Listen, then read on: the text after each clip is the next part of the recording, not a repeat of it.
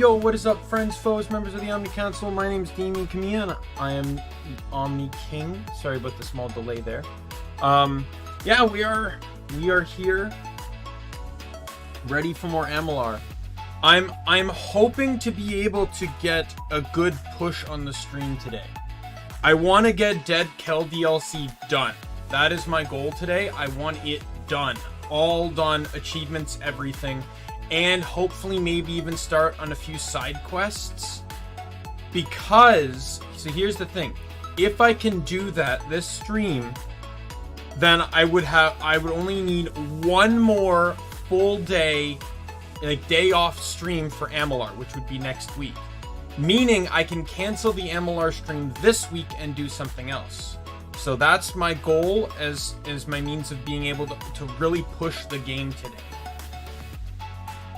Right, so let's get to it. I don't want to waste any time. Then I already have that. We're in game. Let's get going here. And hello, Mario Bros, if you're still here.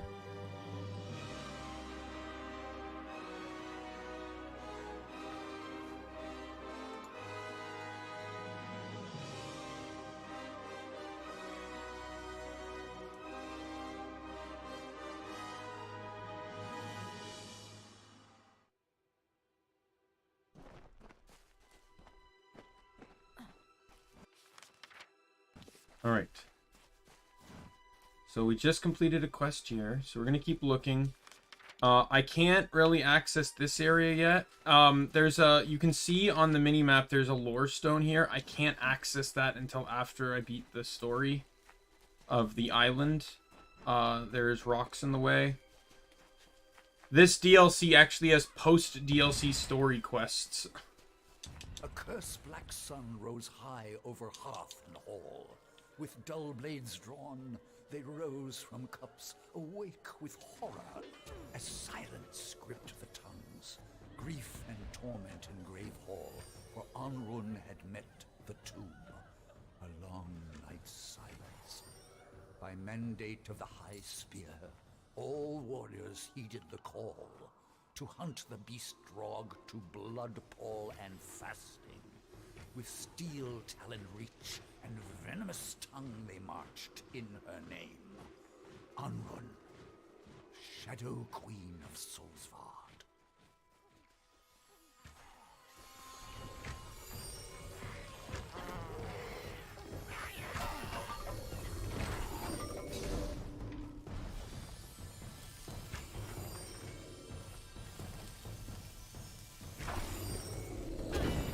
Oh, you stupid root golem. Right. He's dead. What did he drop?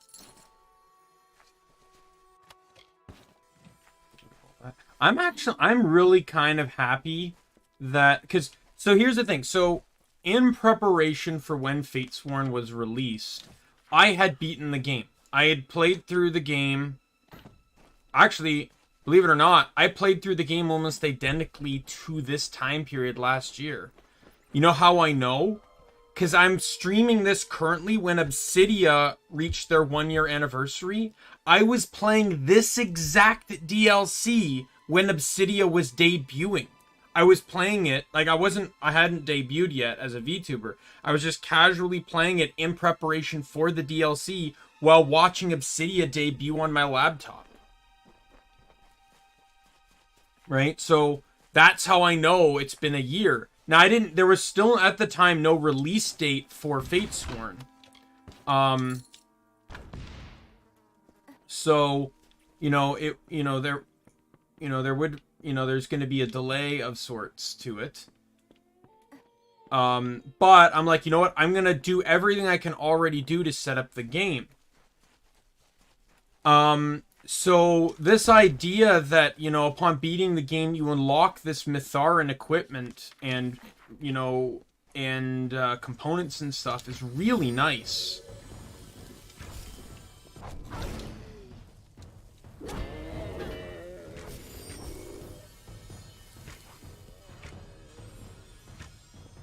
No problem, Mario Bros. I was just commenting about how, When I commented that I was playing this game roughly this exact time a year ago, because I was playing this exact DLC when Obsidia, one of the Niji Sanji groups, debuted. I was watching their debuts as I was playing this game. And I'm streaming it now as they hit their, you know, their 1 anniversary.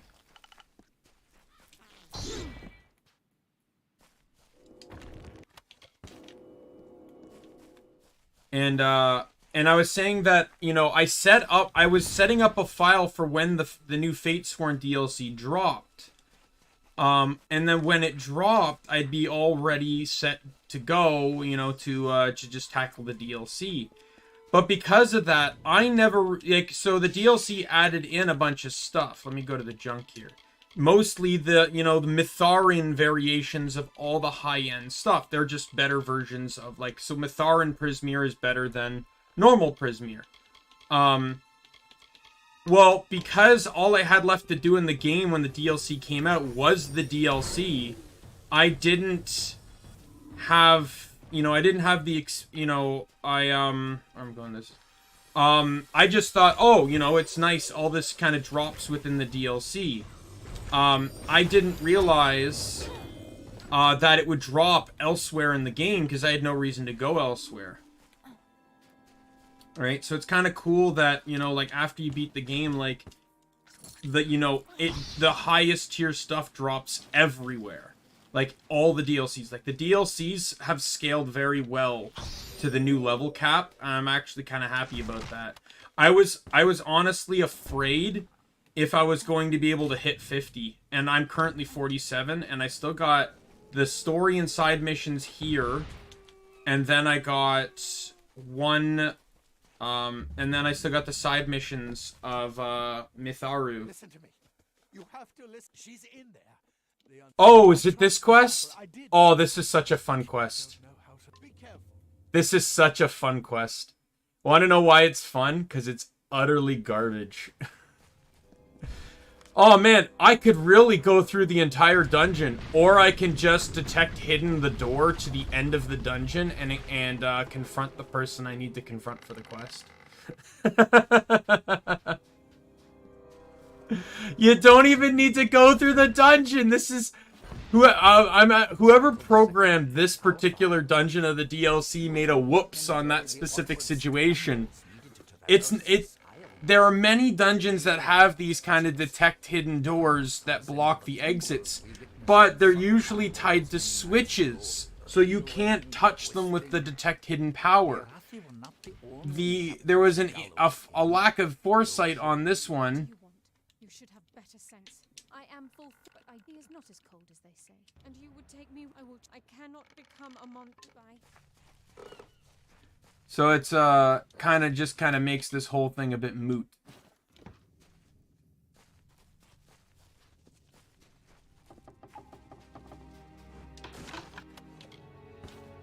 There's a map fragment, which is good.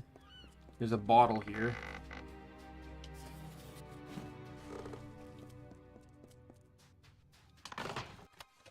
Yeah. It's always been funny to me. Like I don't even really remember what the rest of the dungeon's like.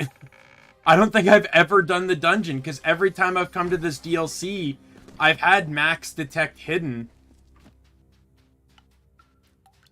Let's do the dungeon backwards.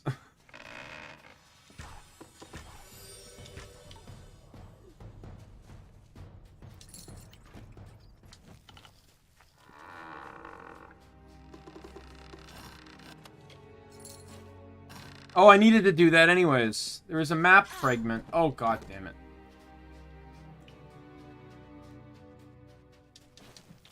Oh, I can't go completely backwards. I'm gonna have to, I can disable these traps, though. Because, you know, I imagine they'd probably be shooting at me when I landed.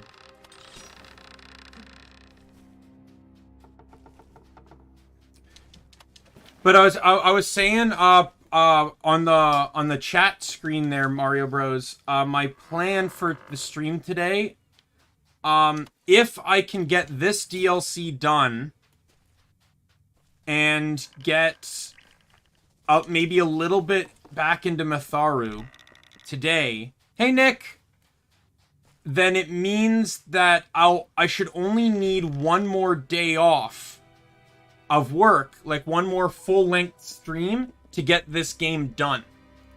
And if that's the case, I won't need the other Amalur stream this week.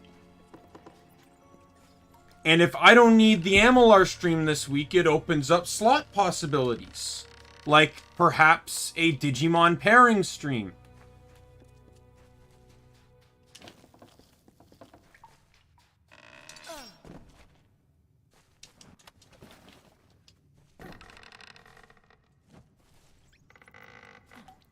There's going to be a lot of work on that one, though, especially since Niji just debuted a new group. And I don't really know much about them. I didn't even watch the debuts.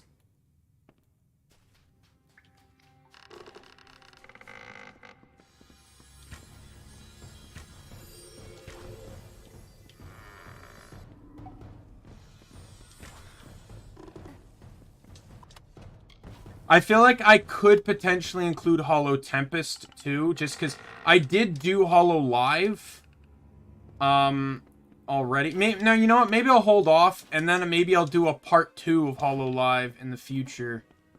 You know, when evidently more members end up joining. Because I imagine there'll probably be a part 2 of others, like obviously Niji En will add more people, Voms will, Kawaii Project already has like Gen 3 auditions going. Are you even watching more VTuber wrestling? Yeah, I saw the videos you told me about and they were good. I just, I never got back to, I never watched much more. Nothing against the content. The content's fine. It's just, preoccupied with other things. And it's like when I'm not streaming, I'm trying to catch up on like other VTuber streams and clips and stuff like that.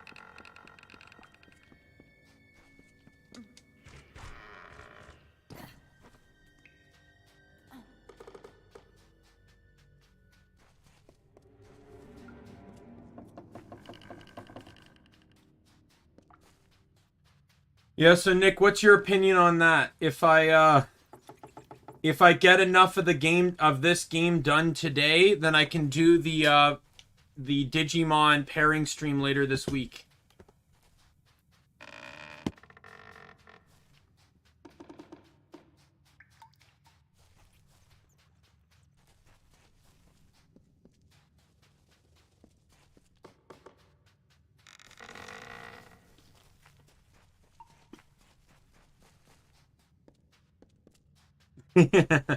All right, so guys, you gotta keep me motivated.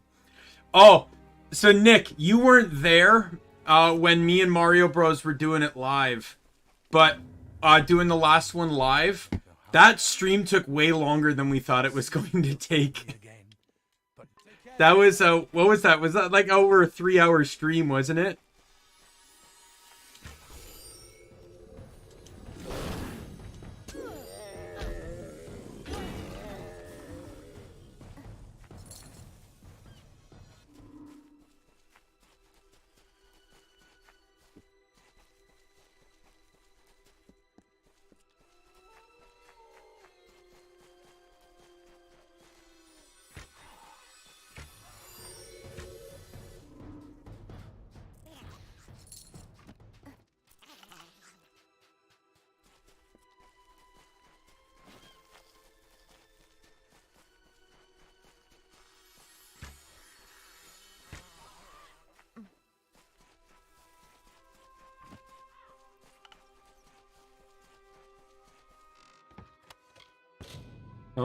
Oh no, my inventory's full. Inventory, junk, destroy.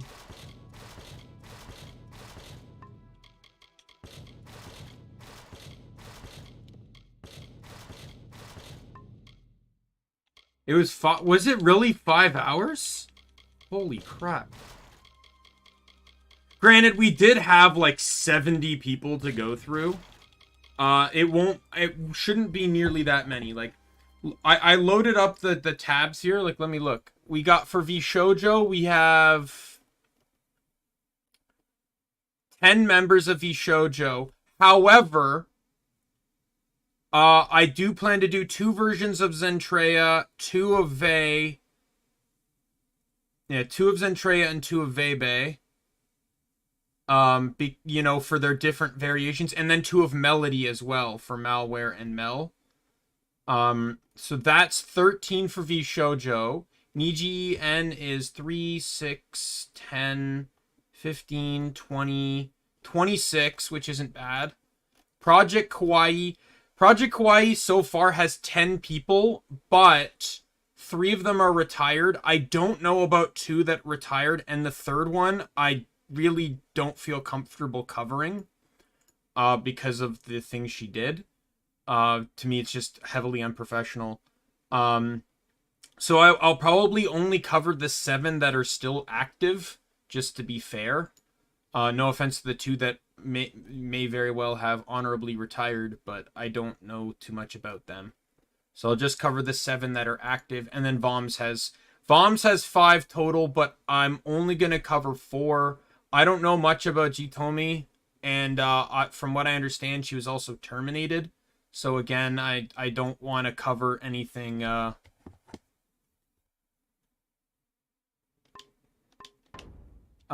don't want to, you know, step into territory.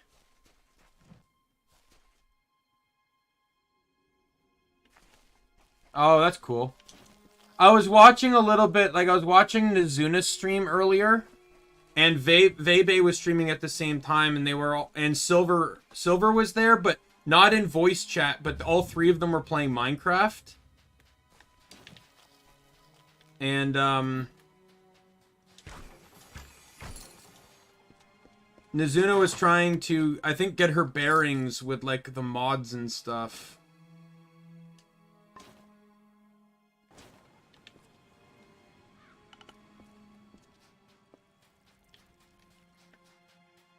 Because, like, she's big into Minecraft, but there's aspects that I think on the VShojo server she was unfamiliar with.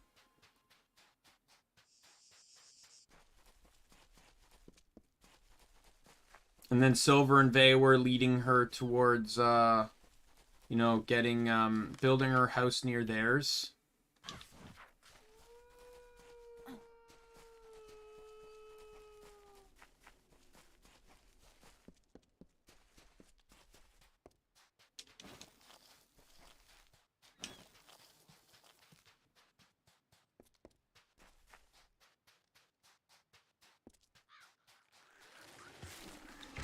Oh, a bog thresh. Oh, such a shame. Gone before his time. Alright, so this is another important quest. There's another bottle. This quest is tied to an achievement, the side quest that's over there.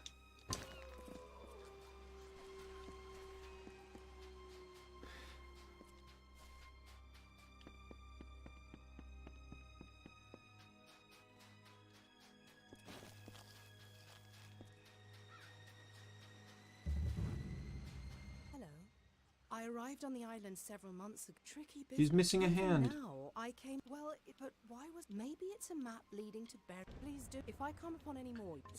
So those map fragments I found earlier, she will give you a map, and then you need to find the other map pieces,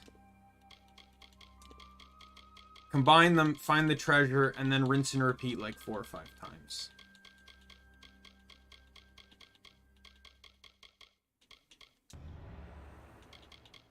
So yeah, so I found all the map pieces for that map. So now I can go find the treasure for it, which is right over here.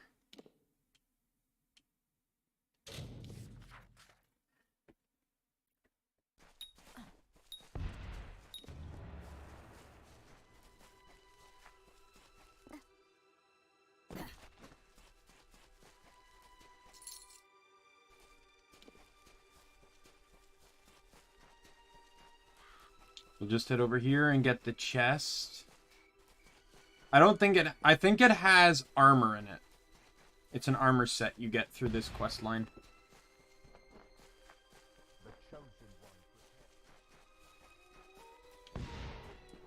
I don't think it's a good armor set, though. Blocking efficiency, piercing resistance, damage during daytime. It is absolutely not a good armor set. Oh, yeah. For some reason, there's a waypoint here, but you are not allowed... Oh, no, okay, you can. I think in the original, you couldn't fast travel to this. It was glitched. Oh, my friend the scavenger. Listen to this. I have some wonderful... It is all very odd. Go get that treasure.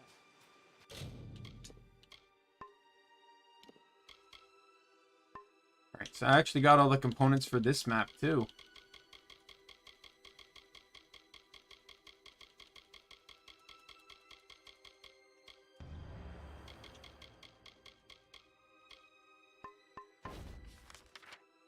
So that one is going to be here. I really shouldn't have done that.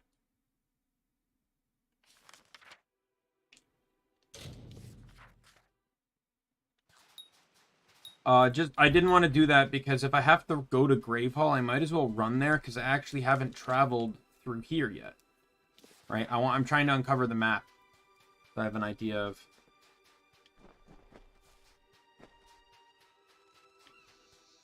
Yeah. Is that the one from the playthrough of The Man Who Shall Not Be Named? Because I thought, like, as much as they loved their characters, I thought they wanted to distance themselves from that whole situation. I guess it's a real catch-22. It's like, you know, they love the characters and the fan art, but they hate the person it was tied to.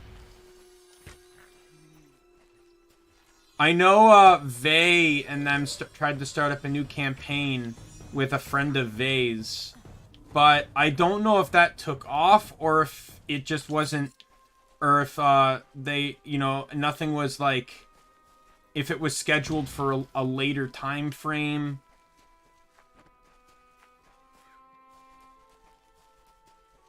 It's a real shame too. Like, I just want to say this, like, the scum stuff that guy did, right? Like, he had the ability to go down as one of the greatest, one of, if not, you know, one of the greatest D&D individuals, like dungeon masters in the world, right? Like, on streaming, on social platforms and stuff. He could have been one of the greatest, and he had to destroy his own career.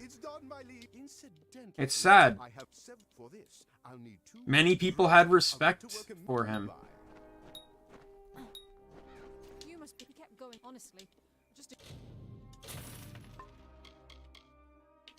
Yeah, you can get armor sets here too. There's a sorcery one.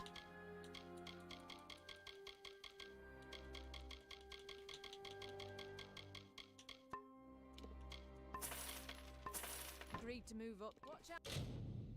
I've got an accessory that I don't need.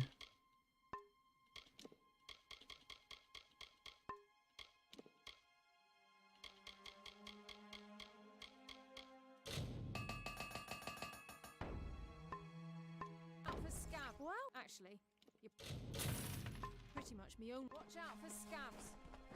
Alright, so now wait for construction, so he's gonna keep going.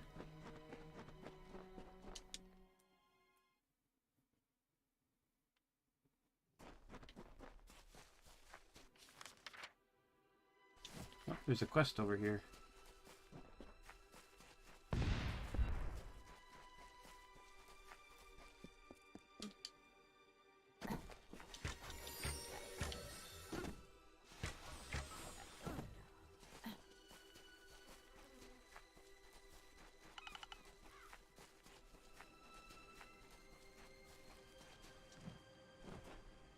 Please, you must help.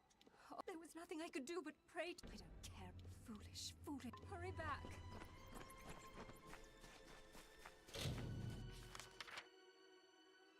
Alright, I'll dig for treasure and then I'll go find the dude. It's in a cave I've already been to, so...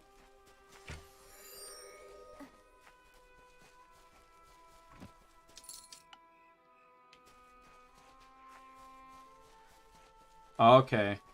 Because I think, like, I don't remember, like, channel or anything. I just know that the DM's name was Brad, I believe. Was a friend of Vay's.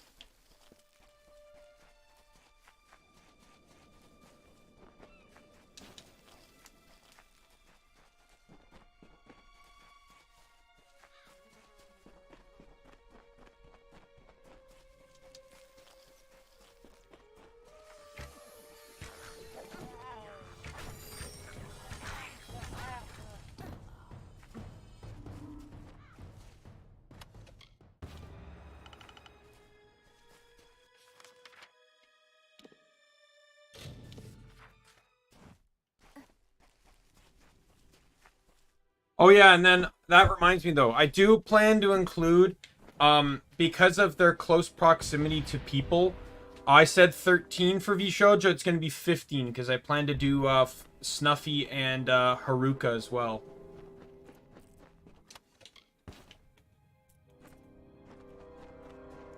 Since they're basically borderline Vshoujo anyways.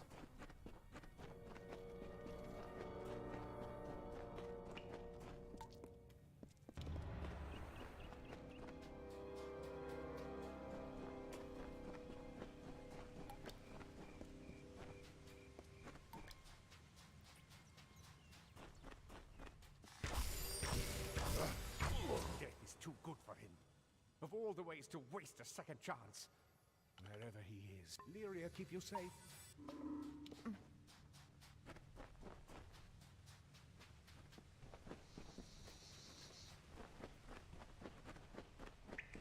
Well, that was at least an easy mission.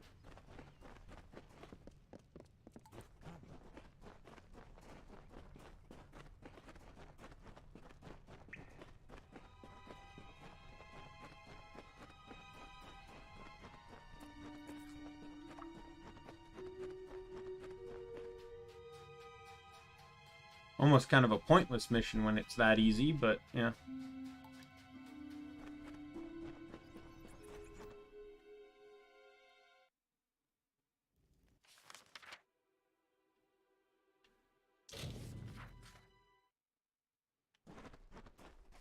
Turn to Nessa.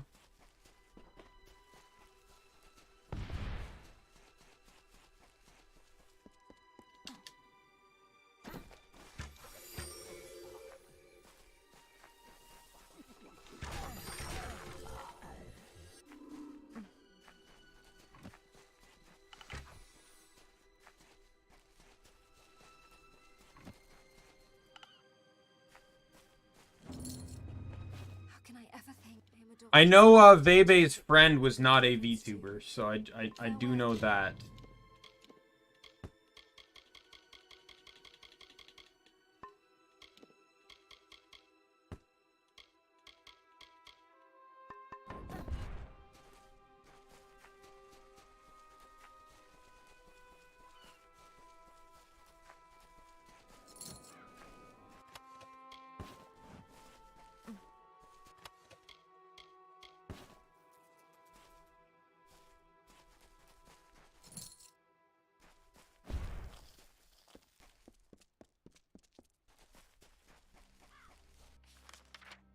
Yeah, that's it to Aubrey. If I can get the next quest. I've been just how did I know that? The Diverga tend to hide their valuable. Okay, so I do not have.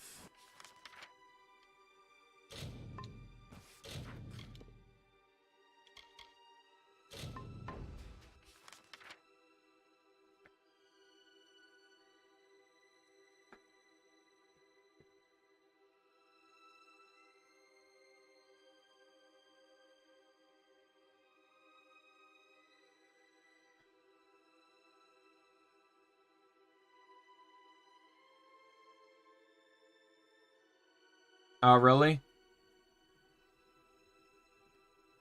Well, I don't necessarily know what Digimon I'm gonna give her yet, but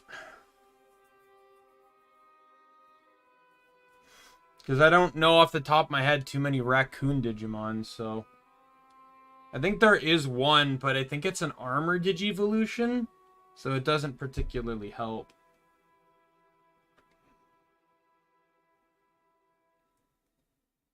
Okay, so I have to do story to get the next map fragment. Okay, so Patty finished.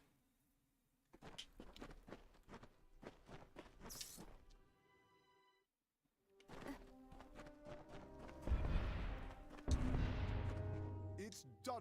You should speak to him. I'll need some materials, though. Well, so you do. Bye. Alright, so this guy's pretty cool. Hello. Pleasure to meet you. I'm sorry. If you're interested in winning defense, keep in mind I can only maintain 3 pets at a time.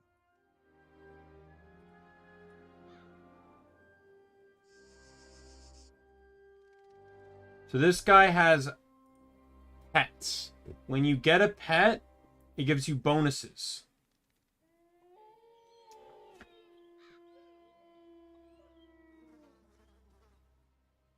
So I want...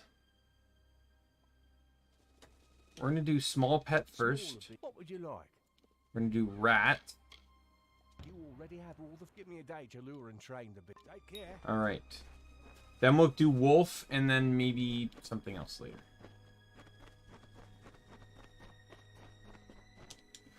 I saw a Kotaku article about Digimon Survive, and they said it was a literal waste of time.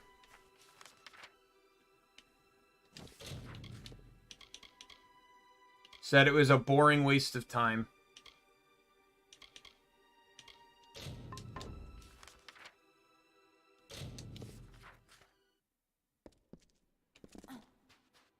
It would not. It also wouldn't be suitable either, because, you know, like, I think in the Hollow Live one, I was able to sort of justify giving Sylphimon to someone, even though it's a DNA Digimon, because it's close enough to the Digimon in question. But, as a, but Mastamon is literally two halves of two whole Digimon.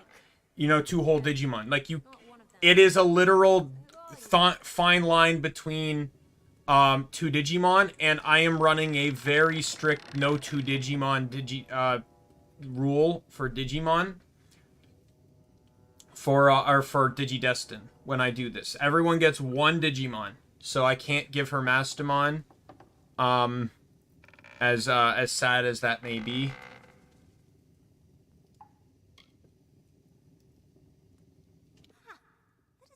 I don't. Do they listen? No. You've been trained, yes. So I'll lead on. I'll watch your right. Carry on. No, well, no, I'm not, you know, like, I'm not... Like, if everyone has one Digimon, how can they fuse? Like, I'm playing this kind of, like, off the rules of, like, seasons 1, 2, and 3 sort of thing. Like, in all honesty, in most cases, that's just how it is. Digimon all have, one,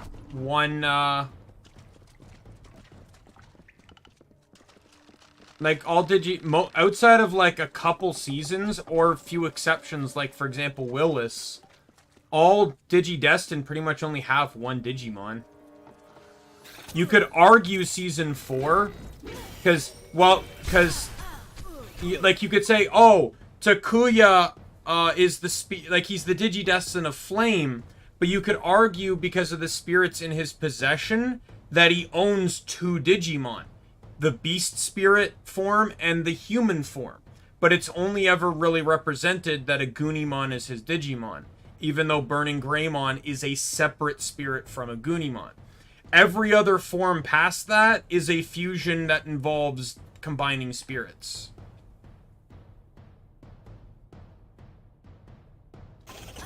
I will say that the Kotaku article did say that the characters were really good. They said they loved the characters. They just didn't like the game as a whole. Willis had two, but he was also an exception. He was a very, very rare exception. Technically, based off the English dub, you could argue that Willis had 3. Because technically Caramon is his Digimon. Because I think I've gone on my rant about how how Diaboromon's not a bad guy. And he's just a victim of circumstance and environment. How Diaboromon is not evil, but got infected by an internet in an environment that Digimon don't go to. So couldn't fight it off. He was trying to find Willis in the hopes that Willis could free him, but the virus was trying to get rid of Willis so that it couldn't be freed. They destroyed Diaboromon on the internet, so it never got free, and that's how it came back and returned and revenge of Diaboromon. Yeah, a lot of Digimon, there are many that have 2 partners, but for the purposes of my thing, everyone gets 1. There's no exceptions to that. I did that for Hololive. Everyone got 1 Digimon. That is my rule. Most Digidestin have 1 Digimon. Most Digidestin. That is the rule. We are not debating that.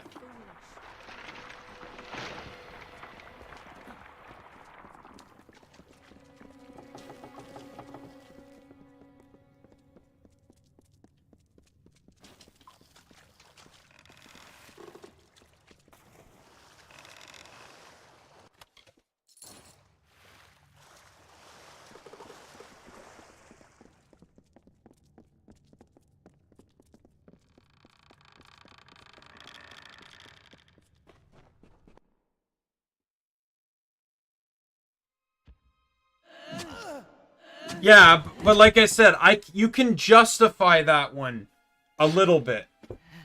You know, it doesn't necessarily I'm down to justify DNA Digimon if you can argue it.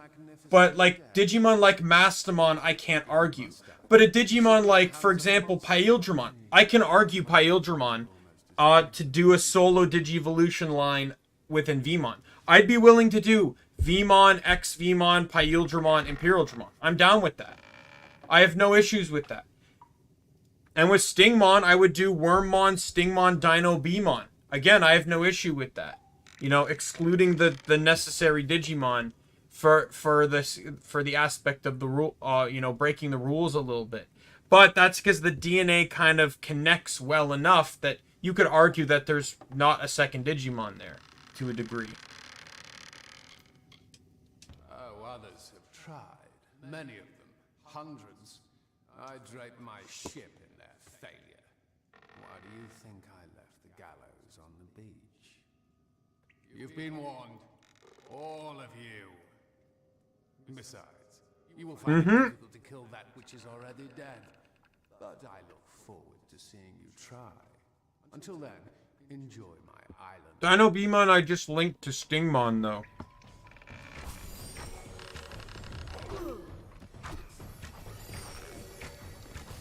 But if numbers are correct, Dino Bmon can turn into Imperial Dramon anyway, so.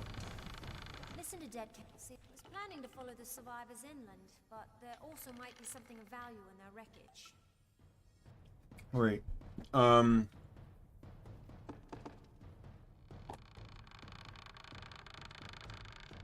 need to check something here.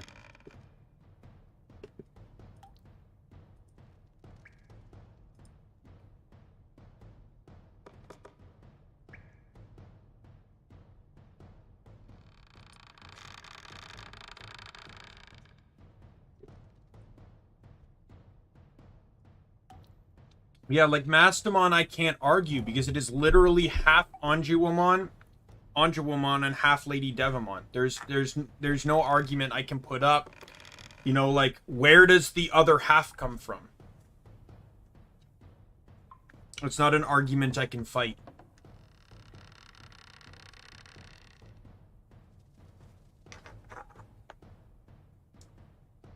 Because you could, like, you know, the counter argument is like, how does Aquilamon digivolve into Valkyr or to Sylphimon without Gatomon? How does Gatomon digivolve into Anjuwamon? It is a cat turning into an angel. You telling me a bird can't turn into a, into like, whatever that kind of, I forget the type of race is, like effectively like a harpy-like creature?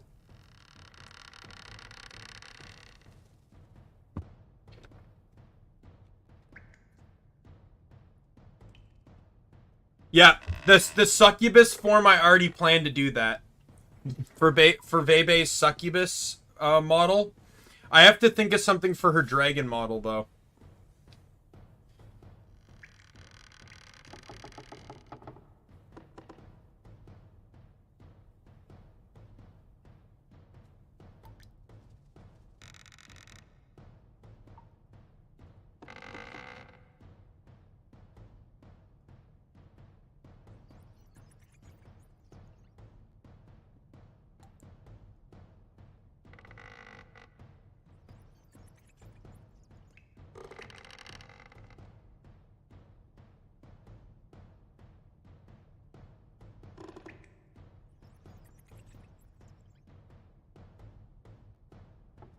Okay.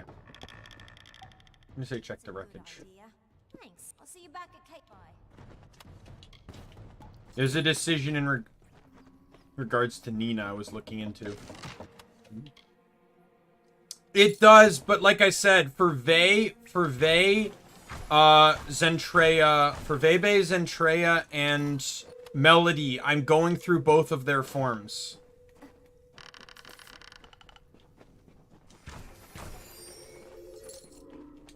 Because unlike Iron Mouse, for example, where she's the same character, it's just different forms of that character. Melware is effectively actually like a different character in Melody's lore, and for Vey and Zentreya, they're the same person, but like that actual like different characters, right? Like Cyberpunk Zen is not Dragon Zen. They are two different people entirely. And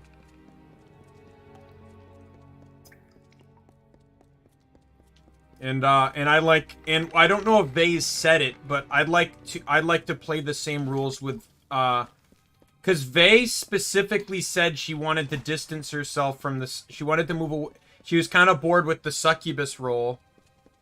So she moved so that's why she went with her current dragon model. And so by that means, I would like to say that they're different, different characters. Iron Mouse is, quote, Satan, but regardless of her form, and she even has an angelic form, but she's still Satan. Nanners is a cat, but she's also like an eldritch horror type creature. And Silver has never changed. Silver has always been like a Sakura wolf. That has always been her thing. Look at you! I could just gobble you up, but it's in my contract with the Navy that I do no such thing. I found the Ardennes alive and well, if not a bit Contract silly. with the Navy. Well done. I had a feeling you'd be full of surprises. I've been here searching for a means of escape, but everyone is so preoccupied with their precious scion that they hardly give me a glance. You met him, did you? Tell me, what did the villain have to say for himself? Did he have the hangmen with him? Bloodgrin, the Whispering Witch, true. And I think I know. Aldous spoke of an old castle. If nothing else, it's a good place to start.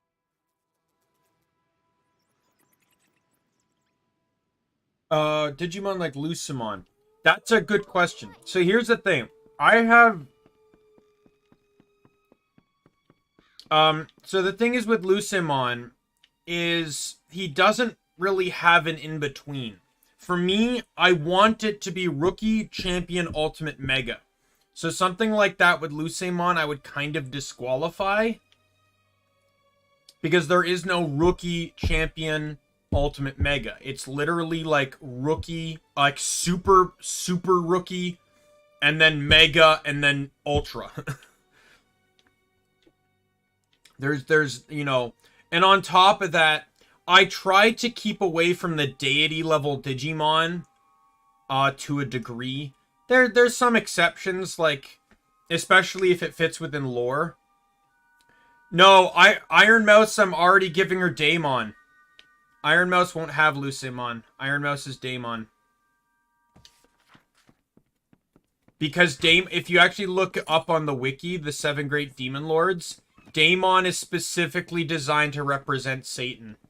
Sorry about your So Iron Mouse will have Daimon. His loss was unfortunate. That will not be an argument. In my time, I've learned that There's already some that are pretty much set in stone in my head. we in the village are preparing for the offering ceremony to receive our new scion.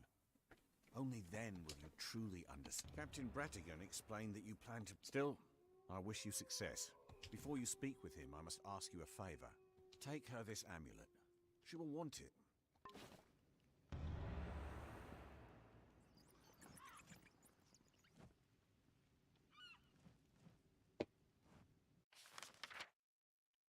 Besides, I am a huge fan. Because here's the thing. Pretty much no Lucemon, you're correct. I can run every other Demon Lord, though. Every other Demon Lord, I believe, at least on the wiki or through, like, Cyber Sleuth or whatever, has a Digimon line. Lucemon's just not... It's just the only one that doesn't. I explored that wreck beneath the cliffs, and it resulted in some serious scuttle. But, Worries. what is it? But mostly I just want to go after their leader. Perhaps that's right. She's more like your That's the best dialogue choice I was waiting for. prey. So my options are stay here or go after their leader. Wisdom. If you tell her to stay here, she's safe. If you tell her to go after their leader in a post-game mission, she'll die.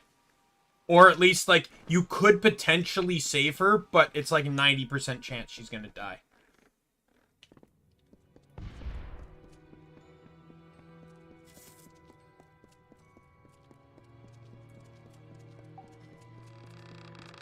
But, like, I'm a huge advocate. And it's one thing I really liked about Cyber Sleuth as well. Was that Digimon weren't, like, they made it inherently clear that Digimon were not inherently evil. Being a virus didn't make you a villain. Like the show kind of depicted a lot of the time. And that's one of the reasons I also liked Season 4. Was that they showed the element of darkness was not necessarily a bad thing. It had its pros and its cons. But in generally speaking, I feel like they kind of showed that with every element. Takuya had to experience that with fire. When he lost control with burning Greymon and almost hurt his friends. You realized how dangerous fire can be, right? I like that. I'm a huge fan. And then Impmon and Beelzemon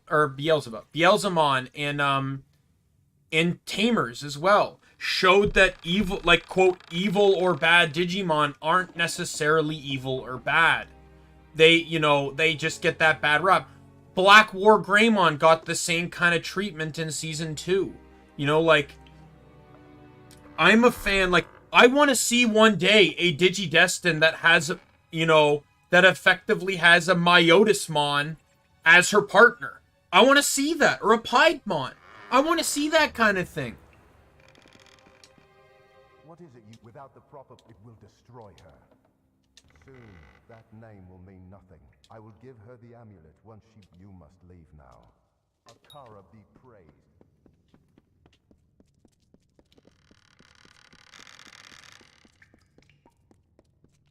I don't plan to do Juniper. Because she's not Vshoujo, and I've not seen her interact with Vshoujo all that much.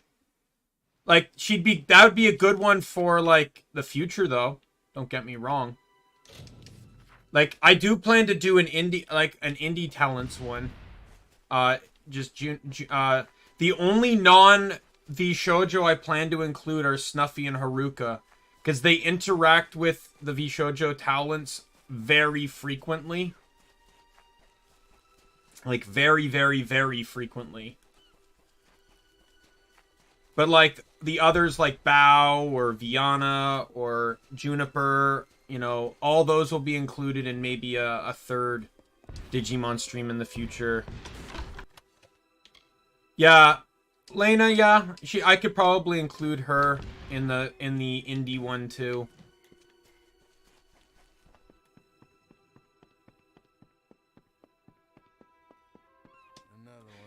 It's also hard too because Dracmon is an entire evolutionary line of vampires. So, as cool as Myotismon is, he doesn't digivolve from any vampire Digimon. He digivolves from a fucking ghost. Right? So, to me, to run Myotismon, it wouldn't be so much a vampire thing as it would be like a spooky theme. Right? And outside, so far, the people I did like in Hololive, they were either ghosts or vampires. They weren't spooky, right? Like, there was no in-between. I have nothing. That callous. You have no idea of the fall. As long as his ship, Requiem, remains harbored here... Yeah, exactly. And perhaps I will tell you what you wish to know. Perhaps. The thing is, I truly believe that demon lords aren't necessarily evil in the first place. The problem is what they're coded to do. They are coded to represent a demon and coded to represent a sin. So of course they're going to be potentially evil when, like, a great example is in season 3 with Beelzemon. Beelzemon represents Beelzebub, and represents the sin of gluttony. He can never get enough to an unhealthy degree, which is why he kept wanting more. Every time he killed a Digimon and absorbed its data, he wanted more. He wanted more. It never stopped. He wanted more. Then you will succeed. It's a tragedy. Your destiny is yours. Right? So, like, Beelzemon wasn't evil or bad. He just got lost in his desires of what he is basically programmed to be.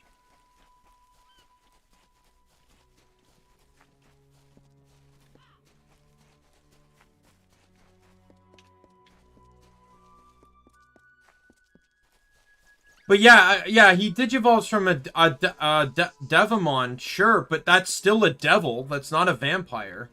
Dracmon's entire Digivolutionary line is vampire. Straight from Rookie to Mega. As a matter of fact, Grand Dracmon is considered to be like the king of all vampire Digimon. So he would even have authority over Myotismon. And I don't even know if Venom Myotismon or Mallow Myotismon even count as vampires anymore, if they've evolved beyond that concept.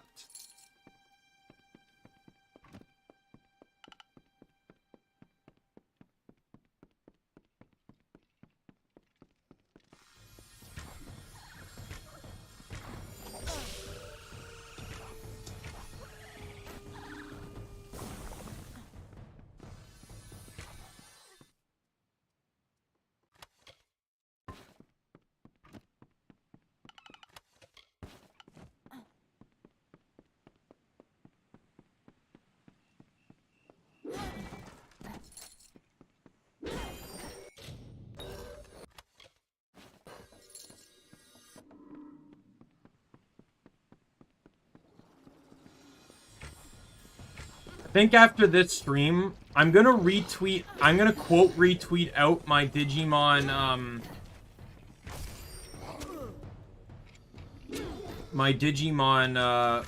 Holo live stream. Sadly, I wasn't able to post it on the subreddit because I don't have enough karma. Yeah. It's hard to tell because he's so beast-like. You know, like, is he still a vampire, or did he just kind of turn into a general monster? Because he's kind of very kaiju-like, Venom Myotismon.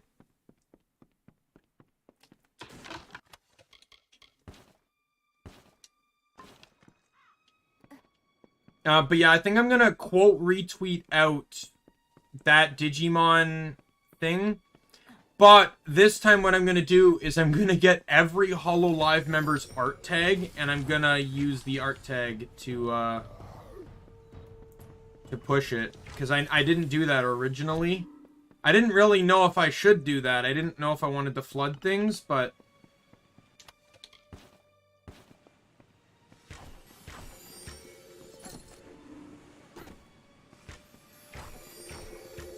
Or maybe, like, I might not quote tweet it out. Maybe I'll just do a separate tweet. And, yeah. True, you're technically correct. Yeah, that's right. Just, the lore of... You can literally... There is literally a Wikipedia page that breaks down every type of vampire within, like, film and TV and anime and all that stuff, and, like, goes over the various known vampire traits and weaknesses and stuff, and, like, basically check marks it as to whether they, you know, they're correct or not, or whether they apply to that world. There are so many interpretations of what vampires are and are not, that there's an entire wiki page, a Wikipedia page, documenting it.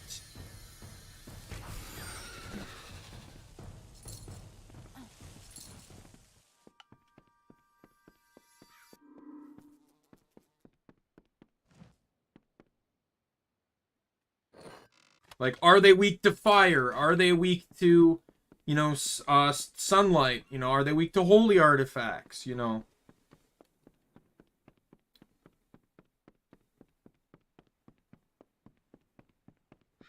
And it breaks it down based off of, like, show and stuff, right? So it takes into account, like, oh, you know, there's the Twilight, the vampires from the Twilight series. There's the vampires from the,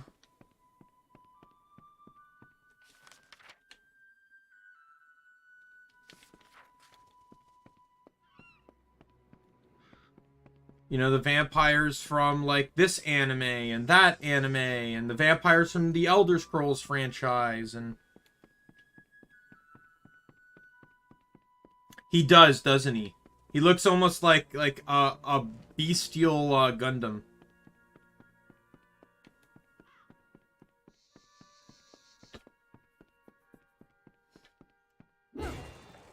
I only remember Malomyotismon was annoying as hell to fight in Digimon Rumble Arena 2 because of his ultimate, which reversed controls.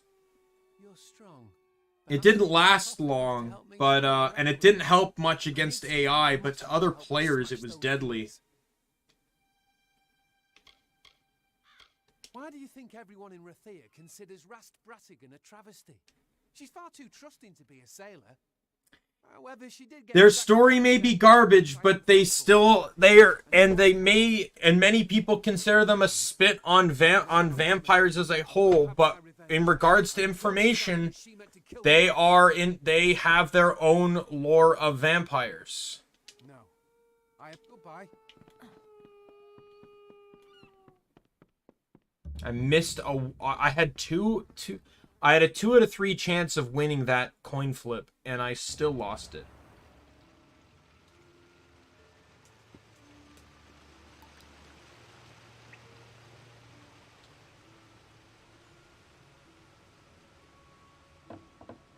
Man, I swear I've seen this in a Ys game.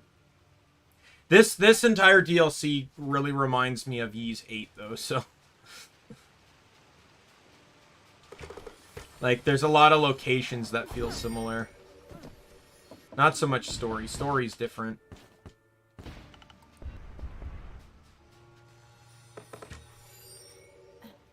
In all honesty, the pirate thing only had a very small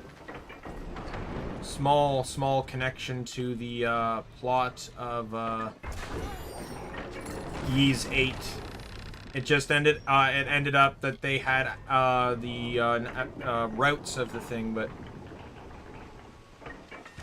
yeah, even in like they kept referring to them as like I've not really seen Twilight, but I've kind of like looked stuff up about it, which is the furthest extent I'll probably ever go for the franchise.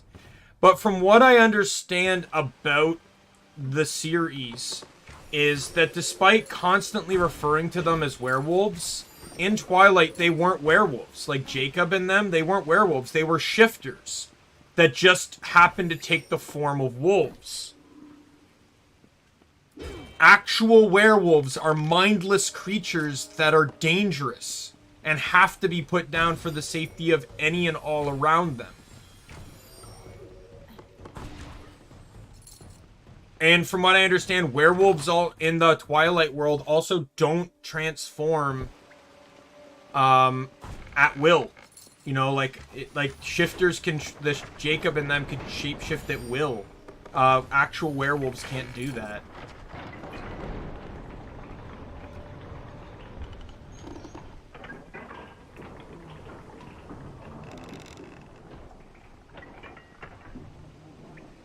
Yeah, skinwalkers. But I think in the Twilight lore, they're called shifters. Like I'll admit, I've gone to the Twilight wiki, and I believe they're called shifters on the wiki, anyways. But they're probably based off of skinwalkers. You're correct. I don't know much about Native American lore though.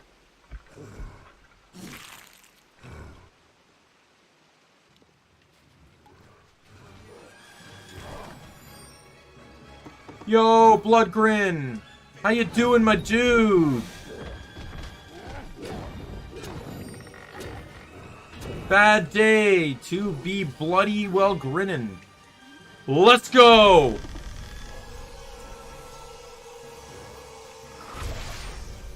And you're dead. I must confess, my own fate has always kept me trapped on gallows end. You did as you promised. Yes, which is rare on the... I will confide there is a spy in Cape Solace. One who is not as... That may be the only way. Look at... Take the Requiem back to Cape Solace. Take these potions. They will help you find the spy. Hurry to Cape Solace. There's a chest over here.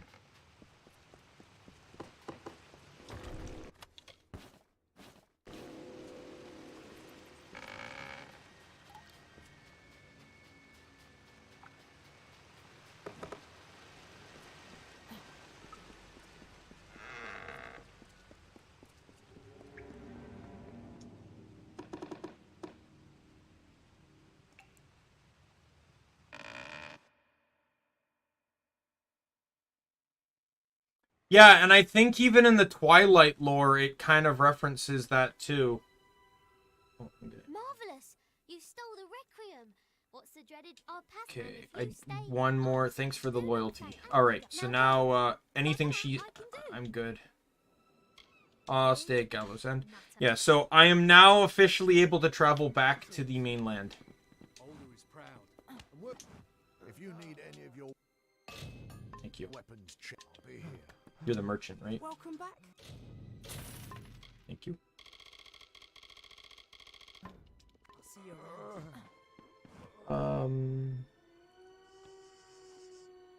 Yeah, like, you know what? I'm gonna do it. Twilight.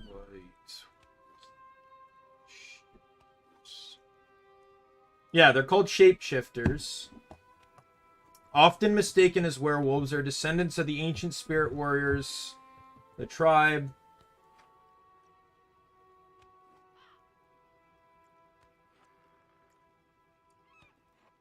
Yeah, so the tribe Jacob is a part of are wolf shifters. But the way it's kind of left is that they could potentially change. There's probably different types of tribes and stuff. The series just never introduced anything beyond wolves.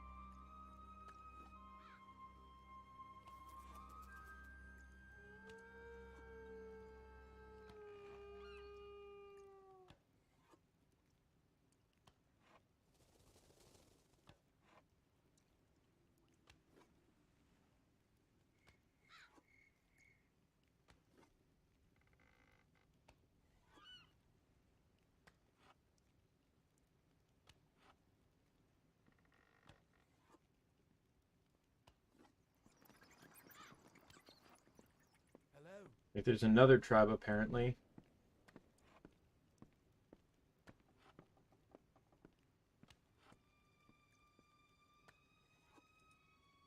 But yeah, I assume like wolves were the only thing that were necessary for within the lore.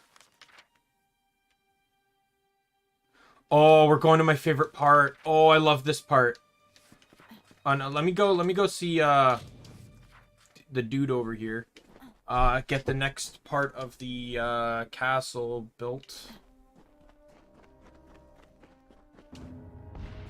The tunnels as far as exploring the but first I'll need you to get me Zephyr. I'll be ready to start. Goodbye. All right, so he got the rat trained up, so he can do 3 pets. Your pet now, they have that. If you feed your pet more, the training a pet. Would you like me to train one for you? Yes. You fancy? Keep in mind, I can We only are going to make do small. What wolf. would you like? No. If you change your mind, you train. Would you like me to train one for you? You fancy? Keep in mind, I can. The bigger the. Which kind would you like? We will do wolf. Wolves. Give me a day to track one. Take care.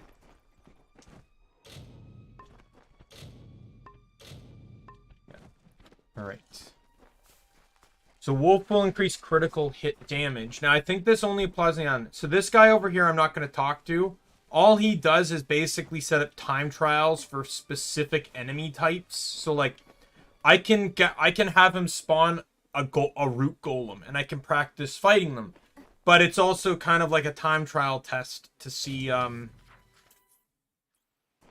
know.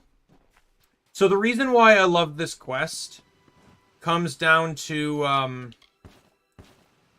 there's several moments in the game that matches what this quest can do, and it's one of the reasons why I love Kingdoms of Amalur so much within its lore behind the main character. You're too late. The new scion, Bridget. I noticed that she'd been acting strangely, refusing food, talking to when I questioned her. I've never seen anything like it. You'll never find Bridget. Not unless you can see Akara be praised. So this, like no one else could literally track her, but because you are who you are, you can open doors that can't be opened because of your fate powers. This was shown in the Warsworn quest line.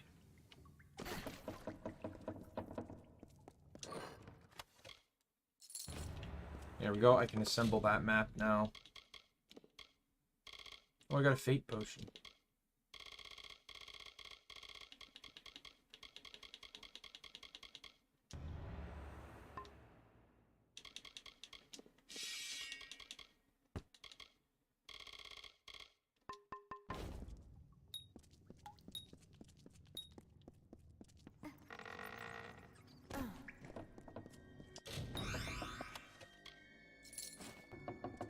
I love that aspect this game provides, where it provides a reasoning behind why, or that, you know, there's a lore related to your power. Like, yeah, Skyrim has stuff, but being a Dragonborn doesn't completely block you from everywhere.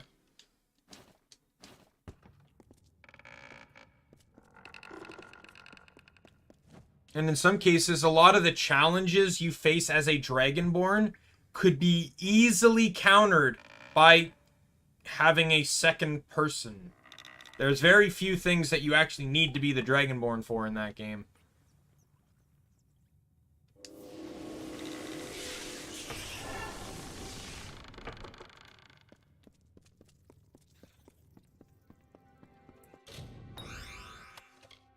But I love this, the idea that your powers allow you to not only defy fate, but to literally break rules. This door has been magically sealed by, you know, people that, you know, but because, you know, you can break fate, you can basically unlock what that of which cannot be unlocked.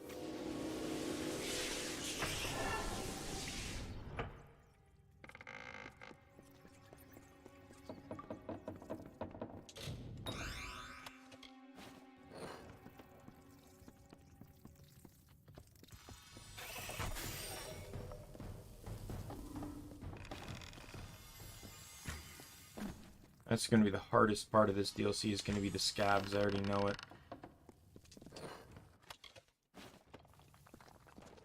It's the most annoying achievement in the game is the scabs. This is one of the areas I will keep going to for the sake of achievements.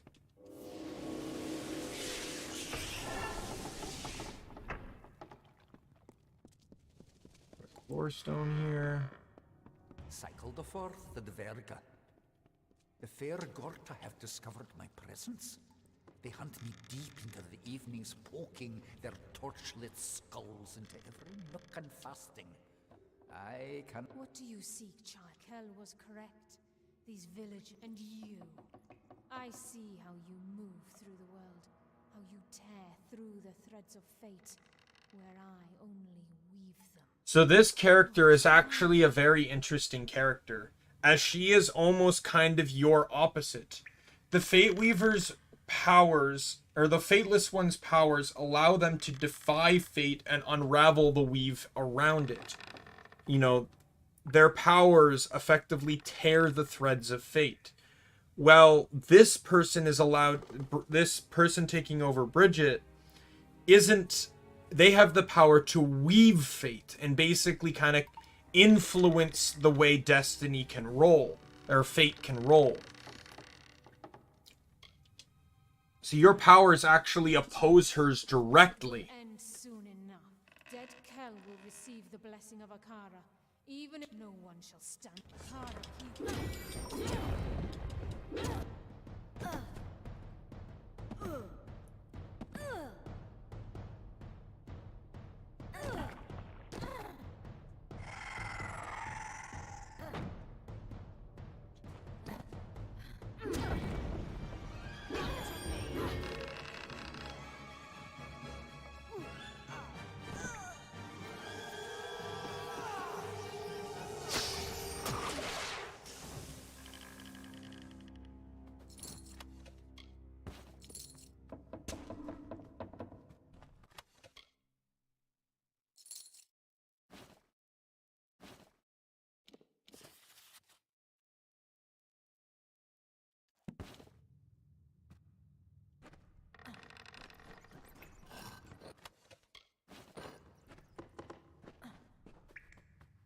Personally, I like the addition of the Whispering Witch. I like this idea that someone has powers that directly oppose you. I feel like it was very much underdone, though. I feel like, as much as I do kind of like Dead Kel as a character, basically, to fully understand Dead Kel, he was a pirate that basically lived a really long and cruel life kind of thing, and then he was dying, and he wanted to die. He was finally ready to accept death when this Akala that the witch mentioned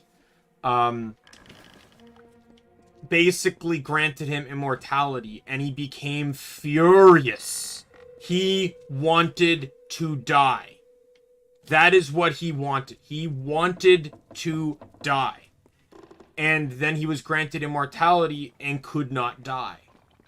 So he became mad. He basically, in his rage, just decided to just start... He basically went into fuck all mode and just started just causing problems.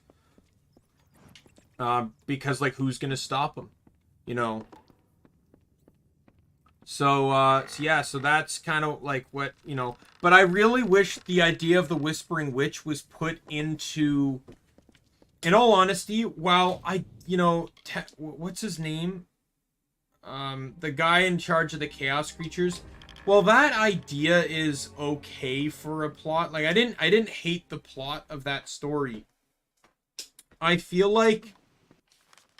You know, if the main character of that DLC was someone that was, you know, in a villainous way trying to fix the weave, but they were doing it in a way that kind of benefited them at the same time, I feel like that would have been a really interesting plot point, especially when they're trying to use their powers to obstruct someone who literally doesn't give a shit about their powers.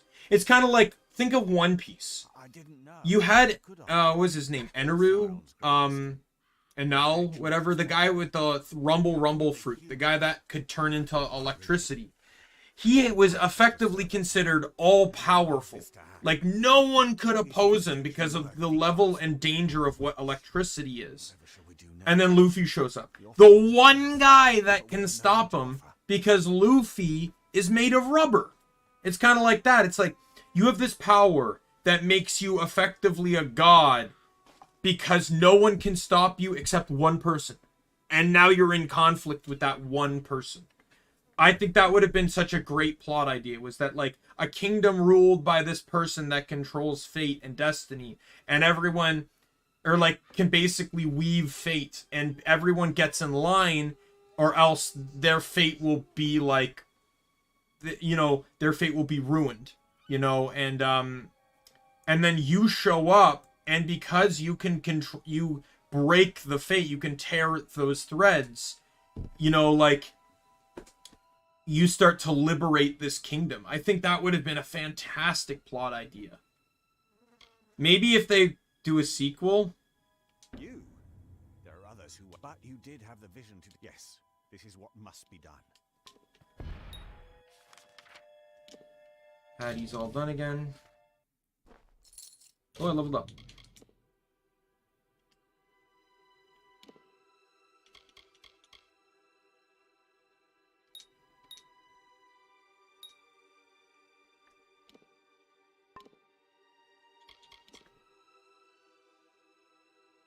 I need one more point into this.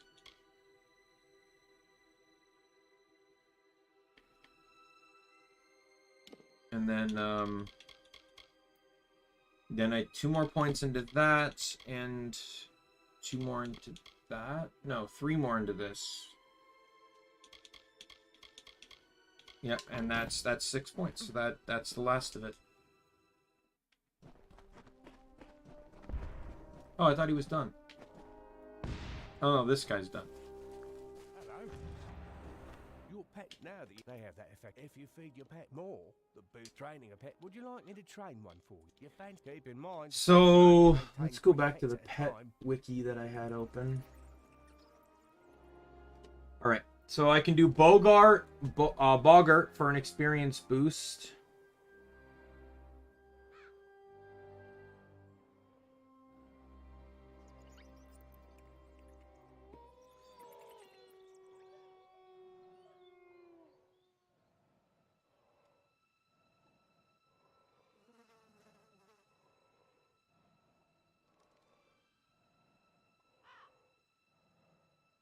Right, so Boggarts provide experience boost, spiders are poison resist, brownies are bleed damage, bear is health, Bargust is magic resistance, and root golem is magic.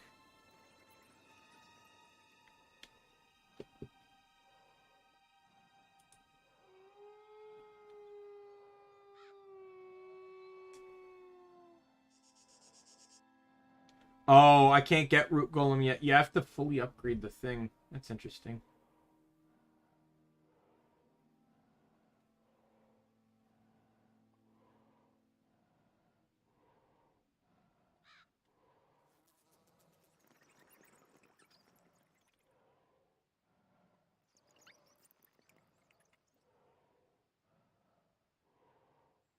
Interesting.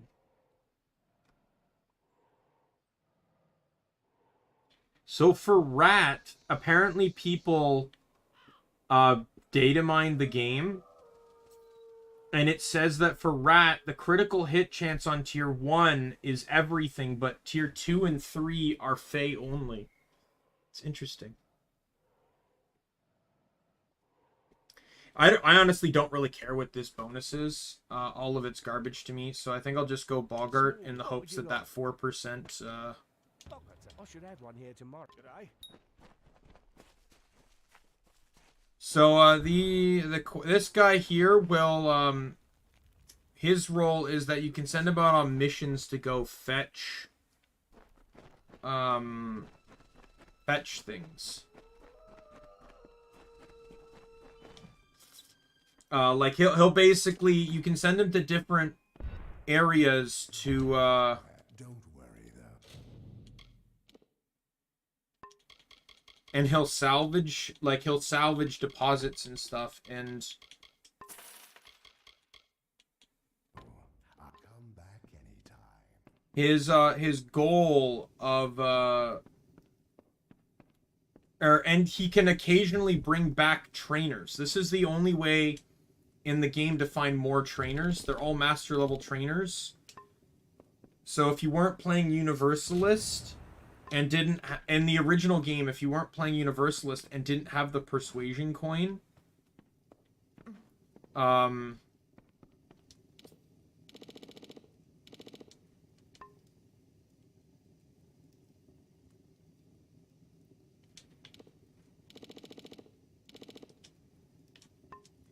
then there was no way to get 90 out of 90 on training. But even then, trainers are still very heavily important now because of the like all the bonus points and stuff are very important because of the chaos portals. In all honesty, you know, when I return to this game in the future for the single class purples only playthrough, purple and yellows only, you know, I've already tested it. Level 50 gives you, you know, 9 times, you know, you get enough points and stuff to max all skills. No issue. But, you know, when I get to that DLC, I plan to respec, and I'm going to take the points out of stuff I deem kind of unnecessary by that point. Like, in all honesty, in a playthrough like that, I have zero reason for Sagecraft. Zero reason at all. No reason for it. You know, blacksmithing, I won't really need a reason, but it does help the effectiveness of repair kits. So I wouldn't want to lose too much into that. Alchemy, you know, is good. It's one of those problematic situations because, you know, like, I rarely use alchemy, but it does help under some regard. It would just depend on what level I am by then.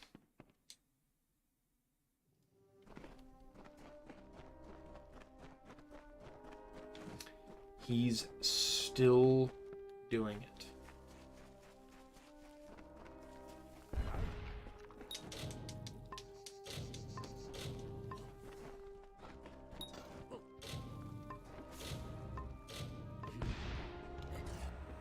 Your pets is all now that they have that effect on their own. If you feed your pet more, the beast will take care.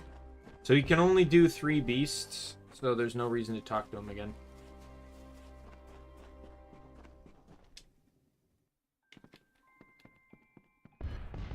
I'm gonna keep sleeping until Patty is done.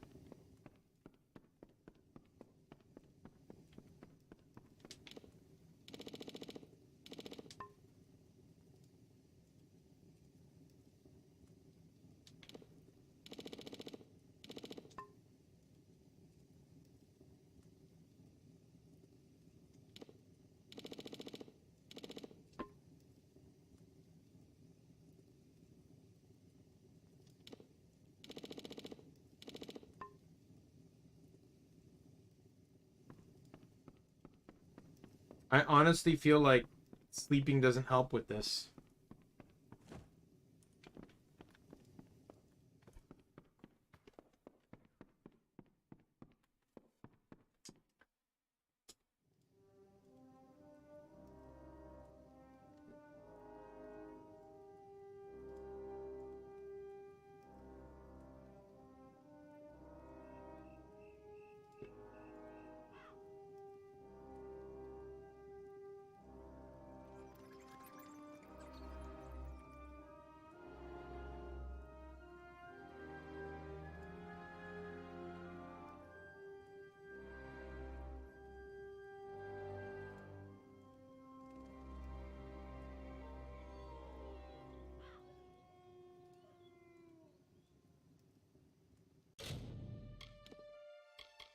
I'm in the library. There's still 2 more builds after this, I believe. Oh, that's why. I would probably explain why he's, you know, it's taking forever to work because he doesn't have all the ingredients.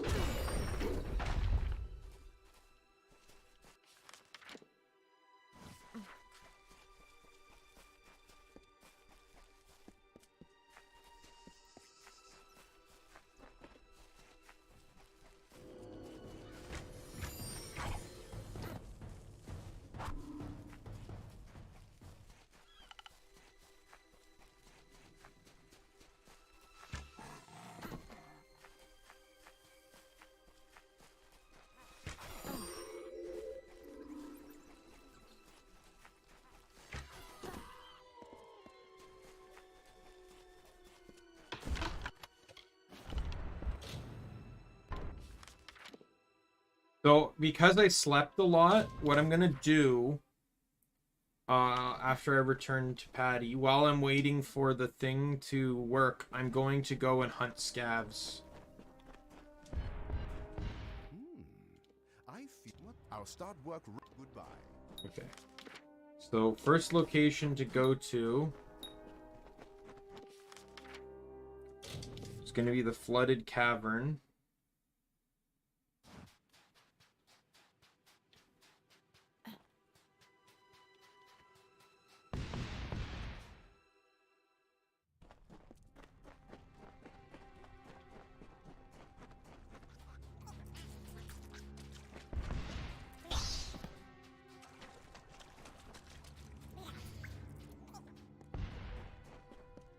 There's a handful of scavs in here.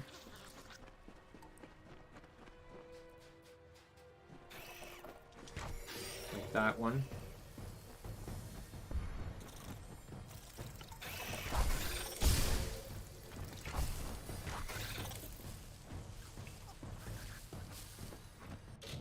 There's a trigger line for them because they because of where they enter. Just want to check something here. Scav.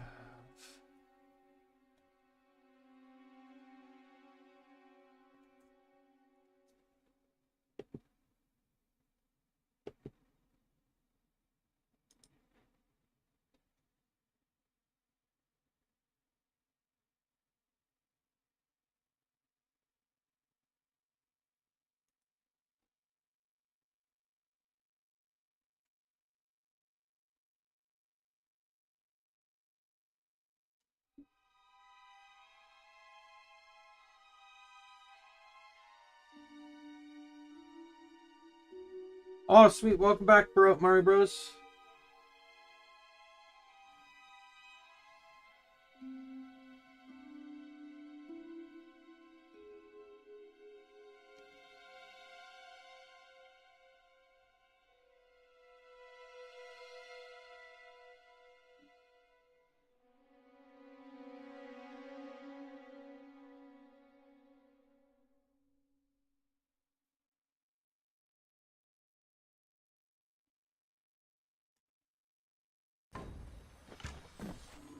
Yeah, so there's a lot of knowledge on this achievement being kind of bugged. Some people are speculated that one-hit kills don't count towards the achievement.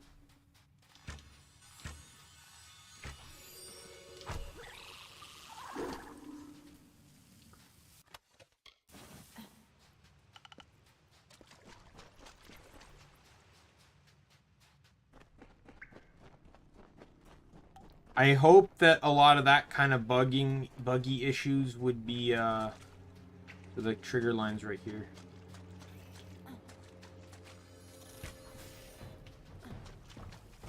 Best story.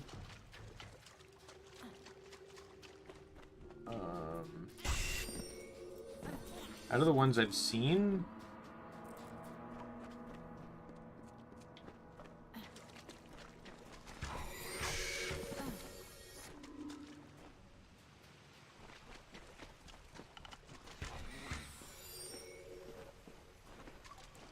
I don't really know. I Because, like, it's hard. Like, season 1, I feel like it wasn't so much a story as, like, they were just kind of trapped. Right? Like, and as they were trapped, it was just kind of one thing after another type situation. They arrive, and they have to suddenly deal with Devamon.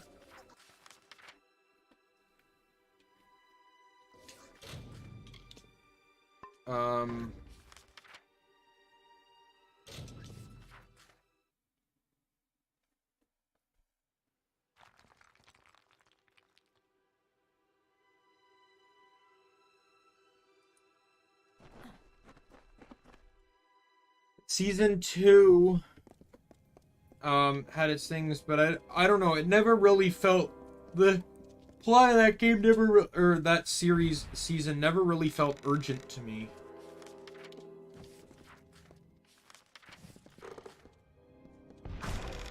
Because they always just kept going home afterwards.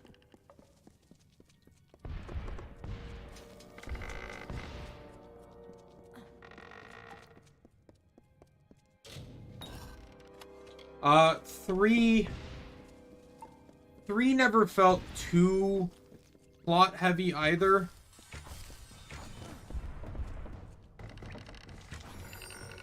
And 4 kind of, again, felt more like they were trapped and just going through. I'd say maybe 4.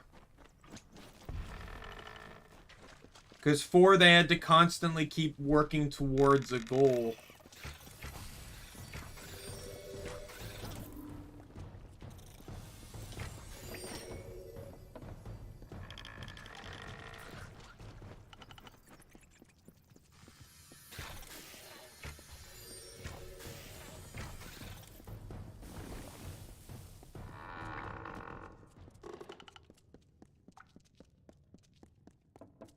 Like, I'm not saying none of them had stories. Like, they all had good stories. I just think... I'm just trying to think of, like, a series that had a good, coherent story from beginning to end.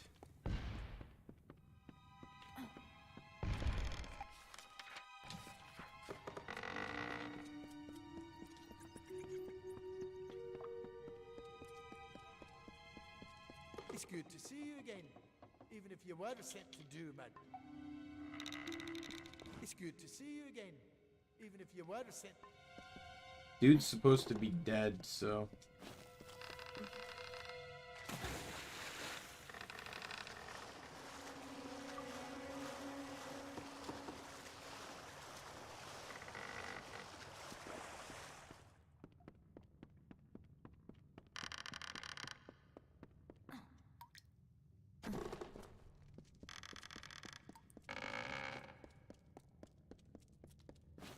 I just hope that, like, you know, as someone that hasn't played Survive yet, I do hope that they make Digimon games that aren't going to...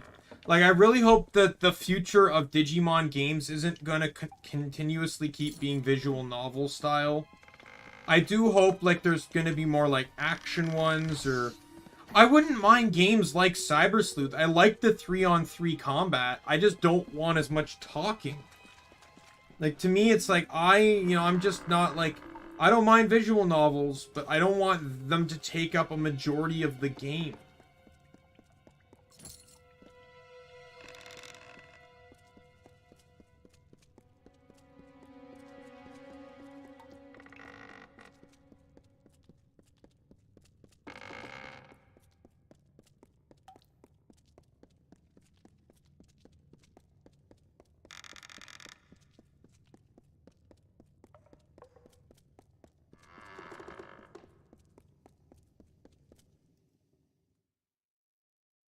Like, there were moments that I felt like, until the story picked up in Cyber Sleuth, there were literal moments that made me so drained at playing that game.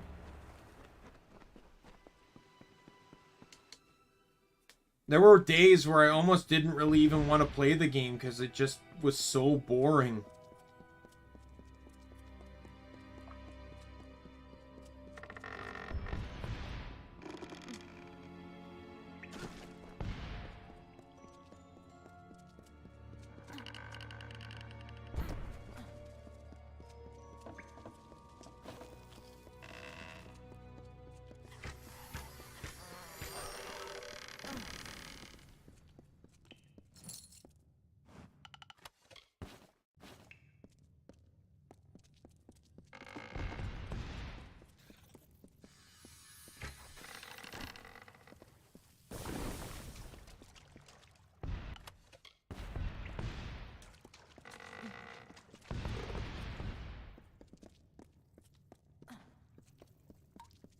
Yeah, and that's fine.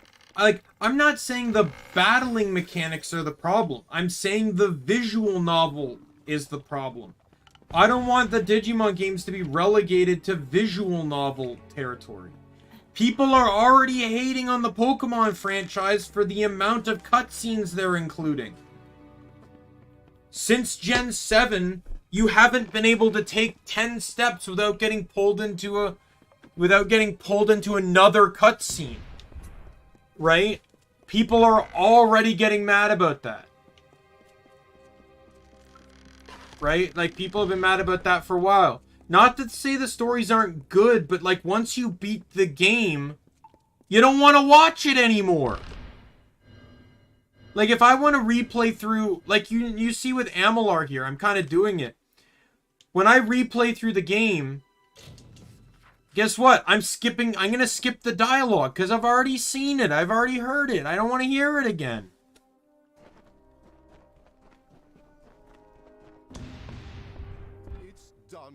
You should speak to her in the I'll just need you to get me the follow. Great. I'll get to work as soon as. Bye.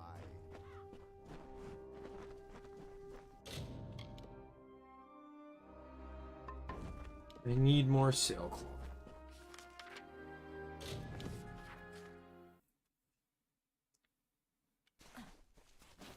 Like, visual novels are not everyone's cup of tea because some people just don't like that a lot of dialogue in their games.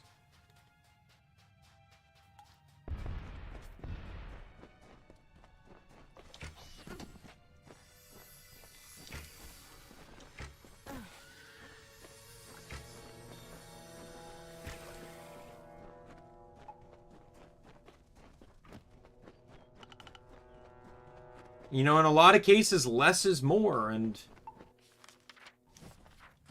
if you don't get the balance right, you're really, like, people play Digimon because of the digital monsters that transform and fight things, not for reading.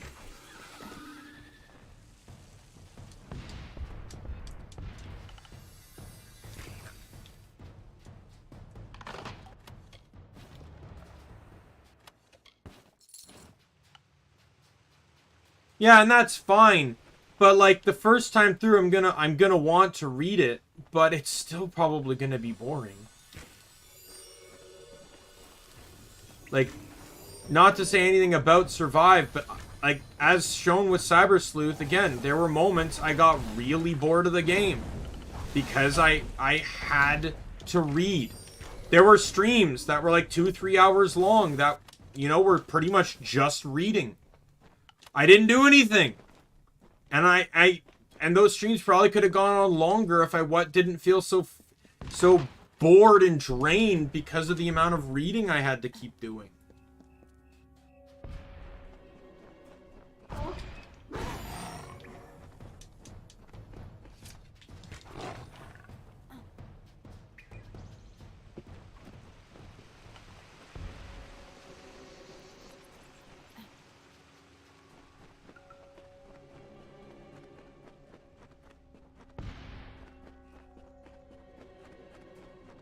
Is that a Reef? Is that your name? Hope I'm saying it correct. Welcome to the stream. Hello.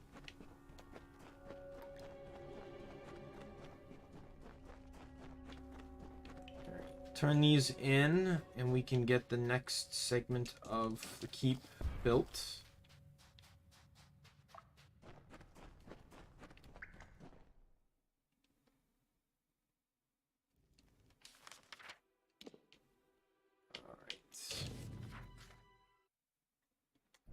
I also, where do I stand on bottles?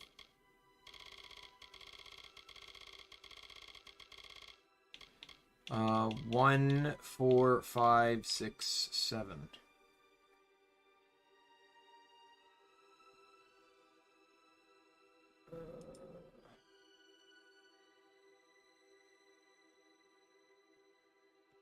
Yeah, so, I am missing 2 and 3.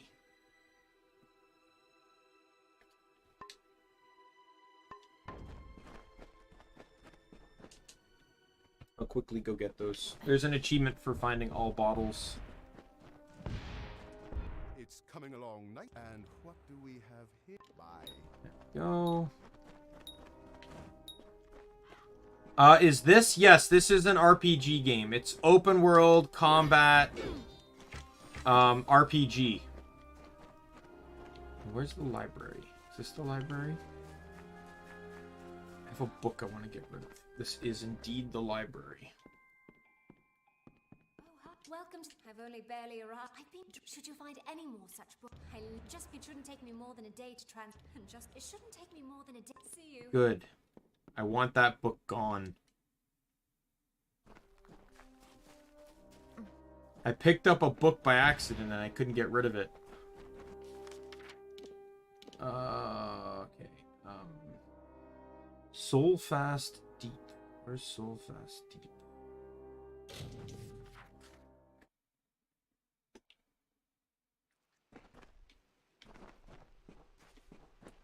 Bottle should be near here. There it is.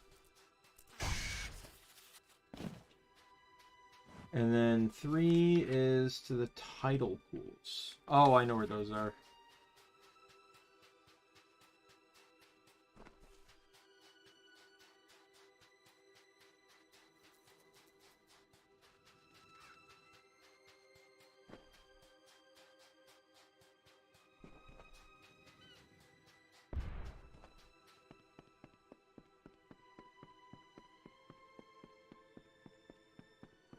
No, I'm not someone that generally, I don't, play competitive games, really. I'm not a big competitive game person. I've had, bad histories with competitive games in the past. So I don't play games like Valorant or Apex or League or anything like that.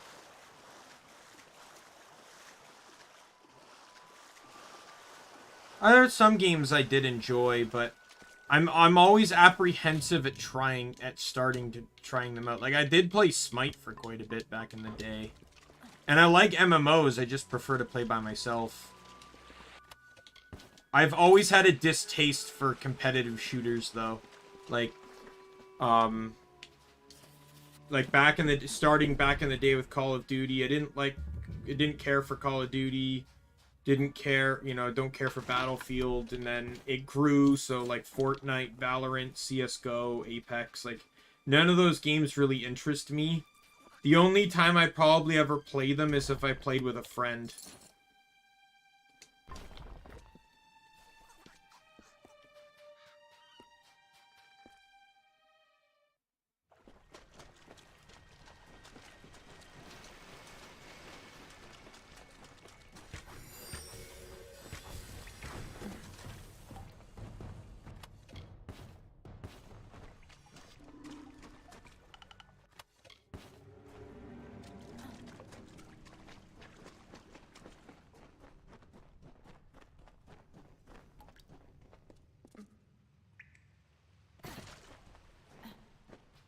Gold pile.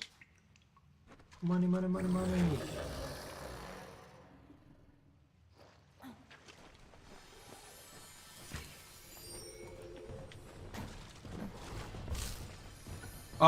The mission, I'm waiting for the guy to finish building that section on the house, so I'm just kind of exploring.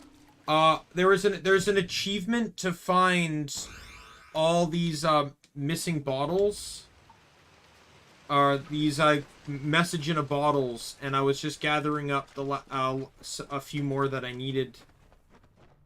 And then, I can't get the last one yet. I have to beat the story for the quest, which I'm actually on the finale of the main story quest.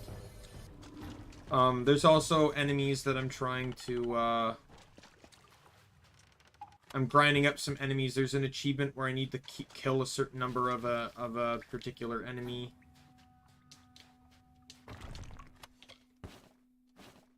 Oh, I did not. Oh god, stupid screenshot.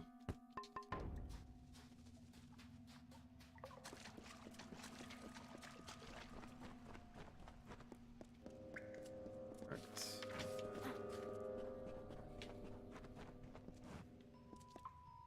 don't particularly care about that. I just want to get out of here.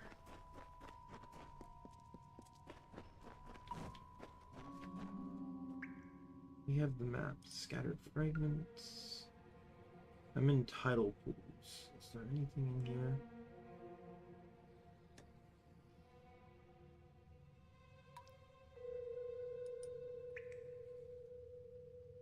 Alright. I do not, there's no scattered map fragments in this dungeon, so I can just keep going.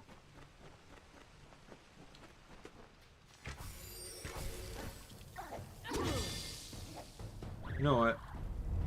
I want to have some fun. You can die.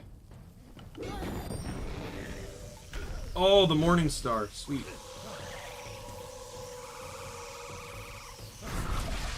Oh, the Gulf finisher.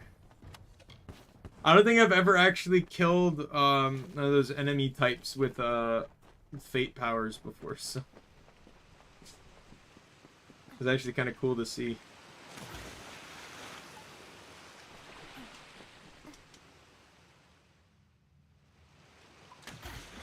Yeah, when we get to the end of this, when we fight Dead Kel, we actually get to see a unique finisher. Because the only people that are, that get it are Dead Kel and the villain of the Mitheran, the Fatesworn DLC, that Chaos God dude.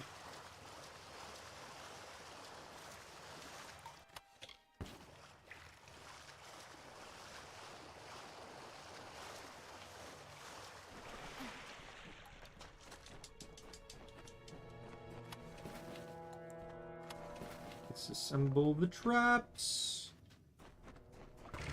Oh god. Oh well.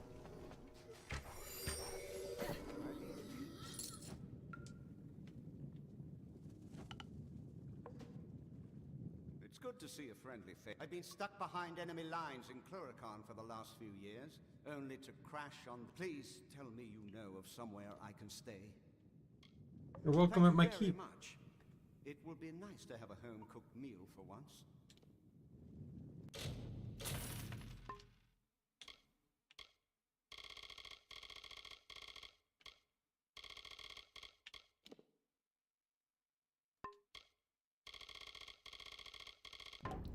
Good day.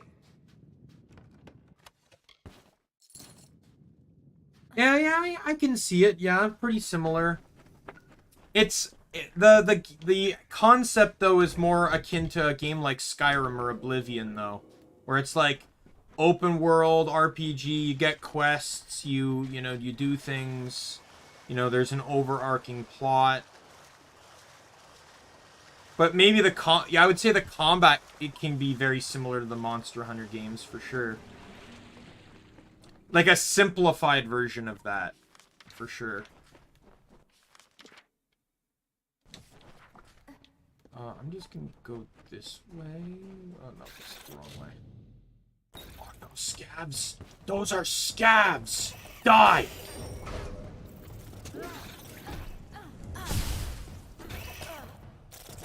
Shield block! Shield block! I gotta keep doing it! Eat fire!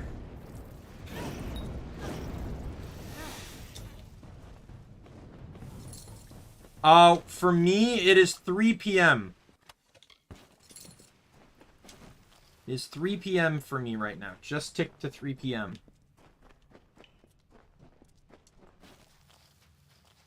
Root Golem.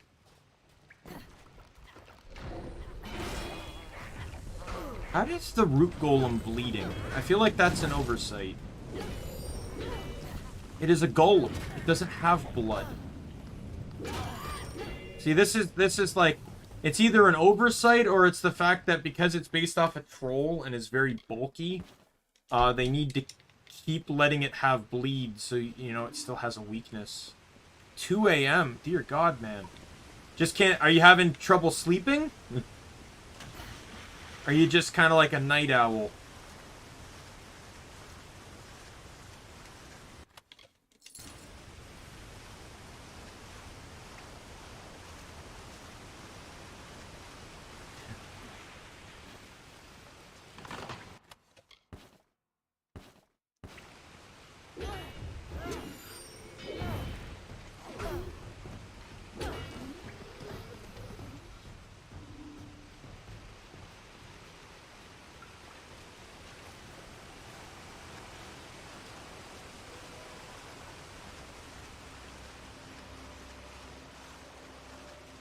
I find that on occasion, I seem to get a lot of people from, like a lot of, like, semi-regulars or regulars that stop in my stream are people that are, like, to my knowledge, Mario Bros is the only guy that's even from the same country as me in Canada. And I know Nick, if you scroll up a bit further in chat, Nick is in the same time zone as me.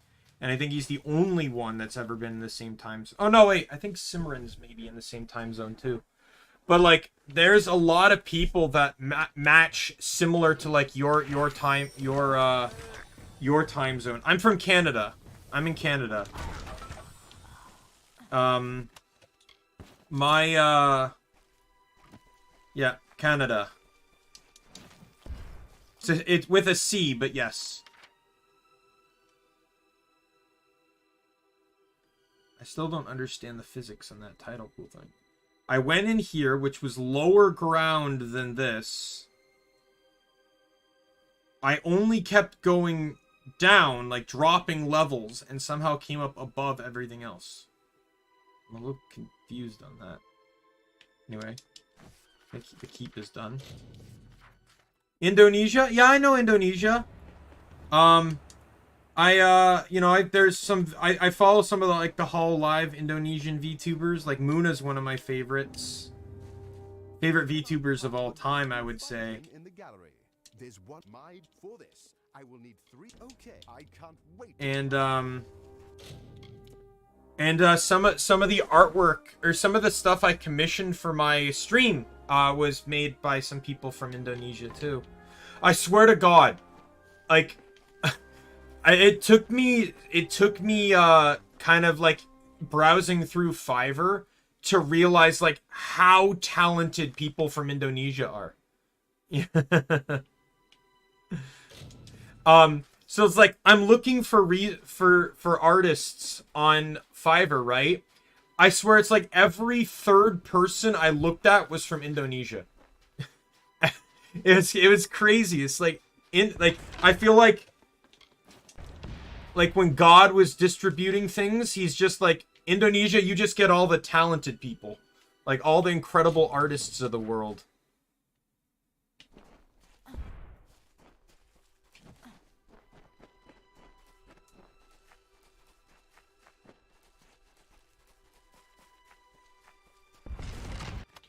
There's like so many. I've probably, like, let's say I've commissioned probably about, like, in total maybe, let's say 8 or so people, like, in total, and probably like 4 or 5 of them have been Indonesian.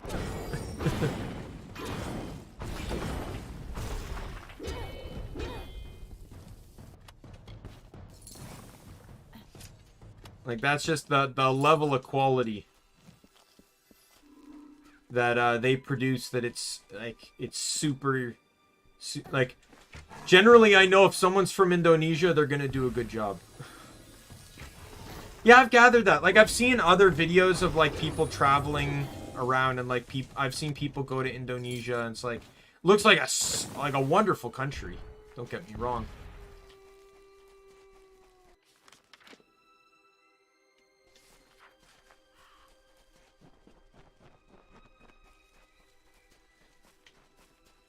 Like, I probably knew of it, but until I started, like, watching VTubers and learning about, like, say, like, Hololive Indonesia, I probably didn't really think too much on Indonesia as a country. But now it's like, if I, you know, like, Indonesia is probably a language that, despite, you know, I don't want to say I'd learn it, but it's a language that interests me now, to be sure.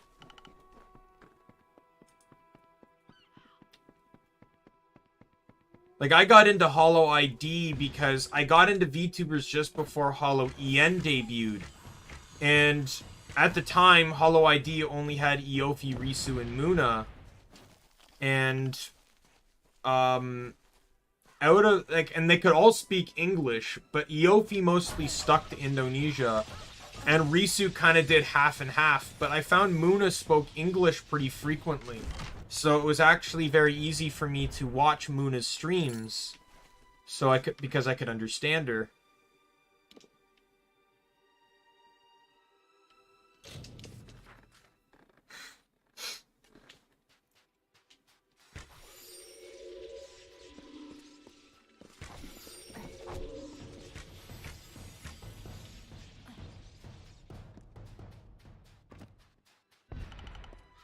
Aku Ganteng?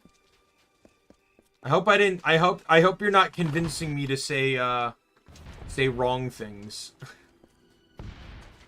I'm gonna trust you.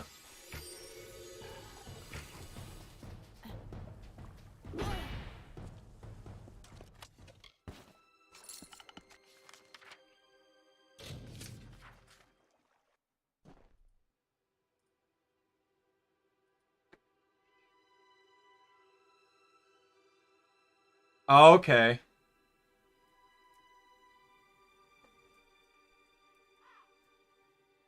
Oh, okay, I am handsome. Yeah. I looked it up on, you know, to get a general idea on Google Translate there. The problem is, I would love to learn languages, don't get me wrong. But the problem to me is it's like, it's not, like, I'm not dyslexic or anything, but the moment I see letters combined into words that at a glance don't make sense to me, I get confused. Like, you know, in English, you don't see words like aku and gangteng, right? You don't see, so like when I see that combinations of words and I'm like, oh, well, you know, like internally you know, like I panic, I get confused, and that's why I think I'm so apprehensive at, you know, at learning new languages and stuff, because I'm just like concerned and worried, like I'm, you know, about learning them as a thing. Up we go, but this bye.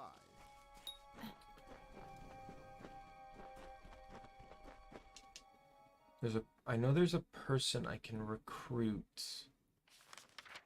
I think over here somewhere.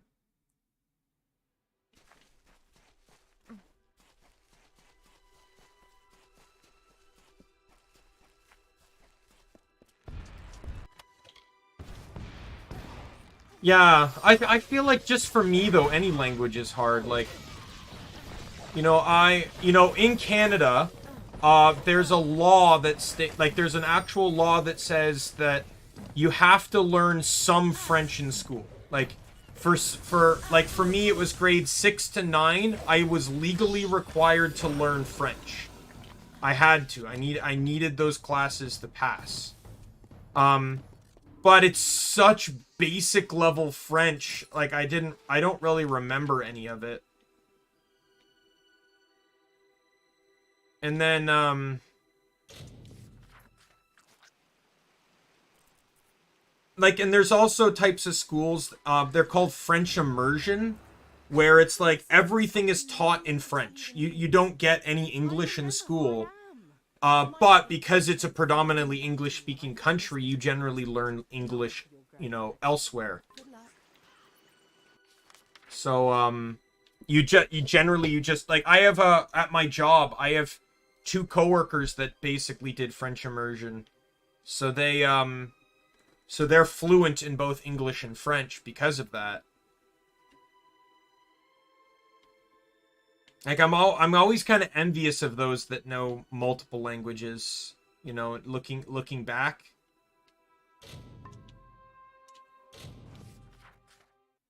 Like, just at my job alone, we have 2 people that speak French, 1 that speaks Bulgarian, 1 that speaks German, or at least, you know, is pretty fluent in German.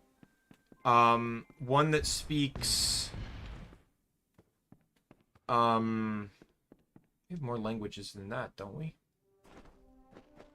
Oh yeah, someone speaks Russian. Oh, hi. Here you go. I want anyway. I'll be here. Take care. Right? And like we've had people in the past speak other languages as well.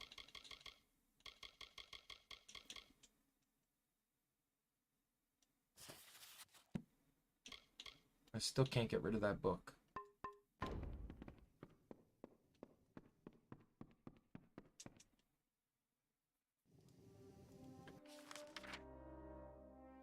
Yeah. He's from what country is it? He's not from Russia though. He's from All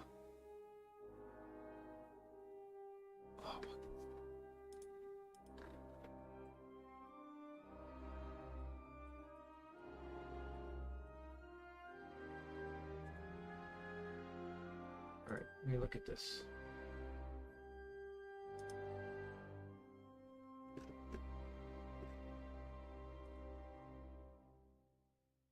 Belarus, I believe.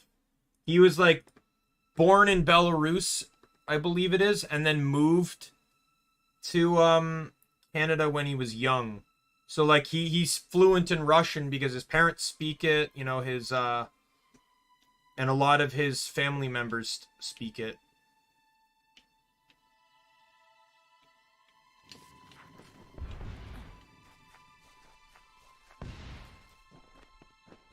And like it's the same with the person my coworker that speaks Bulgarian. It's the same thing. He was born in Bulgaria.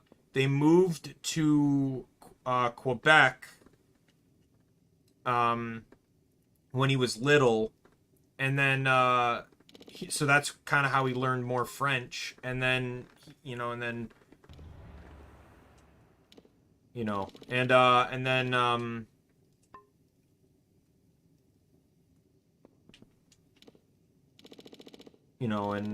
the coworker I have that speaks German, he's 100% Canadian. He just his mom is German, so she knows it, so he learned it from her. His dad is Arabic, and he said he never really learned Arabic growing up though, which I feel like is a real shame, because Arabic is considered one of the top 5 hardest languages to learn in the world. So if he got an understanding of that when he was young, it like even just a basic understanding, he would have been able to he would have really been able to learn it better, like adapt to it faster. But he said he's trying to slowly learn it now.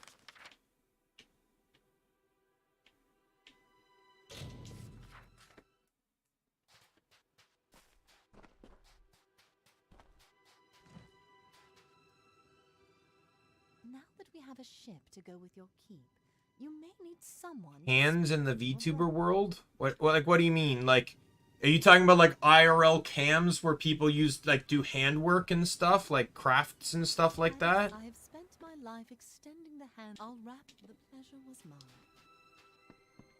Because like I do that.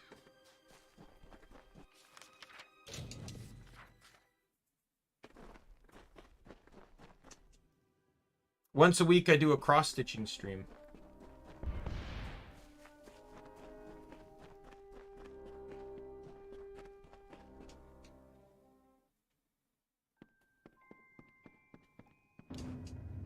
What do you think? And have you, if you require her services, she can.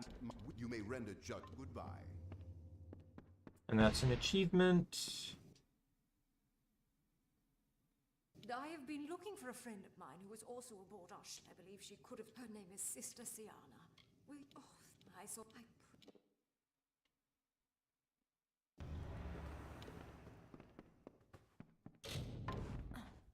All right.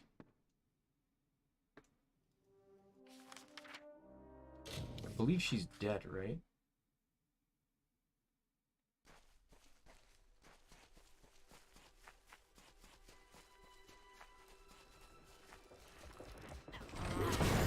Die, you stupid root golem.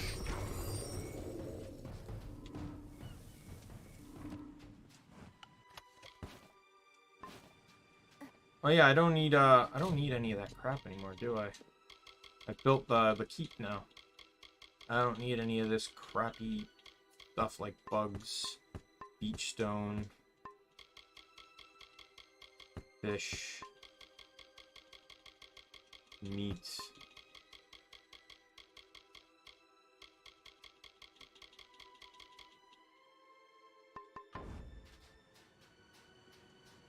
Big face or a hand? Are you talking about like that's their actual model, or again like that they've just like shown their hands or face on screen?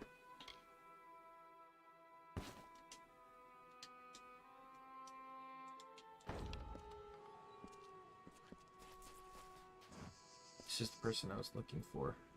I can't. You please. Well, a whole divert that should do quite nicely. Back to my gems.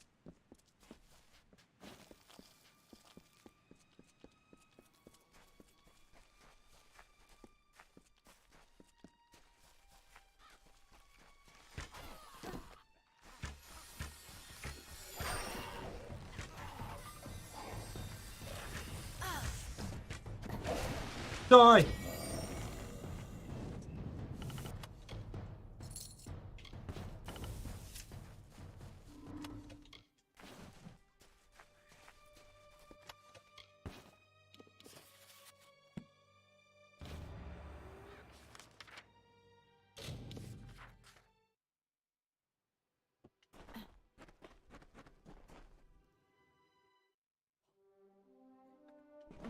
Oh, okay. So it's like an Indonesian term, I'm guessing.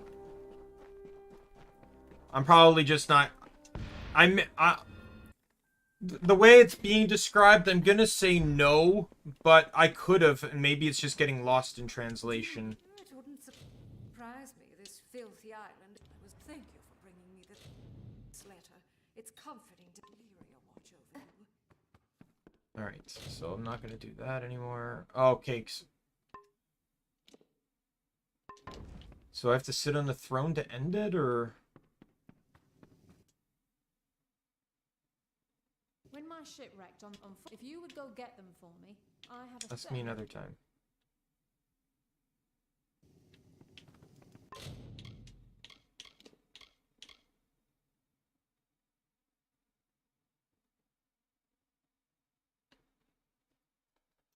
I'm gonna look up this quest. Is this definite?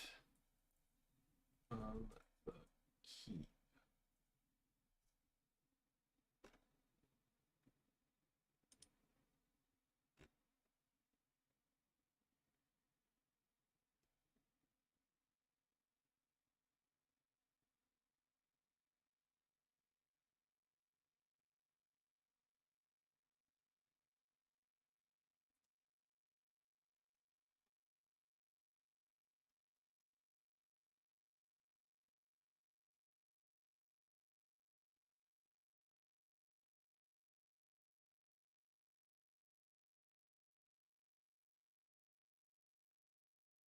Huh.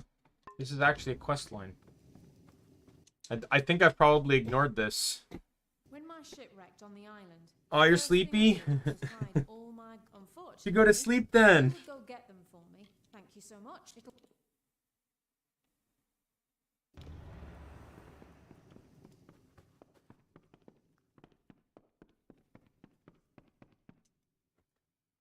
I probably just ignored this entire quest line.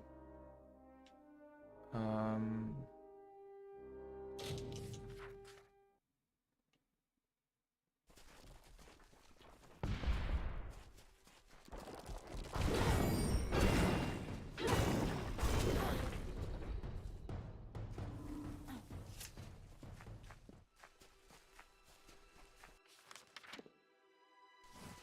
the right side.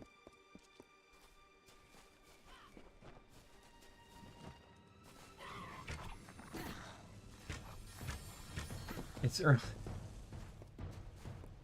But yeah, if you're sleepy, you should get some sleep. Like I'm starting to slowly learn the value of sleep because of the degree in which it's impacting my streaming. Alright. Let's go to Undersea. Gotta kill some scavs.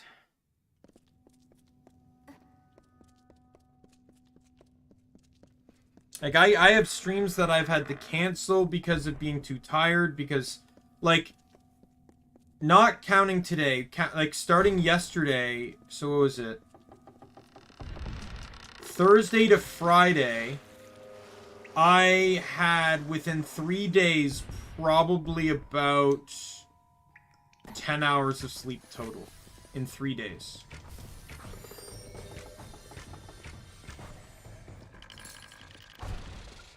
Going into Thursday, I had an hour and a half. Well, I'm glad you found me. Appreciate you stopping by, very least. Like, yeah, I had an hour and a half sleep, then I had 3 hours, and then I think I had about 5 hours. Like, that's, like, the cycle of sleep I've had the past few days.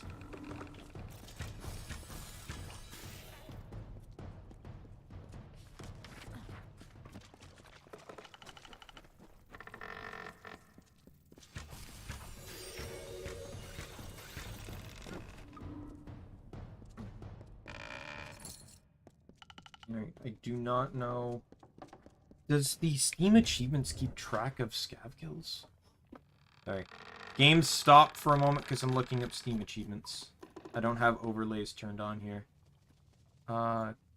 It does keep track. It just, there's no number in the bar. I'm almost halfway.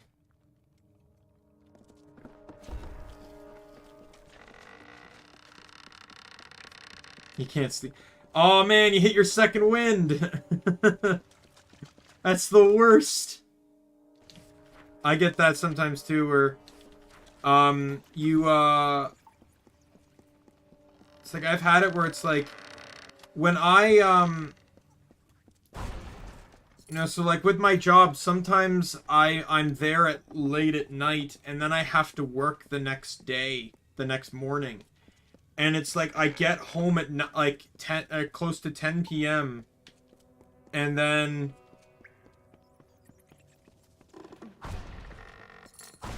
I have to wake up for 7. By the time I, you know, I sit down and I get some stuff done, I get super sleepy. Or it's like by the time I'm like tired to go to sleep, sorry, it's like 3 in the morning, and I have to wake up at, you know, at 7, just because like that's just how my body works.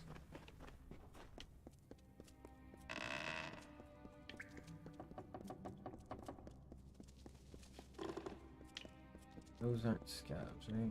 Yeah.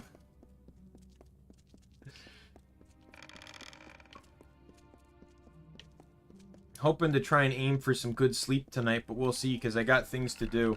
Alright. Have a good one, Arif. Thanks for stopping by. Enjoy your sleep.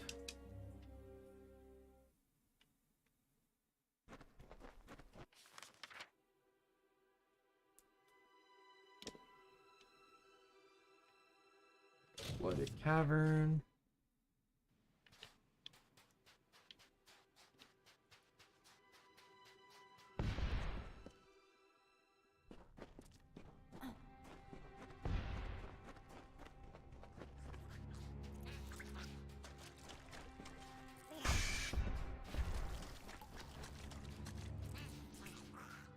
Welcome back, Mario Bros. Alright, so I gotta hit the trigger line for these guys. There we go.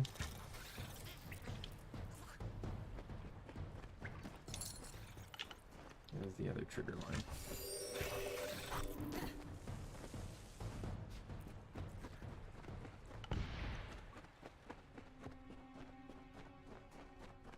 $20 more subs for 150. Yep, we're getting there. Climb's been pretty good, I have to say. Like, got a lot more subscribers than I thought I would. Though I feel like I do still have to thank Genshin for that, because Genshin in itself was responsible for 30 of them. Or probably 30 plus.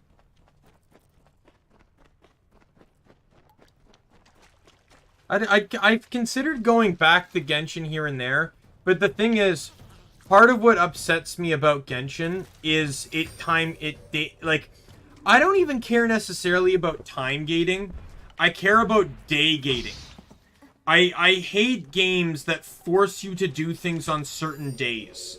Even like, I even hated this when like Pokemon would do this. Like, I have to play on Fridays. Like, granted, I guess I don't hate it that much, but like when I'm streaming, you know, for example, I generally don't, like, I don't stream on the days I have to close for my job.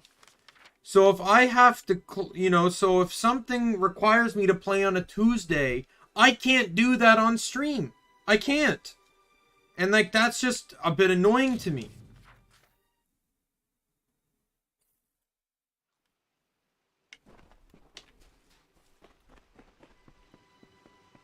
I don't want to have to schedule my game around, you know, what, like my stream schedule around doing specific things in a game. Like, I don't mind things like dailies. Like, if I were to do Guild Wars 2, I wouldn't mind that, because the worst that game has is dailies. Which is pretty much just like, do these things, you know, every day at reset, just do these things. You know, I have no issue with doing that. That's not problematic to me. There's also several things in Guild Wars 2 that are time gated. For example, like, I remember there was this Ascended backpack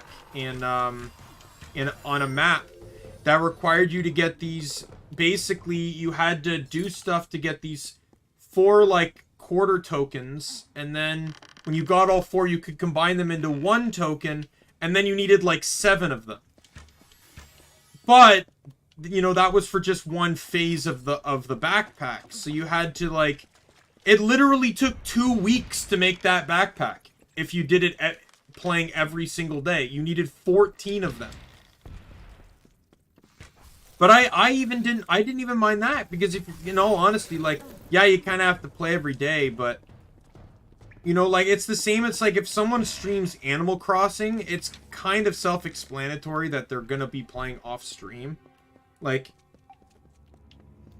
you know, not everyone can be Chugga Conroy kind of thing, where you know, you're streaming, you know, like where he did his Let's Play of New Leaf, where he literally played the game for 30 days. Like, I think it was like minimum 30 days. He played it for longer than that, actually.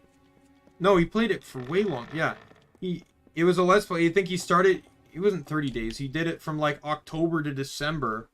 And then a few days here and there after, and then he just did major holiday events as they came up. Okay, so I just did that.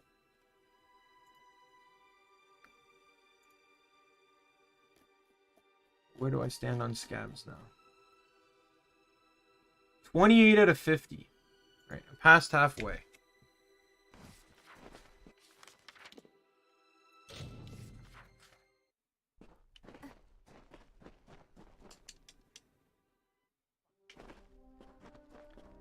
Plus, not gonna lie, the whole build aspect of Genshin is very confusing and anxiety-ridden for me.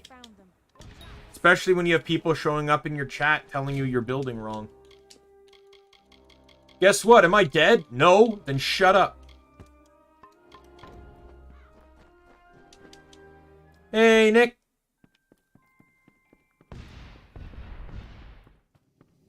Alright, let's do the next mission. I'd like to get some chickens for the kids. However, I need you to get some feed for them. Just a little bit of meat. Here you go. Oh, take care. It makes me happy to be able to train beasts today. That was a fast mission. Mine's more of a I challenge you to get to the bottom of the tidal pools. Already been. Oh, I'm impressed. Maybe trees at the bottom, you say? Be wary. Oh my god, some of these I'm just like, I'm completing on the spot because I've already done stuff. To a fight in the arena. Anytime. And I'll whoop your fucking ass. Let's go.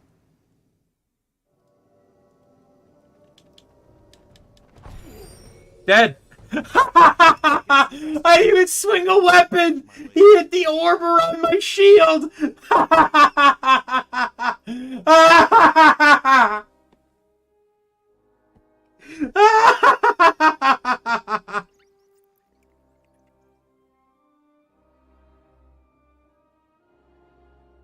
forget to come back soon.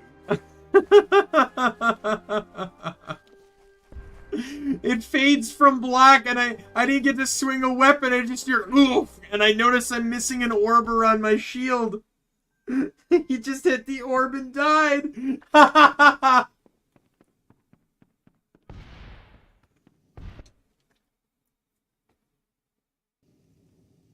liege, I was hoping, if it wouldn't be a bother, would you be willing to get me thank...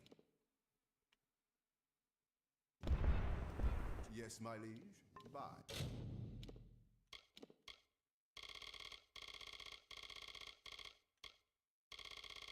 Might still need some of this stuff. I'm noticing.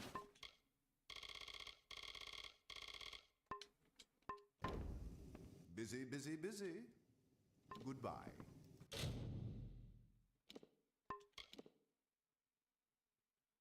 Amberwood.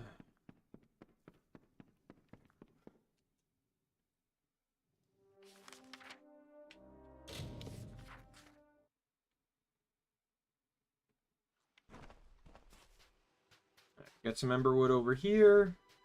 Hopefully 2 in the chest, so I don't have to go to another one.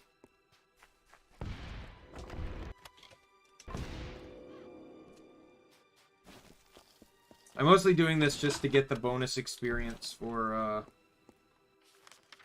that was utterly garbage and useless. I hate you.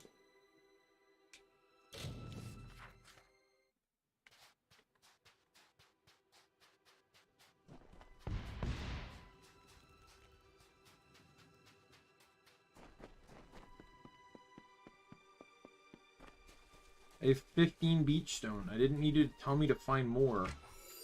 Oh, God! The rocket-propelled bow and arrow, I guess. Jeez. That deer went blasting off again. Oh, God!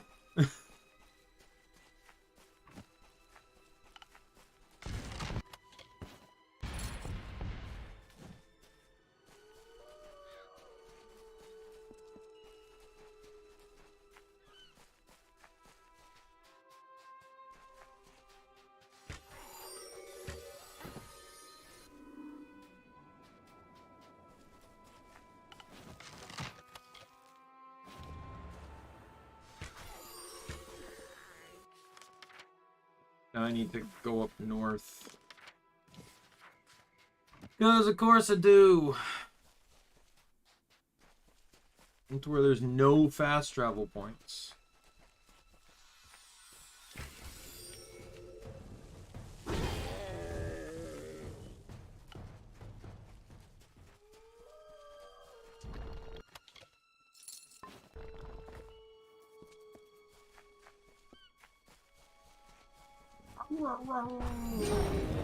You're dead.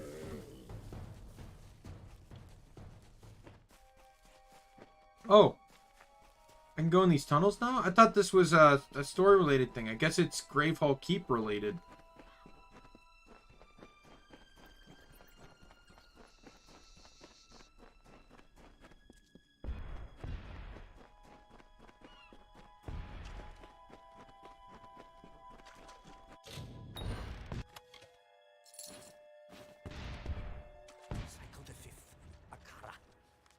All the gallows and stuff. I hear him in every waking hour, a voice like the rumble of thunder, and one I shall never forget. I must confess, my expedition is over. Dead Kell and his hanged men have tracked me to this chamber. They call for blood. Apparently, they prize their preciously cultivated mystery. It is another weapon. That's the toy guy, right? What am I but light of truth? I did watch a few. They were pretty good. With which to slay Done a little their bit though. darkness. But the voice reaches out. I did find it kind of funny how, like, he would do his skit, and you almost weren't too sure what the skit was even about. And then there's, like, the bonus part after the skit where he talks about, like, where then, like, you almost don't even realize the transition to the product placement, where he's talking about the toy and its customizable components and, you know, the various types of hand models it comes with, and it was so seamless I didn't really realize when the placement came through. Great. This will make bye.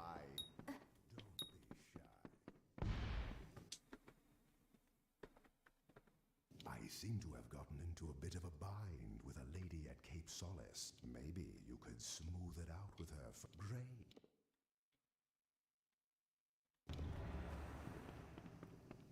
Elwa.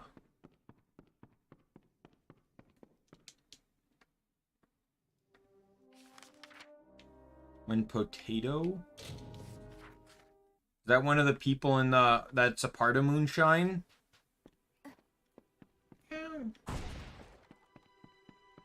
I assist you, you cute kitty cat? What do you want? What do you want? Love you. Everyone's in an uproar about the offering. That no-good lout sweet-talked me out of my money, and now he won't give it back. I suppose I'll accept your... Tell Callum, if I ever see him, I'll see you around.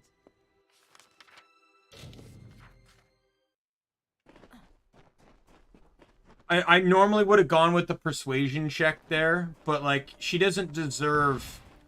Like, I just pay it back, get it off. I also have 18 million gold. 19 million gold. I'm not gonna miss 10,000. I hope you're here to put a thanks for who knows. Maybe me and Elwa can get on again. Come back anytime.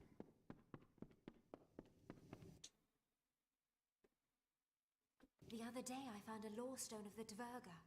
Oh, her, yeah. Find out if there are any more like them. Will you find them and tell me what they're about? Thank you. Take care.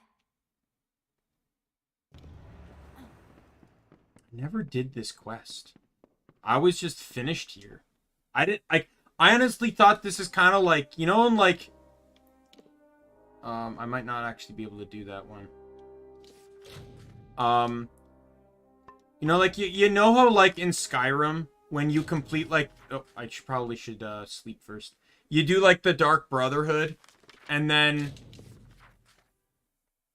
there's just, like, the endless quests that follow it, where you can just keep doing the quests over and over again. Like, hey, this person wants someone killed, go kill them. And then you go kill them, and then you get your money, and then you rinse and repeat.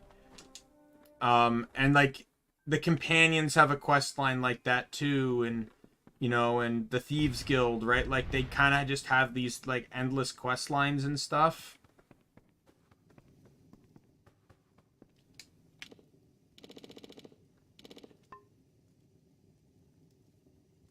I guess I kind of thought that was what this was. So I never ended up actually doing it. But hey, I'll take it because it's experience. Okay, that's 3 or 4 sleeps. That should be fine.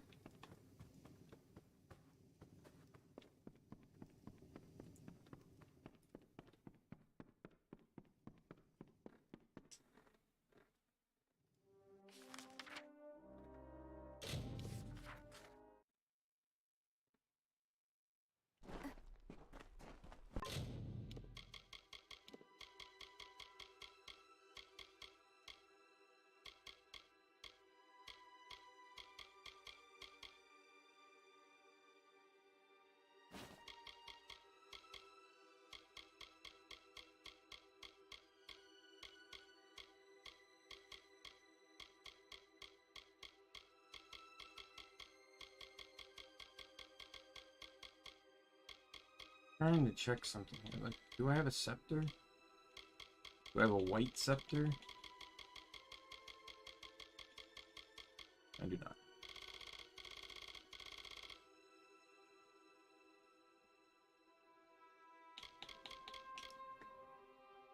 To be perfectly fair, I think there's no other possible way he could have possibly done a review on that figure otherwise.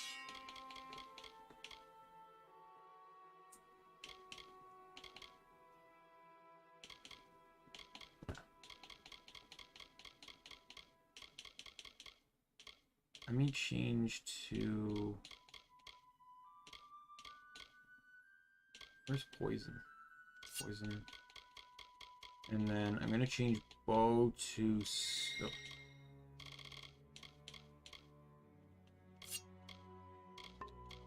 Change bow to scepter.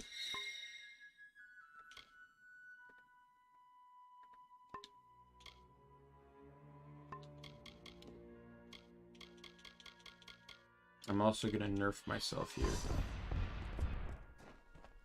Oh, crap.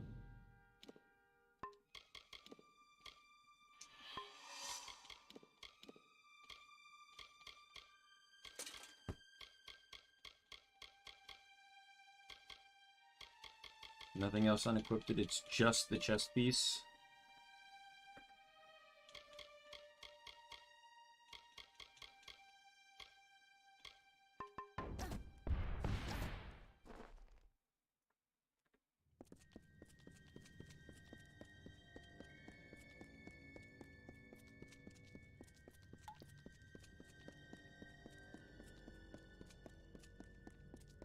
Yeah, so I'm nerfing myself here because I don't know whether it's correct or not, but there was a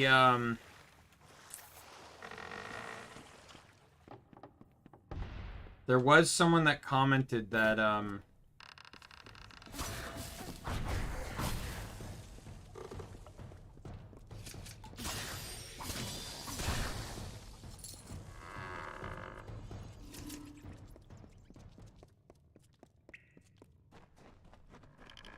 that one-shots don't work on for registration on the achievement, so I'm just gonna kind of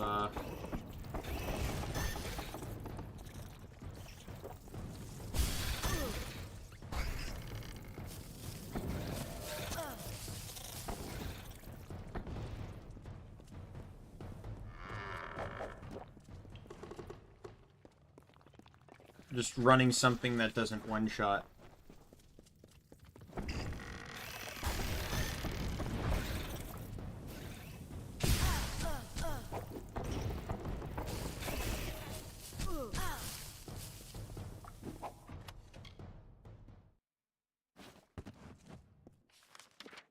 Because like that, what is it? There's 3 bodies there. How many are over here? 1, 2, 3. So that should be 6, right? Considering I last left off at 28. I'm at 30. How did I kill 6 scabs and only have 2 of them register? People have said, like I said, people said many times this quest is bugged.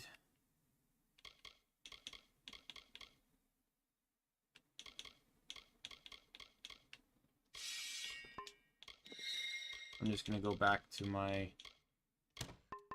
normal routine here.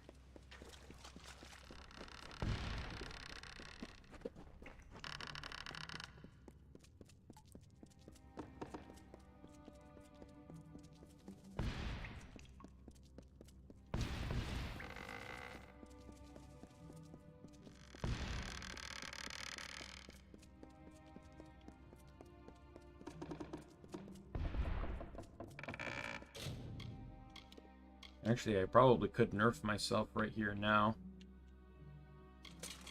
by changing to this armor set.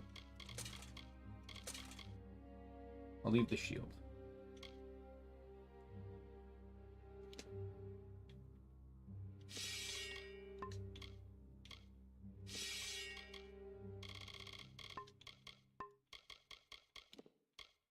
Junk.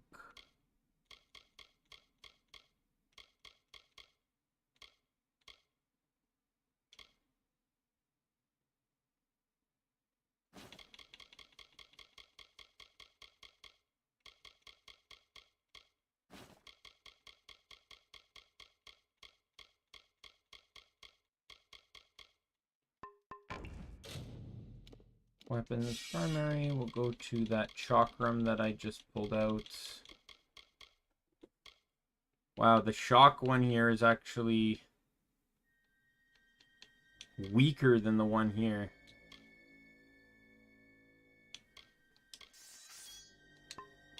And then we'll run this.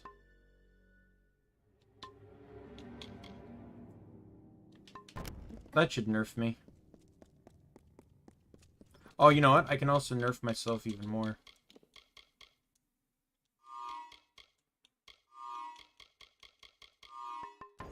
There we go. I have now just lost a significant chunk of damage.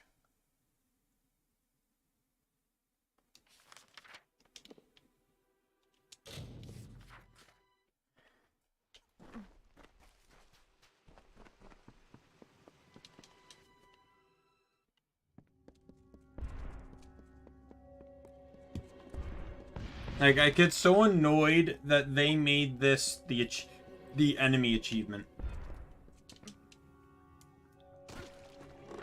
I understand it's a new enemy and all, but could they have not made it spawn more frequently within the DLC then? So that I don't have to literally waste my time constantly. Oh my god, am I doing so little damage. Oh my god.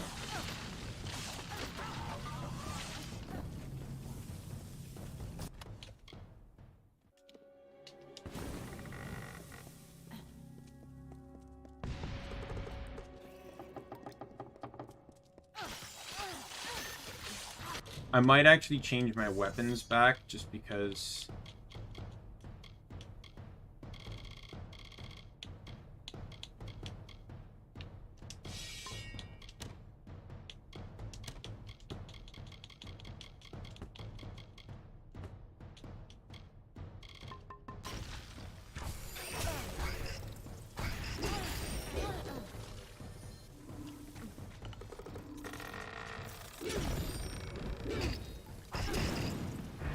Yeah, there we go.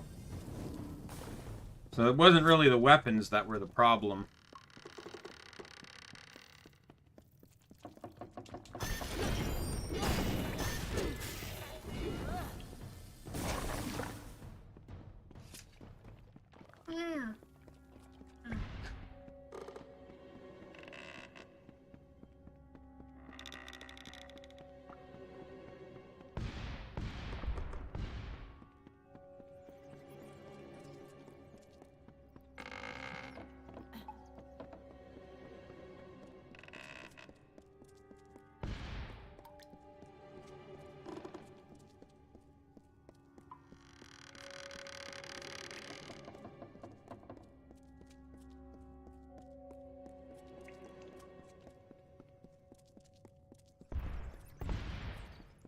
Got a kitty. A kitty is now distracting me.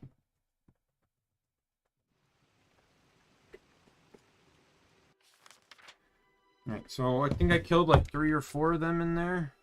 Let's give it a check here.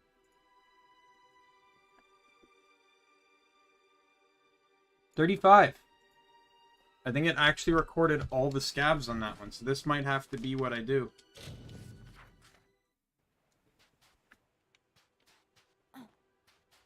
So I guess that's still kind of a bug, that it doesn't recognize one-shots as a kill.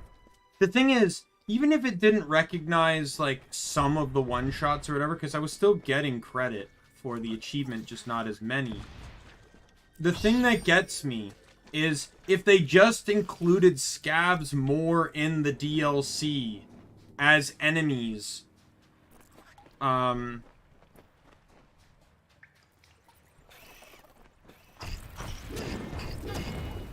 you know, rather than,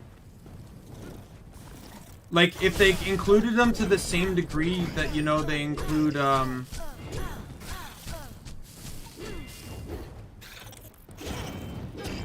like the birds in the Teeth of Naros DLC. Like, those guys are just everywhere. So killing 50 of them is not hard at all. But, even if you don't, like, you don't have to camp them, really. It's that, you know, it's that easy. But here, it's like it's just a completely different ballpark, right? So when you have a bug like this come into play, it makes it even more annoying because, like, in total, you know, I am fighting, let's say there's 4 here, there were 6 in that one dungeon, and let's say 5 at the other one. I am getting 15 kills a run, and yet it's only registering 3 of them. You know, then that's a problem. That is very, very much a problem.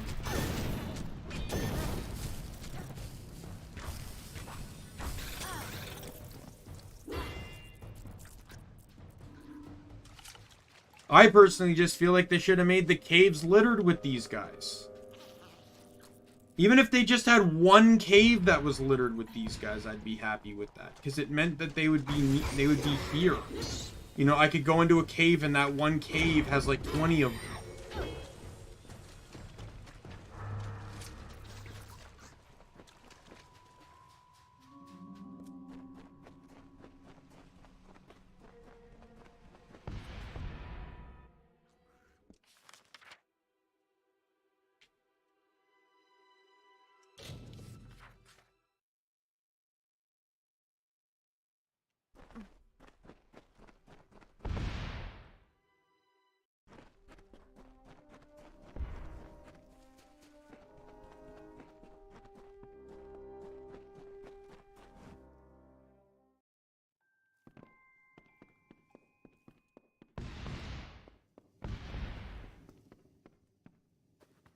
Yeah, now that I have Grave Hall Keep maxed out, this is how you get the, like, the highest tiered components and stuff. Like, with relative ease.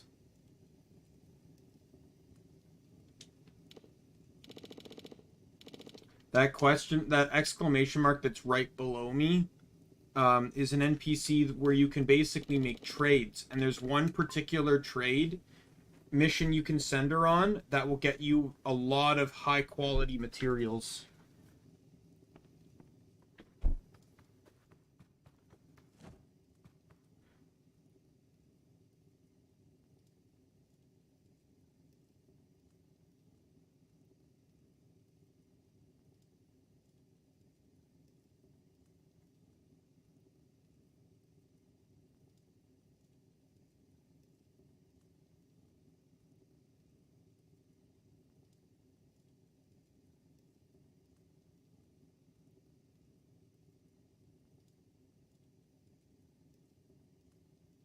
I'll do one because she also can get you, like, the sandstone and stuff like that, which apparently I still need. So yeah, so you talk to her.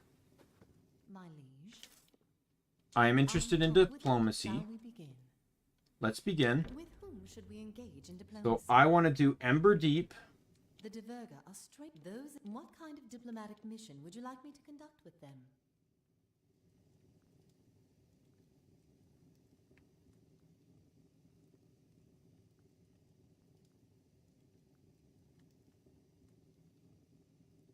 I believe it's a trade.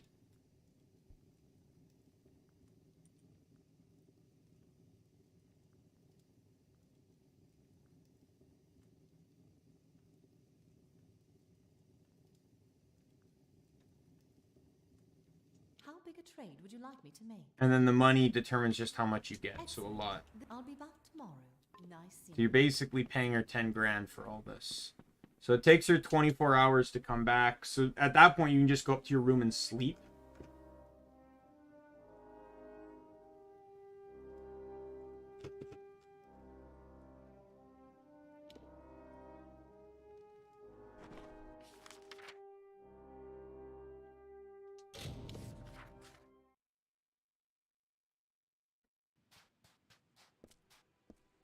Again, I'm not blacksmithing, I'm just showing this, but I also need, like, beach stone and stuff. Like, she can get that from the trade as well, so.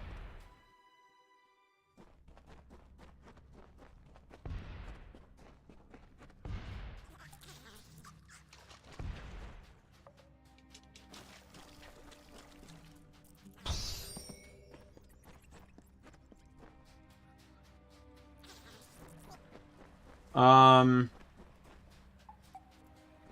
probably go like a wrist strap type thing.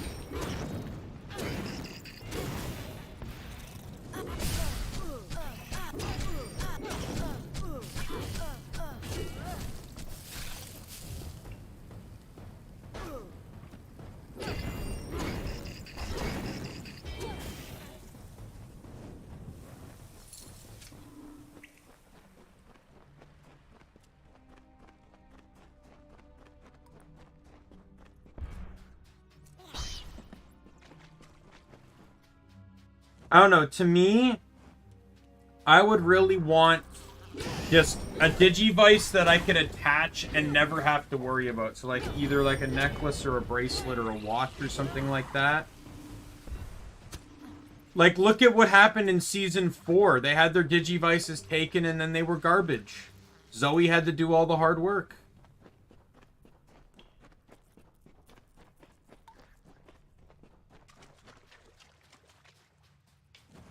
Even season 1 showed that you needed contact with it. When Kyrie first received her Digivice, she had to physically touch it for Gatomon to Digivolve.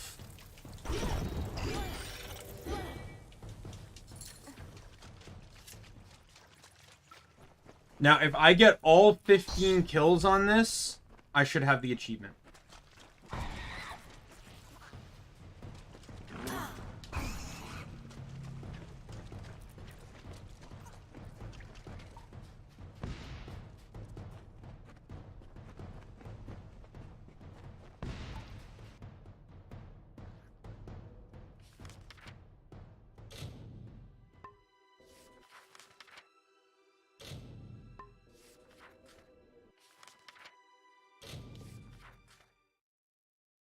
If the game will actually register them all anyways. Oh, she's back. Interesting.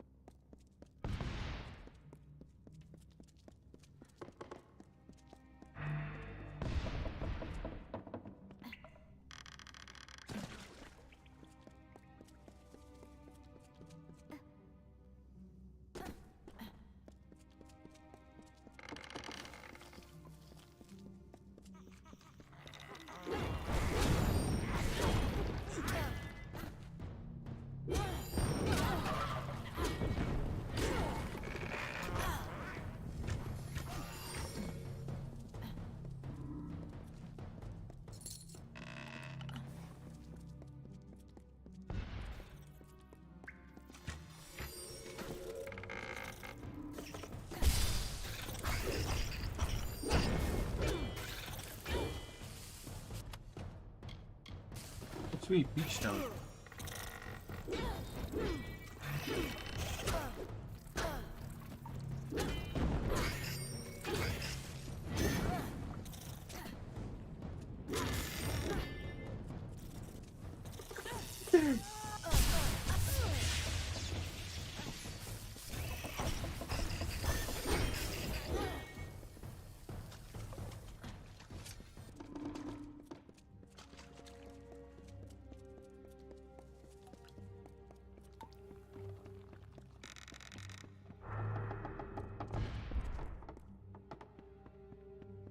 Now, Ghost Game is an anime, right? Like, it's not actually a game, despite what the name says. That's the anime, right? That's a season of the anime, more recent one.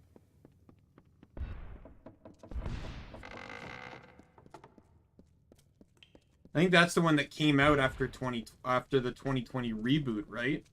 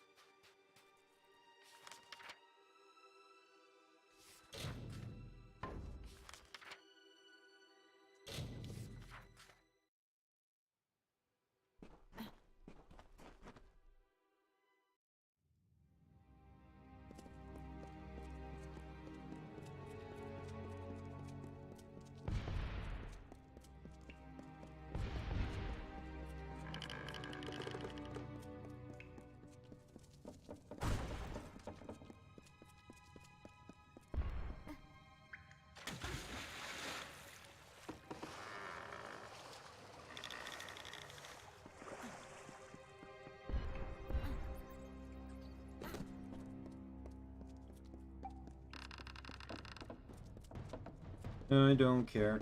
Go away. You're not a scav. I'm not wasting my time anymore. Yo, scav, what's up?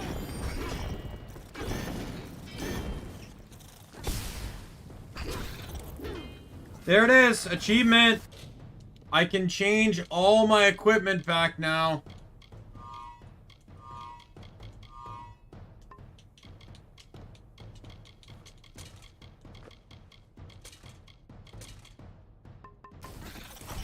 Die! So I guess what that guy was saying was actually correct. One-shotting does not count. So you actually really have to dumb down your damage output. Thank goodness for me, a lot of my damage output came from, like, equipment I could do without. Like, it wasn't all tied to my weapons and stuff. Like, I remember when I first did this, I think I had to craft an entirely new set of armor just so I didn't lose the damage resistance. Just so I could do this.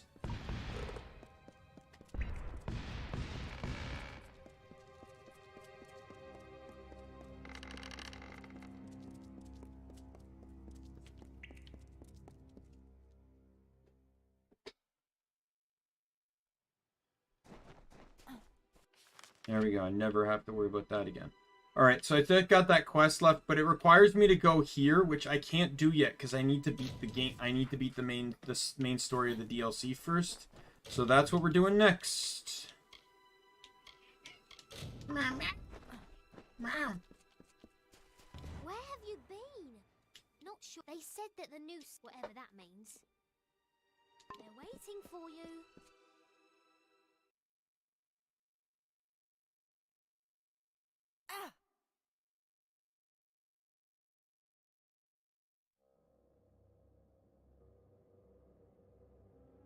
No problem, Mario Bros. I'm glad you can swing by when you can. You don't have to keep apologizing for, you know, stepping away.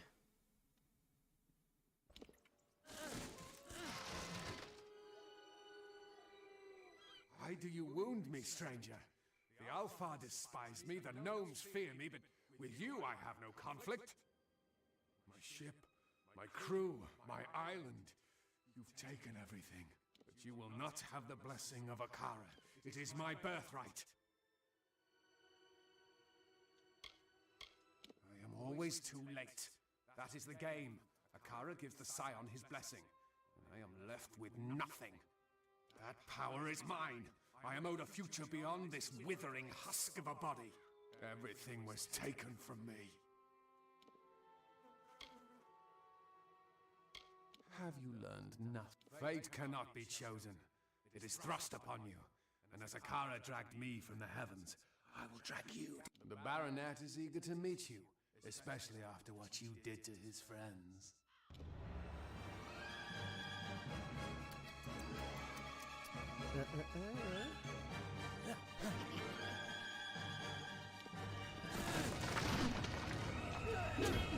Oh, he's just your stereotypical mage enemy. This doesn't really make it a good boss fight then.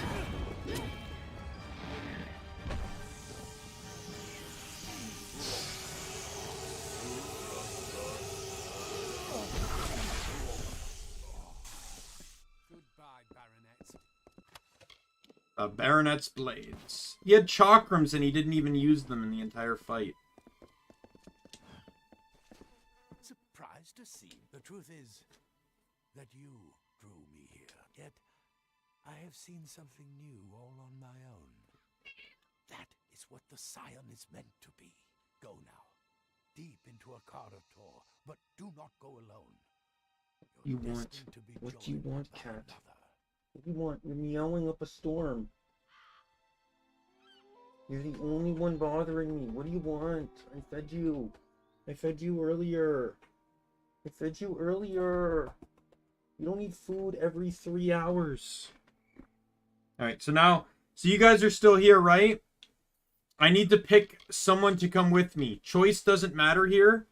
So, your options are Nina, who is the girl with the bow earlier. The girl with the bow that was helping me. Rast Bradigan, who's that the cute pirate captain, and then Tari, who is kind of her assistant, the guy that sought vengeance and all that sort of stuff.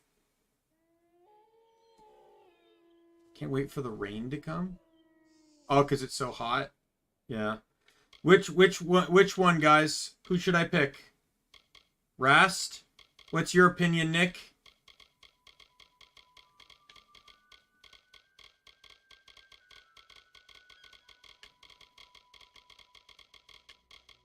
Rast? Or no? No, that was still, always go with the pirate? Alright. Has a good heart. Insensible as she is, she will not leave you, no matter what takes place in the Cardator. Go, find your fate.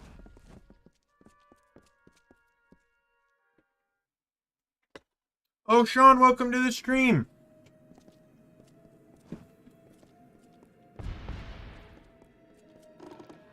Didn't realize you were here.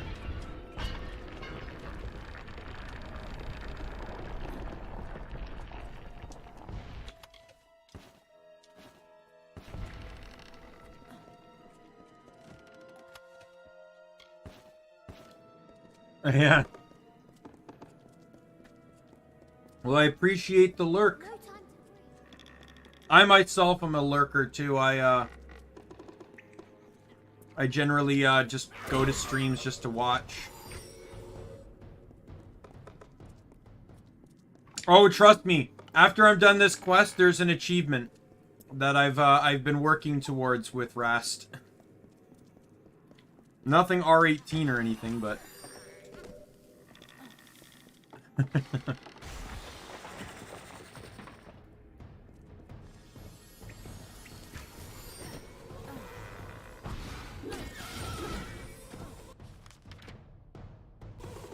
I don't think direction matters here. We're just heading towards the end.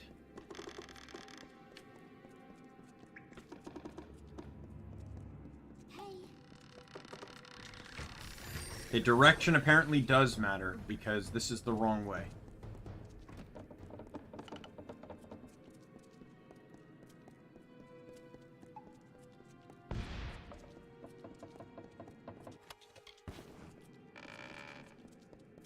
Like, Nick, your comment there just kind of reminded me of, like, I forget where I saw it, but it was maybe like a skit or something.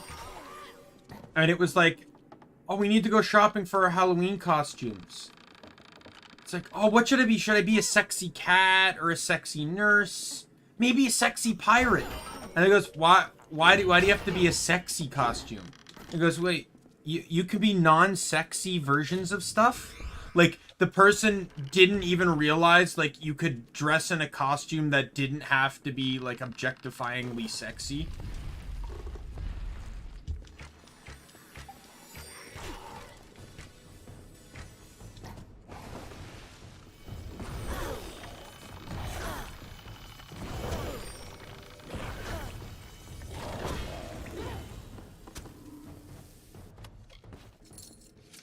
Like, yeah, you can wear a pirate costume that doesn't involve a bikini.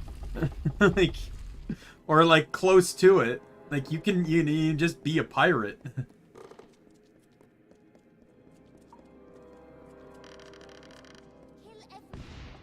Yeah. I feel like, though, even with cosplay, that they, people will push the limits of sexy.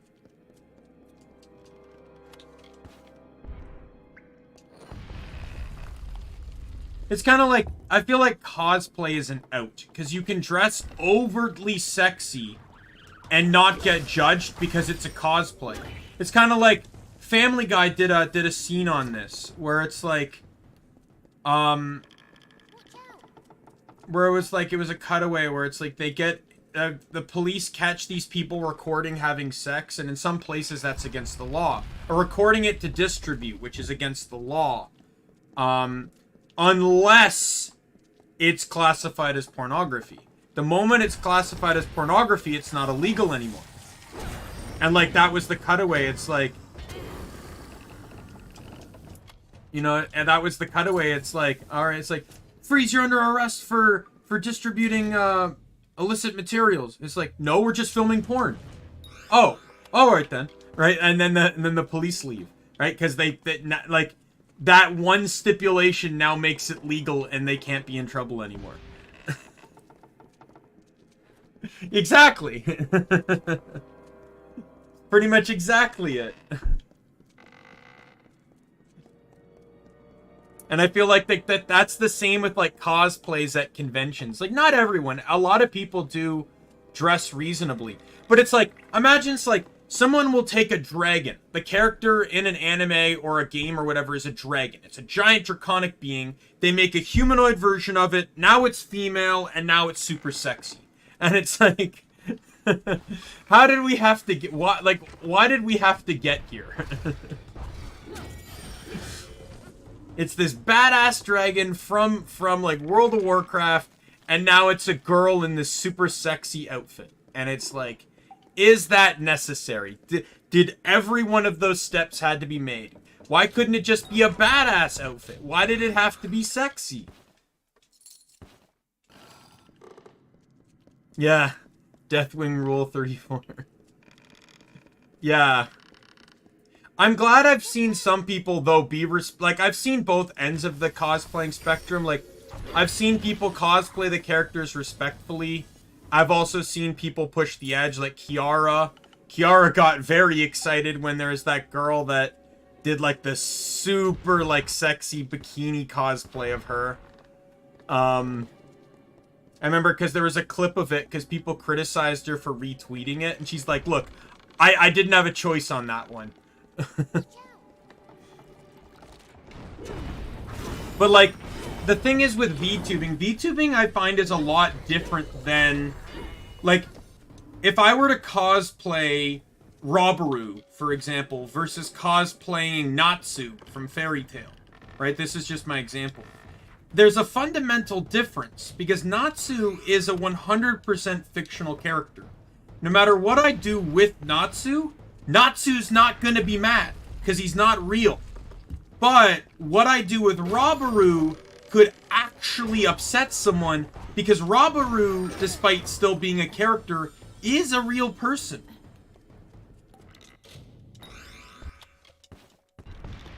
And I feel like with VTubing, like, that's a line that, you know, some people are still trying to learn. You know, it's... You're not looking at a character. You're looking at a person that is playing a character or being a character or whatever. Whether, you know, being a far-fetched character, you know, playing a fantasy, or, you know, just trying to be, or just being themselves. Right? Like, there's a line of respect that I feel like, you know, some people need to learn, you know. It's like, I think VTubers have brought this up with shipping before.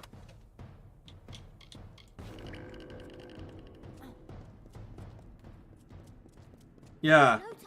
Like, the shipping has been brought up with this. Like, people like, oh, you watch One Piece. We got all these ships going on now. You know, Luffy, Nami, you know, Zoro, Robin. You got all these ships going on, but, and, you know, that's perfectly fine. Who cares? That's all, you know, all the fun of it.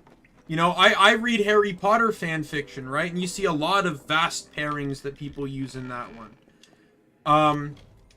But then you know, I also read Naruto fanfiction. I read tons of fan fiction that have that you know, where people try exploring different pairing routes and stuff. And that's cool. But when it comes to VTubing, like, VTubers have brought it up many times why they sometimes distance themselves from friends.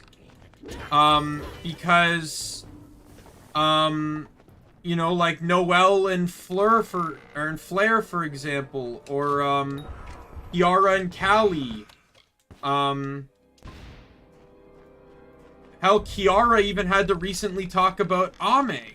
You know, having to emphasize that she loves Ame because of, like, the level of, you know, because of, like, what Ame's brought to the table within their friendship and as a co-worker, right? Like, people forget that when you're shipping these like, you're not really shipping fictional characters with VTubers. You're shipping real characters. And you get mad when that illusion is broken because they're real character, they're real people.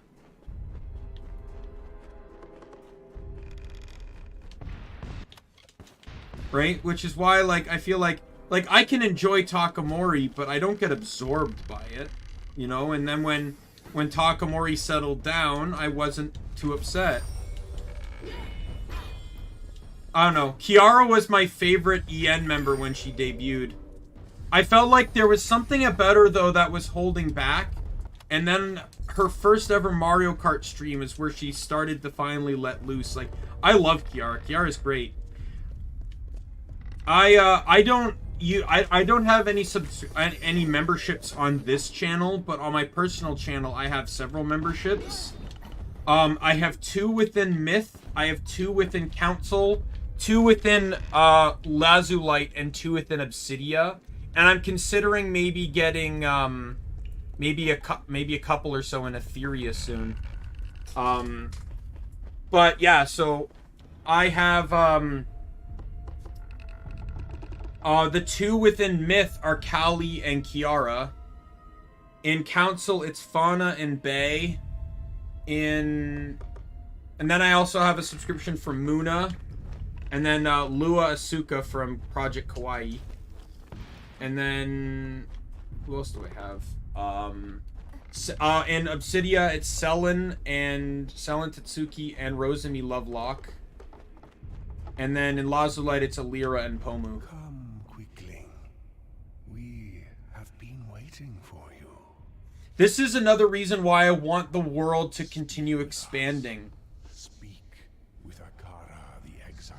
With Amalur, because this is the second time you see one of these god trees.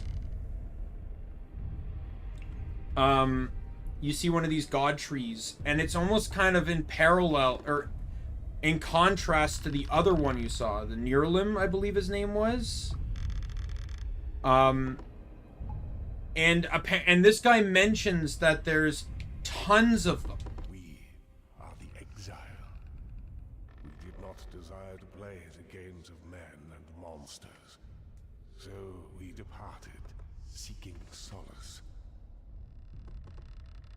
On this island we took root, and here we first heard the cries of the lost, touched the tears of the broken. Quicklings bear such fragile yearnings. You need guidance. You need protection. Like us, you are exiles.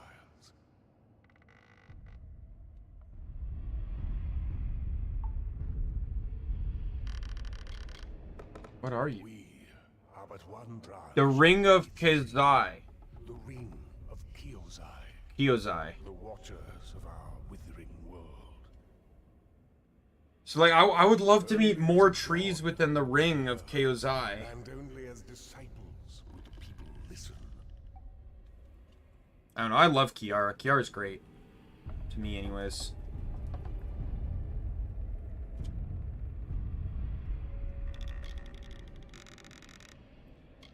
We know this, for we are the fathers of the fallen one.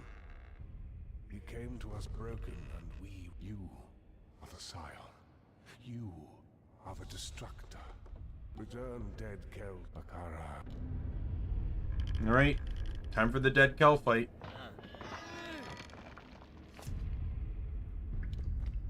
So, it has come to this. I have nothing left to give you. Nothing but my hate. Nothing but my blade. Spare me your pity. All I want is the power, and that is lost to me yet again. Many have died. What is one more? If only that were possible, my friend. I am a creature apart from death. I am fated to live as... Akara's blessing should have been mine, but he did not deem me worthy of it. So I have no choice but to tear it from your broken body. You may be powerful. You don't belong here!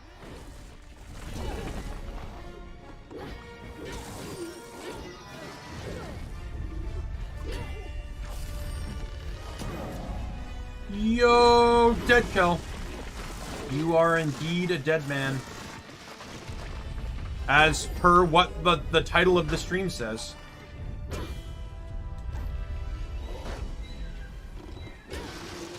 So, Kel, can we talk about you actually appearing in front of me so I can, you know, take out the rest of your health here?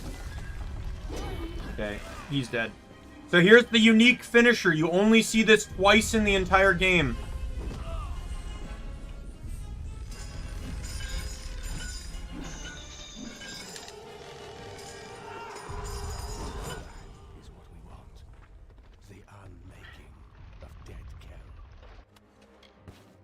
I swear I remembered the flail being bigger. It just crushed his head. I thought it crushed his body. It actually, like, buries him.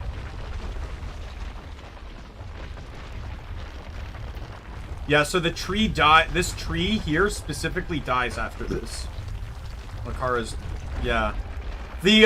Someone actually, made a compilation video of this back when the original Amalur came out before the remaster. And it's pretty cool because each enemy type in the game has a unique death. Except for humans. Humanoid enemies tend to have more than one, and it's kind of a crapshoot what you get, but...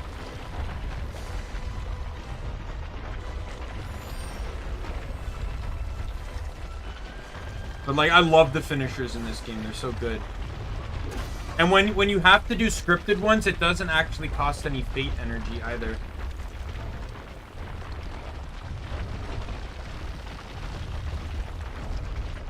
Hey, Boggart. I think Boggarts don't have one, though, because they're too fragile of enemies. I'd still have to say, though, my favorite finisher of all time is the Balar one. The one you use in the boss fight against the Balar. Oh, to me, it is the most defining moment of the game. In terms of like... It's the first moment in the game where you sit back and go, holy shit, my character's powerful. Like, watching that the cutscene play out for it, like... Up until that point, you're just, you're just swinging weapons and shooting arrows and, and stuff, and casting spells.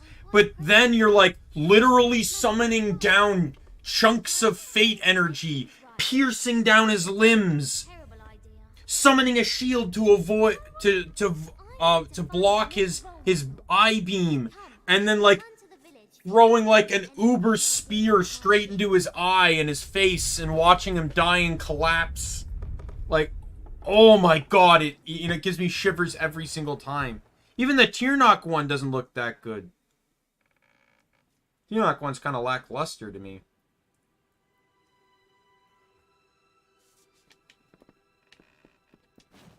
Alright. Manic Pixie Dream Elf!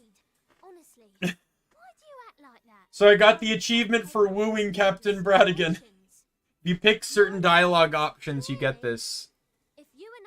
To woo, and woo with vigor, you're going to be considerate of my needs. And there are many. What's up, Merlin? To show that you're my consort, you should take this. It's a sword. It was my mother's. She was a terrible person.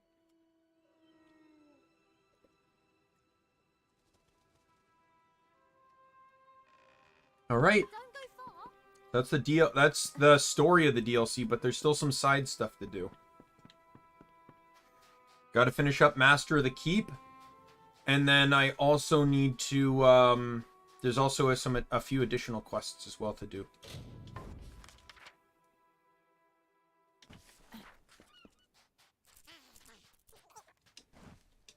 I saw you coming. The cards, you see, great figures always rise up. Or in your case, reborn. You are the scion now, and you carry with you the blessing of Akara. Hey, they got Jim Cummings to come back and voice Clay. To prepare the way. Your destiny is your... Good to know. That is not where I wanted to fast travel, thank you.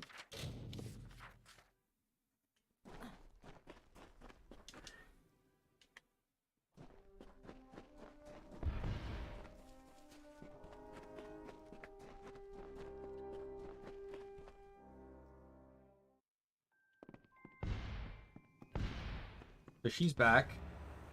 So that you can see a bunch of the things she got me. Here are the goods I managed to procure. And Scrolling in. our relations.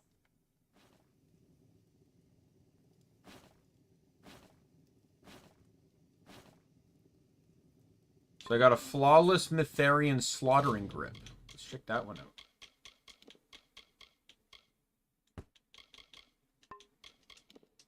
Hey, I get to sell her mother's sword.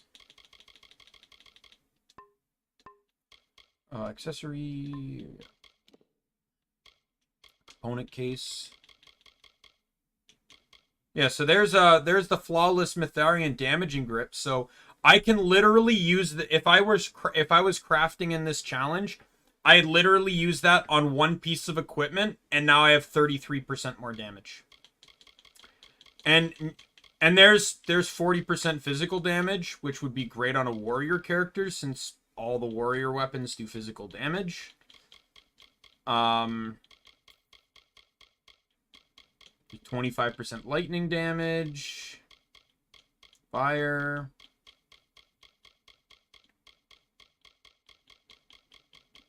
Look at all these components. This is insane.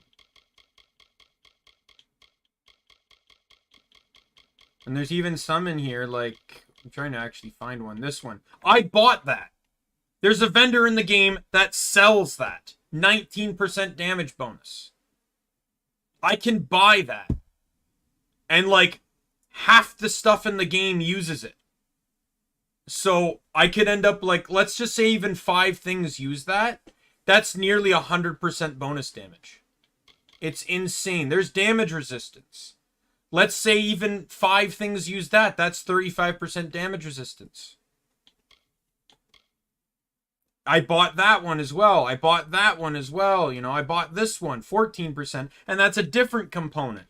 So 14 plus 19, right? That's 33% damage resist or damage on one piece of equipment.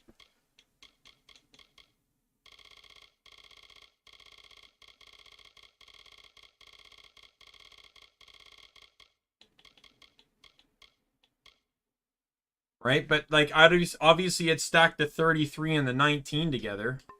If I could find a weapon that would do such a thing. That's why I did the no blacksmithing challenge.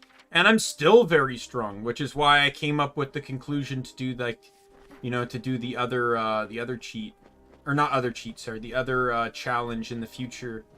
The single class. Oh, I should probably up this too. Yeah, there we go.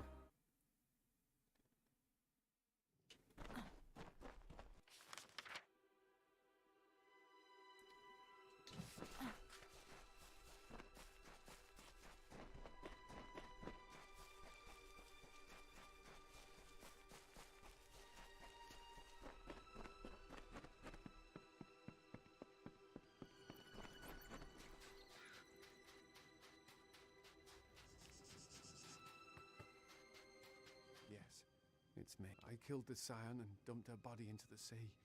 That is the truth of it. And I was wrong. You were right. I'm not a killer. And if I ever had I told you about my mother. For my last wish, I want to hold her ring again. We carried nothing when they banished us. Not even a skin of water. A blanket to shield us from the sun. I want my dead mother's ring. I wish to be wearing it when they make me walk the gallows. Thank Mitharu. You'll find the ring beneath a large stone. Now hurry, before the village... I'll be here.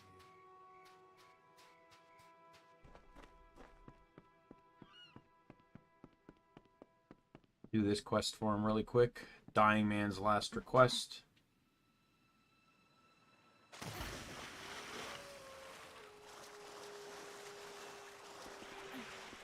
Actually, I have to go straight into the title pools, don't I?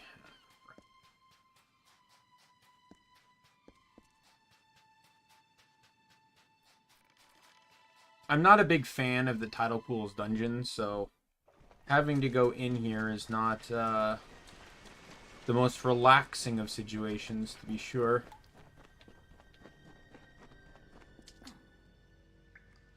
Well, I'll just aim for the quest icon. That's it. My thumb is bothering me so much. So I was at work the other day, and a customer comes up, and she's like, "Oh, I'm sorry, you know, can you help me get these buckets apart? They're really stuck." And I'm like, "Oh, yeah, sure, no problem." Yeah, they were stuck. And the reason they were stuck was because the handle of the top bucket was latched almost directly under the rim of the bottom bucket. So obviously they're not moving. So I have to get that undone first. So I start, you know, trying to tug at the handle. And I get it loose and tear a chunk of skin off the back of my thumb in the process. Like, I'm not talking about, like, a scratch or something. I'm a chunk of skin. So obviously the healing process hurts like hell. It hasn't even, like, fully scabbed over yet, either. Like, it just hurts. Right? I had a Band-Aid on it for the past several days. Last night, when I took the Band-Aid off, I kind of, let it kind of just air out.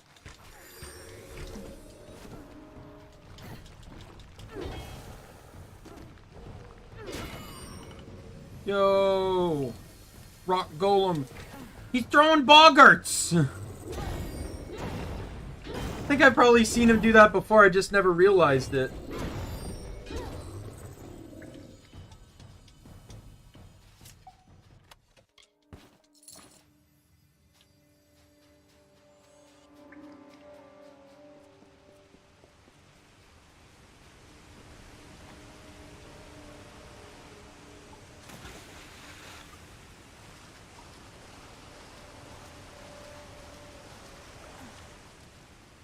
Swing! Die! I'm gonna parry you. I may need to actually make the attempt to parry.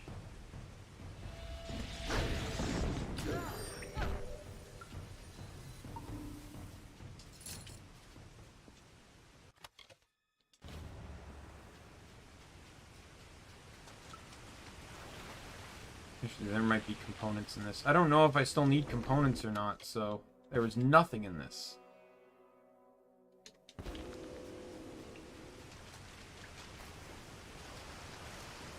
Yeah, so the guy I'm doing the quest for, if I,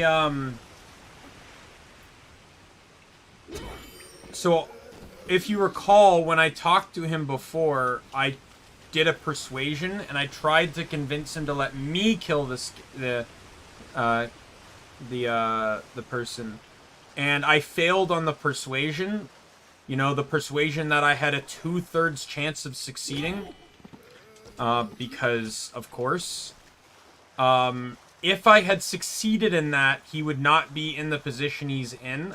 Though this quest, I'm pretty sure, would still exist, but instead, he'd be asking for you to go get the ring so he could take it and run. He just wants to get away, you know, disappear, and think things through.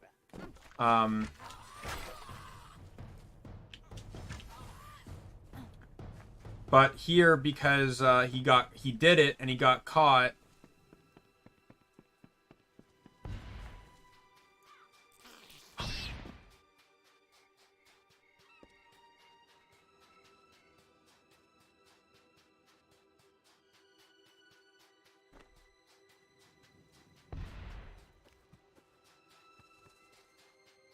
Found it. What I did was wrong. But I want you to remember that I was more than my misjudgments. I was a good son. You may free me from this cage. No, I stay here. I am grateful. I failed another persuasion check that I had 2/3 chance of succeeding in.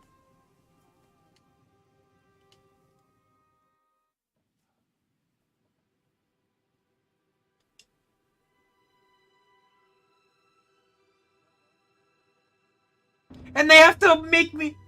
They had to make me watch them kill him? I've never actually seen that before. I've never had him die before. At least not like that. I think there's an option where you can fight him. and I've killed him, but like, oh my god! You've come. Ships have landed. Prisoners have been taken. Members, who do these invaders think they are to hold lives hostage? You would like that, wouldn't you?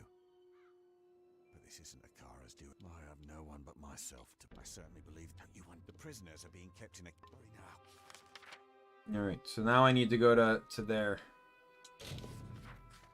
This will also be able to scratch up another achievement.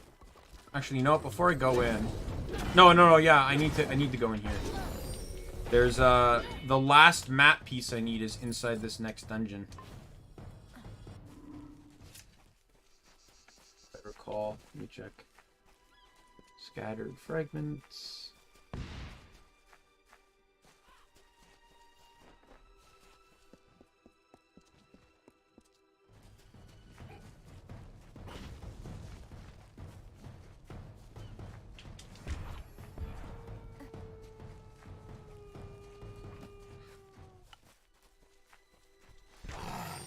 Yeah, so the reason I couldn't go down here before was because Akari's roots were blocking the path. But after you kill or after you kill Dead Kel, Akara dies. And as such, a lot of the roots end up receding, which is how the pathway reopens. Hey, do you want to go to my keep? I recognize a fellow warsworn anywhere. You only recognize me as a warsworn, right? And not the sworn enemy of the warsworn that every single member of the warsworn wants to try and kill, right? Right? Like, I've killed all your leaders. You probably know more about. I only just enlisted. Okay, thank God she wouldn't know. Camp of Red Legion bandits. Yeah, I'm a fellow warsworn. Sounds pretty nice. You know, what do you say to let me move in? Sure. Well, then, I guess I'll make. Thank you, my liege. Talk to you later. I did nothing wrong. All I did was accept the offer of a very powerful and demonic being, and then kill all the friends that I made friendships with and did missions for no other reason other than a more power for power, pretty much. Because it was a much more powerful twist of fate. So the last bottle is along the rim here. There it is. Message in a bottle.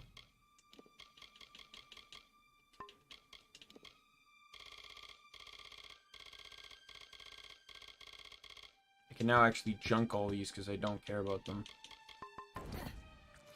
They're just taking up 8 inventory slots. I just kept them so I could keep track of the numbers.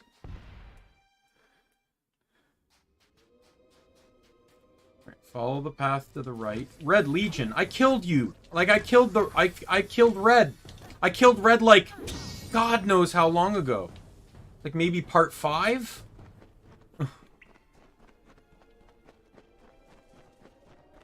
And how are the Red Legion even here? The Red Legion are from, like, over here. This area of the game. Dalentarth. The Plains of Ethrel aren't home to the Red Legion. They're home to, the Freeman Assassins. And there's no bandits in Cluricon. And they landed here. Of all places, too. What? Super confused. Oh, well, he pushed up for the last time, and boy, did he get height.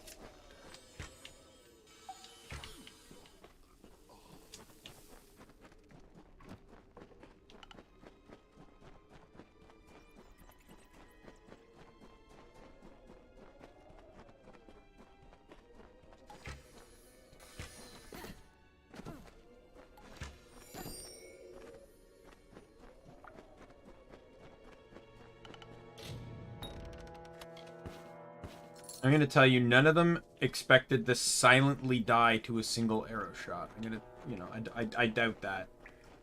And take the jump into the water. And then swim to the north.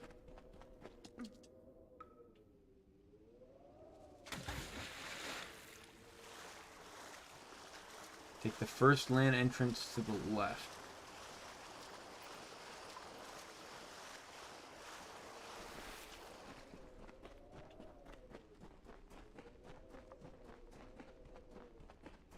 Ayo!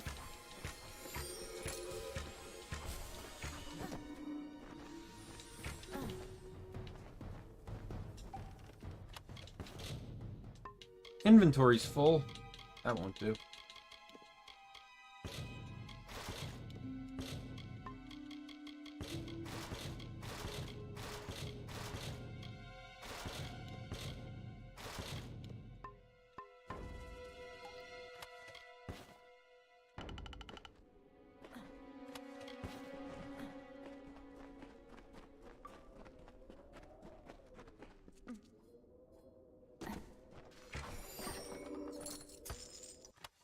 Here it is. It's also where I need to go for the plot here too. So this group right here is who I was supposed, like, there's really no hope of saving them. However, like, you can maybe save a few of them if you're fast enough.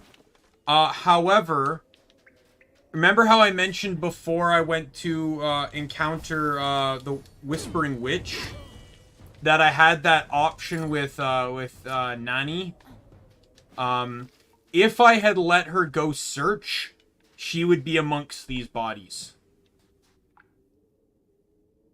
But by telling her to stay in the village, she lived. Now, again, like, if you're fast enough, you could probably save her.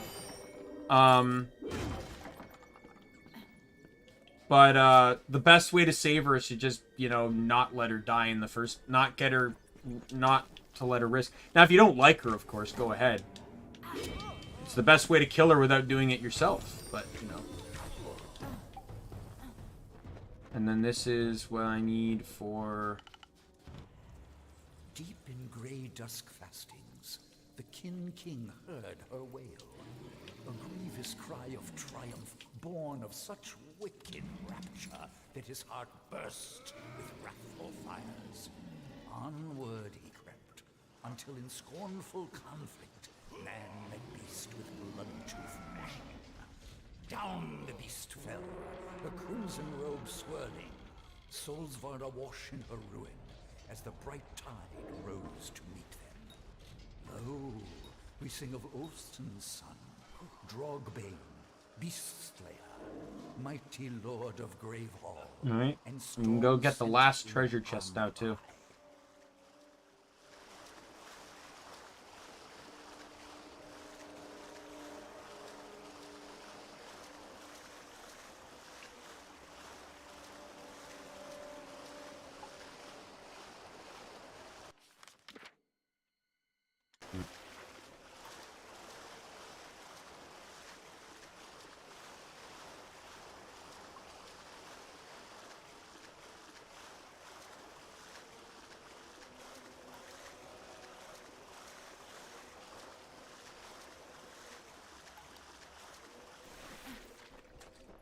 I do kind of wish that there was a kind of like a small boss fight here. Like there's no named bandits or anything, no one in charge, which makes sense because Red is someone you encounter as an NPC through a quest earlier, and you have the option of either killing him or working with him.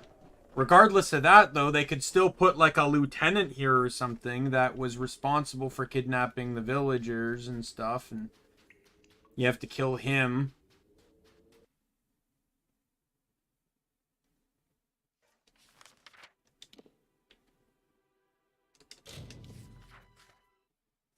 No, sire.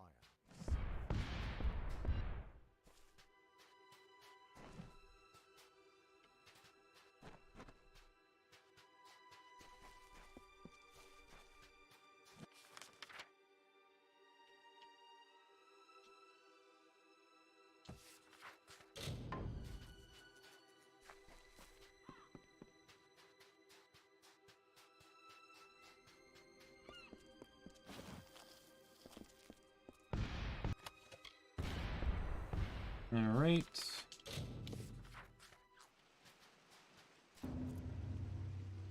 returned. I discovered no new maps. Dead Kell attacked our ship. There were too few escape craft, and so Oath Theswin, my men. That's when I struck my head when I forgot. Now, there's an achievement tied to her, but you wouldn't guess it off, you know, just off of face value. So what you have to do is, after you complete all the treasure hunt missions, there's an enemy that spawns. Well, you know, sort of. In the waters here, there are mud crabs. And there's one particular crab that will spawn. I think it might be this one. Yeah, and you can loot him. You get the final piece of the armor set, and you find her hand. Give her a hand. Perfectionist, baby! Let's go! So I now have all base game achievements. So all re-reckoning base game achievements. So the only achievements I have left are in the other DLC.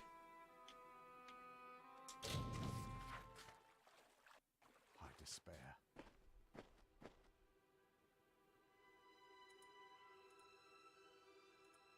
I honestly thought the scab achievement was going to take me longer than it did, so...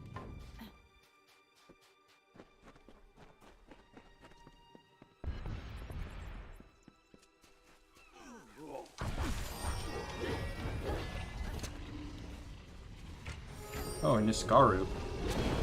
I guess there was kind of a boss fight, wasn't there?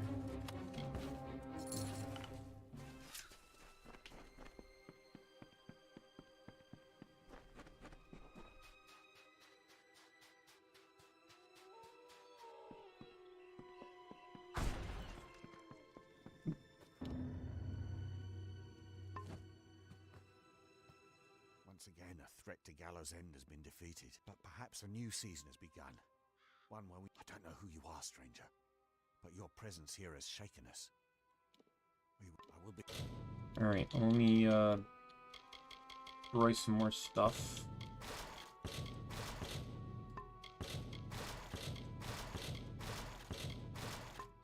Here. Always.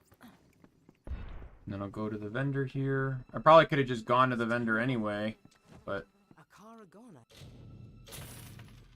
There we go. And that's sitting at a neat, clean 22 million gold. Alright, so I'm now... So now I just have the, Master of the Keep quest. I'm really mad that I now started the, diplomacy mission. That should really be a task.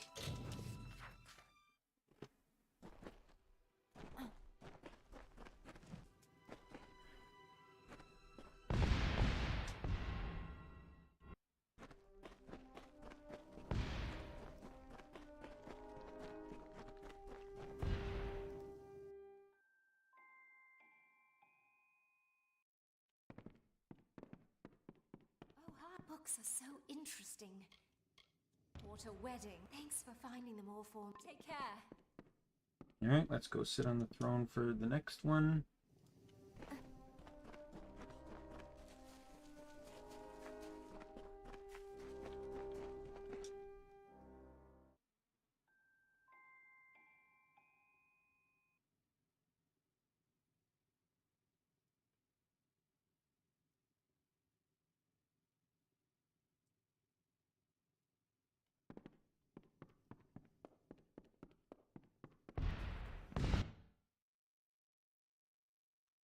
According to records Paddy found, there should be 6 paintings for the keep, but we only found 5.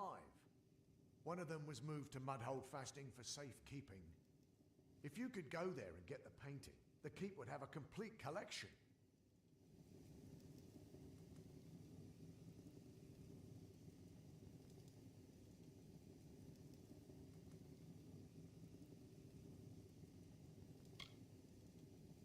The only note I have... Good luck finding it. Take care. Oh, this one? I think I know what this one is.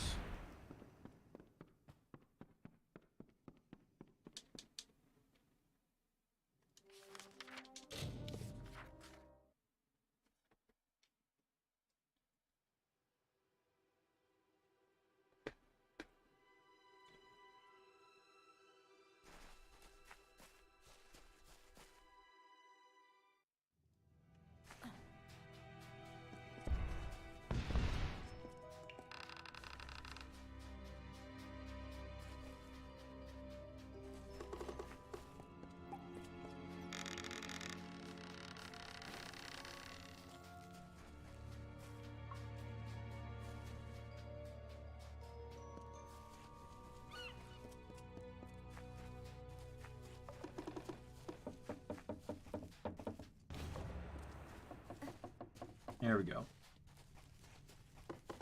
Perfect. I could have picked that up much earlier, but I didn't, because I didn't think it meant anything. I've picked it up before, and, you know, and nothing ever came of it. But like I said, I never completed the Master of the Keep quest line because there was no reason to. I never thought there was a reason to. I thought it was indefinite. People would just keep giving you jobs to do as the guy in charge.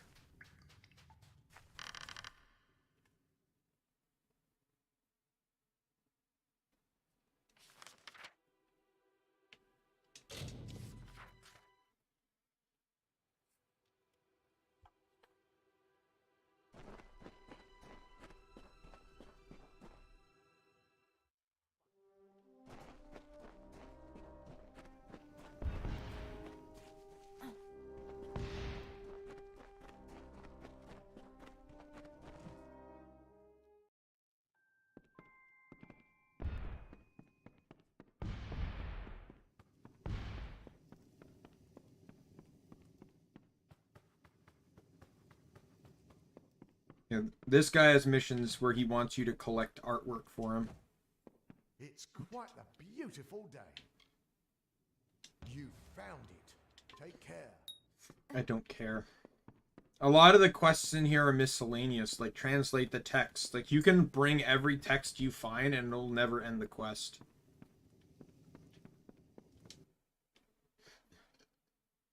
It's not cheap keeping up my appearance. If you would be so kind, I could use some more funding. You know, to make a good impression.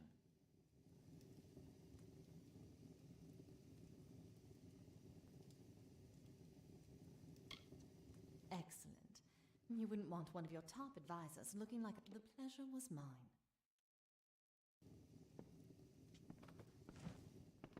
Alright, sit on the throne again. That's like pocket change to me. My family died in a Tuatha raid. My brothers in arms died on the shores of this island. With your leave, I'd like to join them.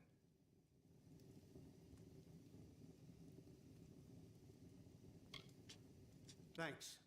I suppose I just... Goodbye, my liege. Oh, God. The guy's literally asking for me to give him permission to commit suicide. Oh, God. I swear I can smell Niskaru inside the flooded caverns. They must have fled the keep and gone there, underground or something. If you'll come with me, we can drive them out and keep the island safe from those vile creatures.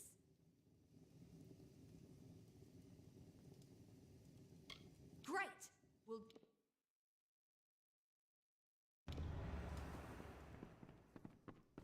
My liege.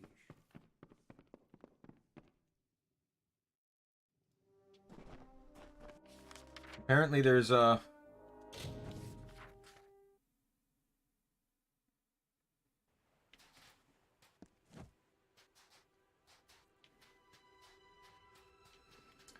Well, no, he's just like, I lost, my family died here, my friends have died here, I just want to join them in death, and you're just saying, it's like, no, dude, like, we need you here, like, your life's not over, because you still got us here.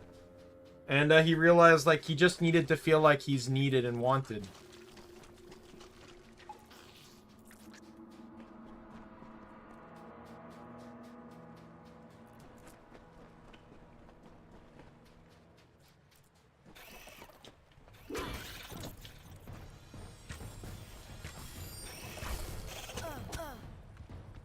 But it's like that, like that's all. It was like a dark turn for a second there. Dude's asking for permission to off himself. Yes.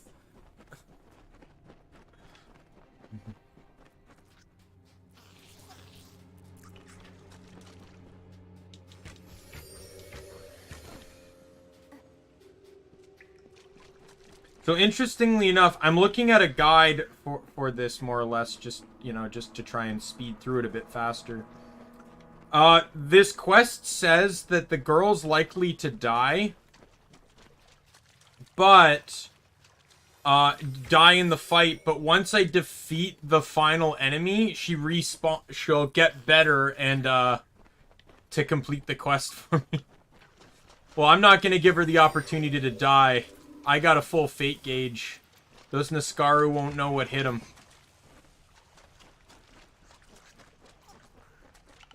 A full fate gauge and some strong gear.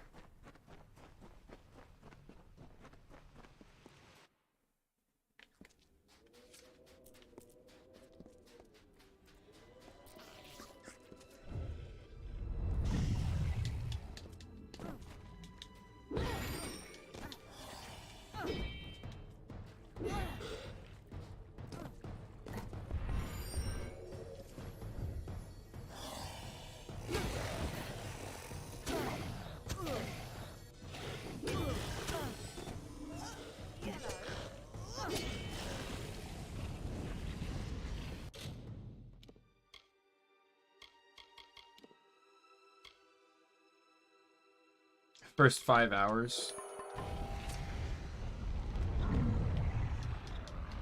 Bring it, tyrant! Huh! Huh! Die!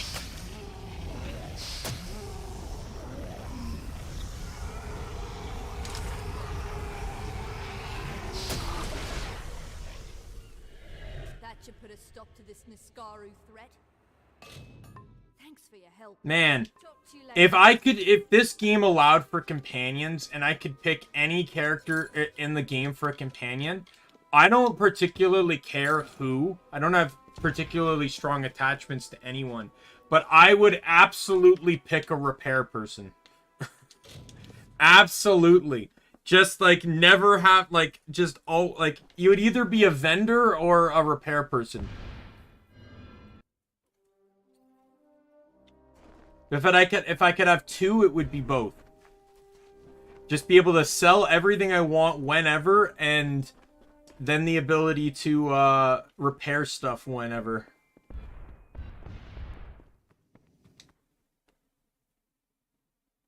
I'd like to capture some of the magic residue of Akara. If you're willing, what do you say? Wonderful. Now.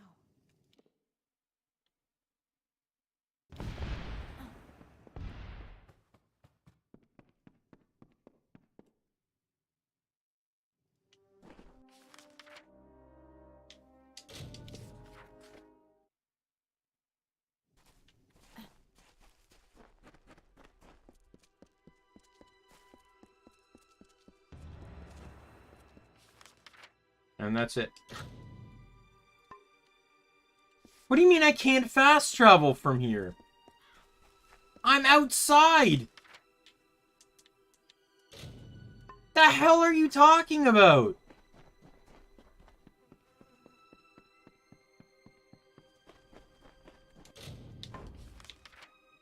It's not like I'm... Dude! It's not like I'm casting a spell or something. It's literally just walking. Holy hell, did I have to walk far away from that? It could fast travel me that close.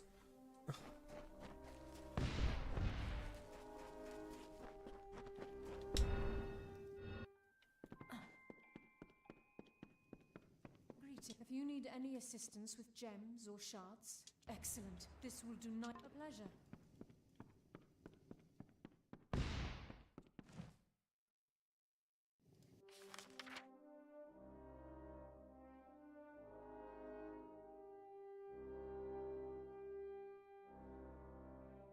Alright, back to the keep.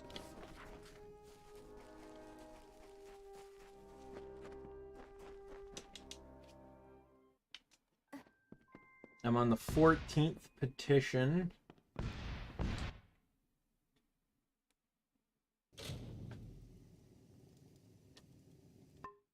And I can't do it because the person that I need is not here.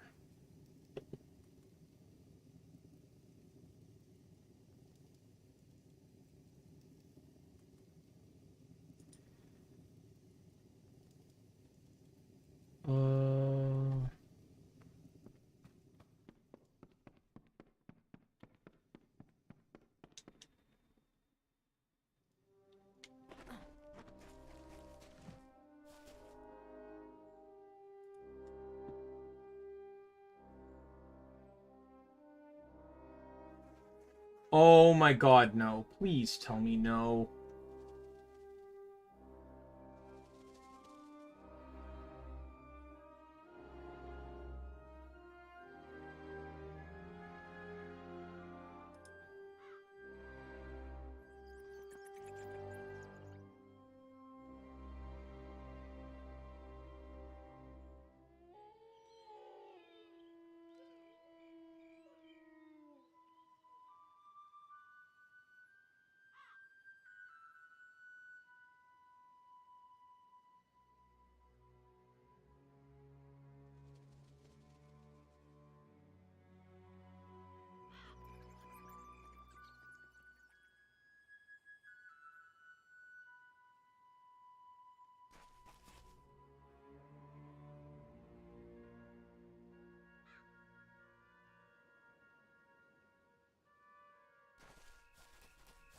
kind of interesting that all the so I have 4 people left. 2 I unlock through diplomacy and 2 I unlock through Greetings, Master of Gravehall. With whom should we engage in diplomacy? this one's an alliance with you. The Loselfa. Renla, what kind of diplomatic mission would you... Before we can propose an alliance, we must improve our relations through trade and tribute. Oh, fuck off. Very Oh, well, guess the quest ends here. Because I have to send her away constantly to improve relations before I can make an alliance. And then the other 2 people are unlocked by this guy by sending him out on missions. However, you have to send him out on, like, there's no guarantee he's gonna find anyone. So you're constantly just sending him out in the hopes that he brings back one of the 2 people I need. Fuck it, I'm done. Quest is over. I'm not playing the time game on this one.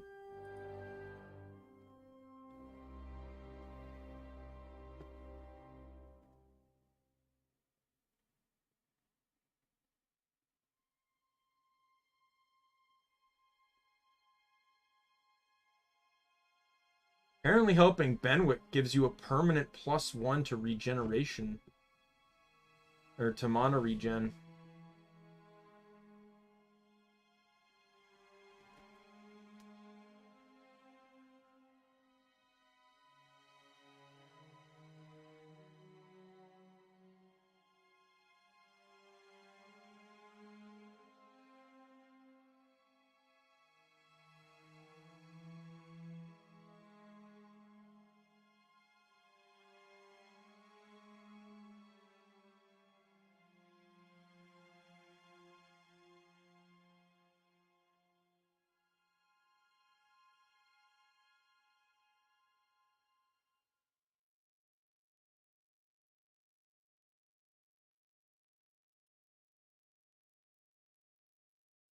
Oh yeah, so quest completed, I don't care.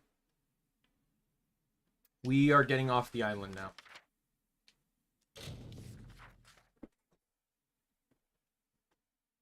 We are cursed.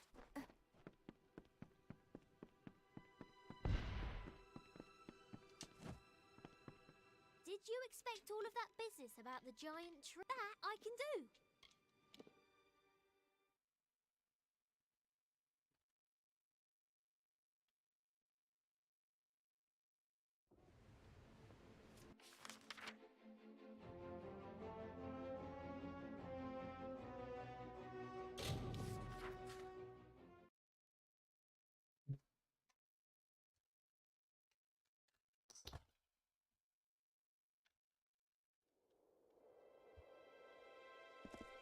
Side quest time. Man, 4 hours in and I'm right on track with what I want.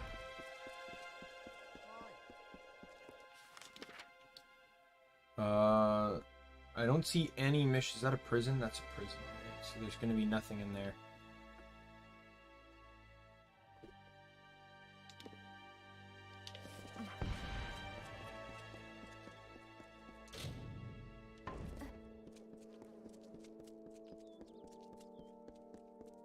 Welcome to hell. Let me double check. I think there's probably a vendor in the keep that sells a bigger backpack. I don't remember seeing one, but I'm not going all the way back there because if I could fast travel, fine. But I can't fast travel to the island. I have to go to Rathir, take the boat. It's, yeah. I'm not wasting my time.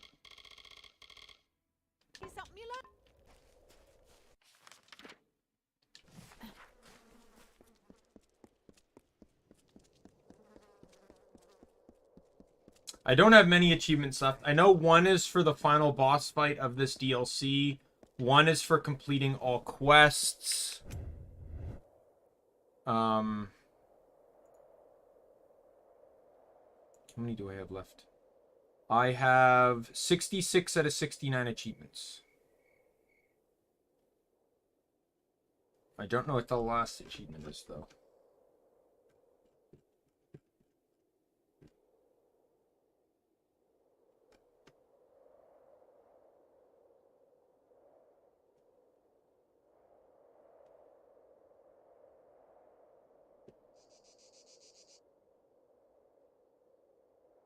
Oh, it's the story-related one. Okay. Yeah, so I just got to do all side quests. It's actually interesting that this is the only side quest related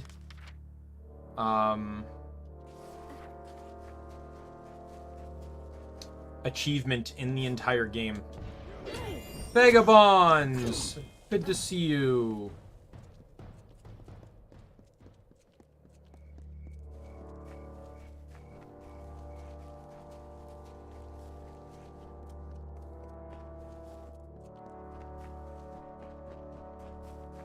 Hello, hi, yeah, do you have a few moments? We seem to be in a bit of trouble. Preferably that hand would be holding a sword.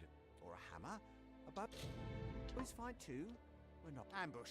Not. It's as though the attackers knew those wagons carried our supplies. Most of it. Listen, we have one more pledge shield with us. Would you be willing to investigate the scene of the attack? Thank Lyria. I'll be ruined if I lose. If we lose. This will work perfect. Meanwhile, you and hopefully we'll keep safe.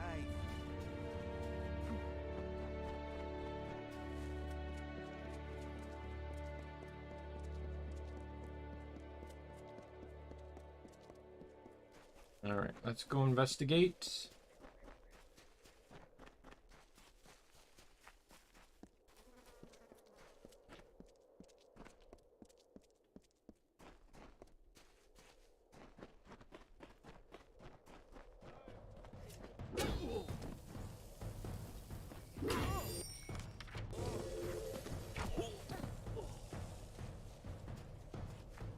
Hey-oh!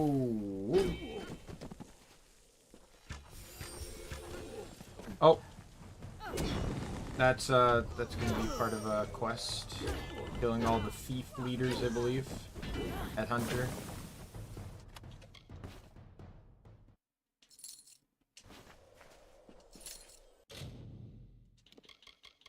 That's a thief armor, right? Oh yeah, it's the ranged one. Landing a ranged attack increases your ranged damage. Landing a ranged attack, I'm gonna actually hold on to that. I don't know if I sold the other one, though. I'll have to check my bank.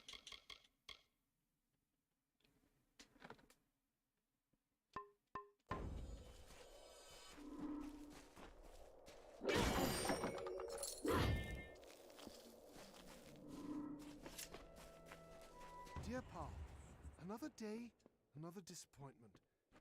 I spent days here in the camps, languishing, waiting for the Chaos King to bring us through to his promised land. Disease, hunger, crime. It's almost as if I brought the Phalans with me. You were right. It pains me to say it, but you were right. This was a mistake. Love, Peter.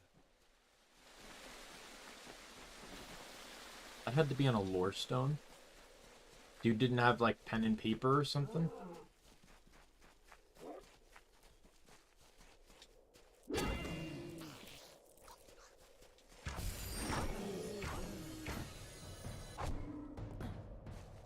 Alright, let's get the lore stone down here first before I,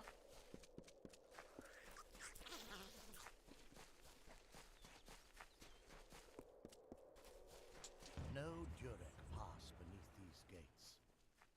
Come, mortal men, arrive, awake. Mitharu bless the mighty walls, where order reigns and chaos falls. Inscription on the gates of Mithras.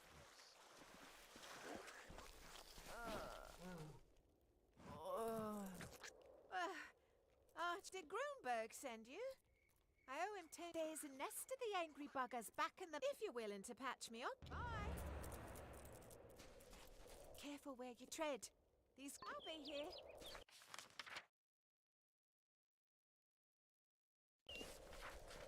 Alright, let's go kill some kobolds. Meow.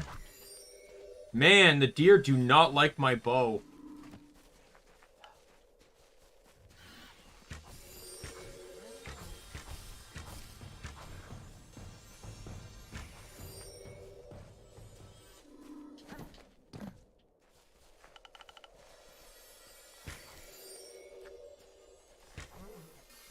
That one died normally.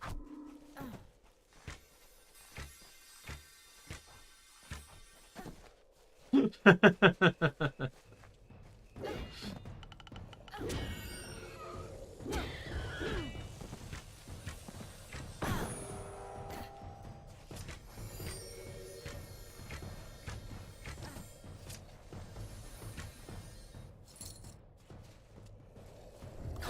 run out of arrows, you piece of crap. Hiding behind your food. Oh, I owe you my life. People are always talking about the hero of Melsen Shear. I'd rather have you beside me.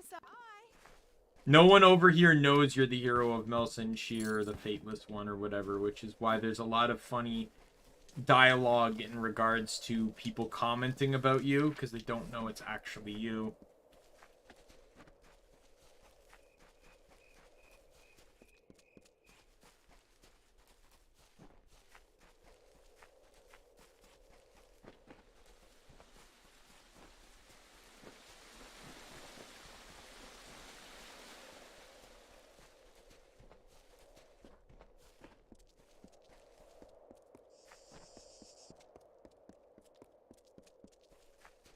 Hey, stranger. I had a feeling about you. Now that I've got my... Oh, did I say they were for the refugee camp? No. I plan to sell those goods to desperate refugees at ridiculous... Bye-bye.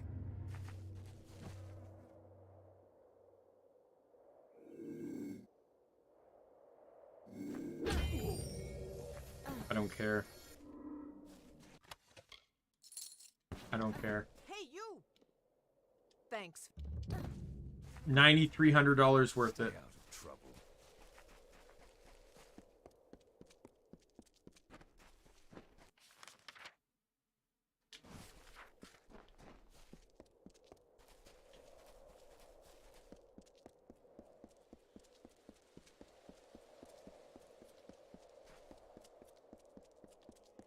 And it's all pocket change to me anyway.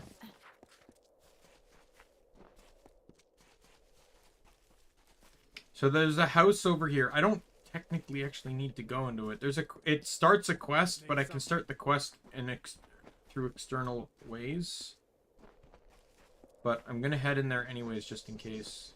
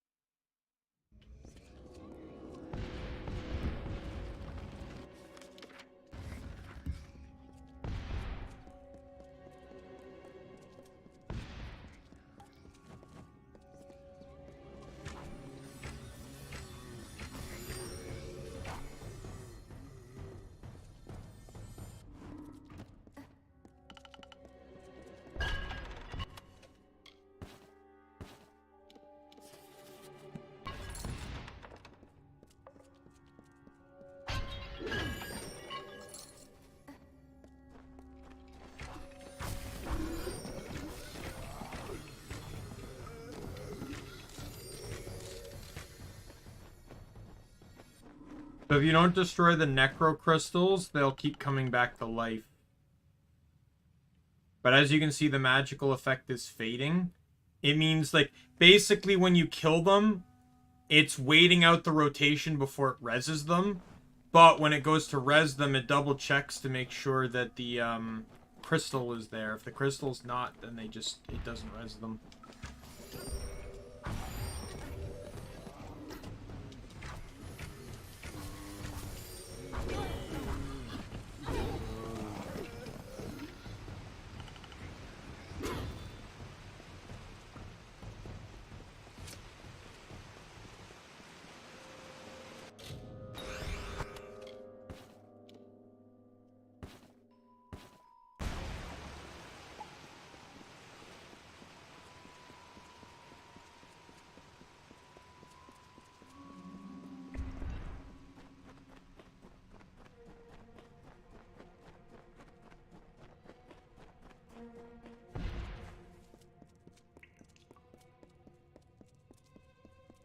Find the necromancer.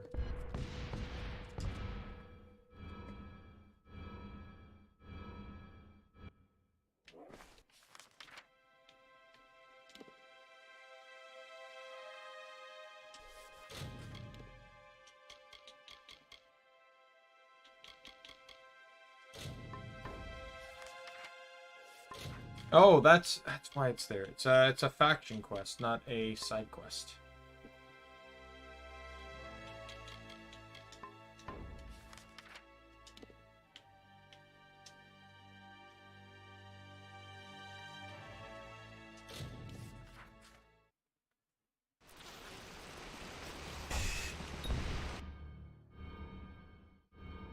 So actually, I had to go in there because it gave me the key to this dungeon.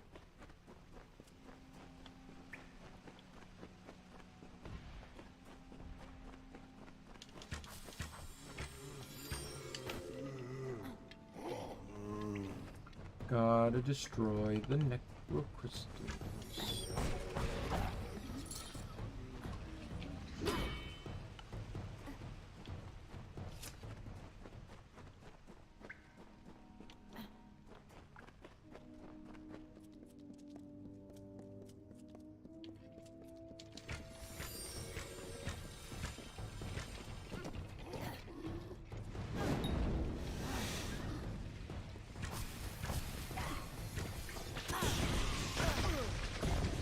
Yeah, these ones don't seem to respawn, which is good. The chest here, does it have anything worthwhile in it? Absolutely not, it doesn't. Great. Gotta love those rooms that, like... This is why I've always said, like... Even in games like Skyrim, it's like you have, like, this super, like, presenting room. Like, oh, it's guarded, it has a lot of enemies in it, it's gotta be protecting something.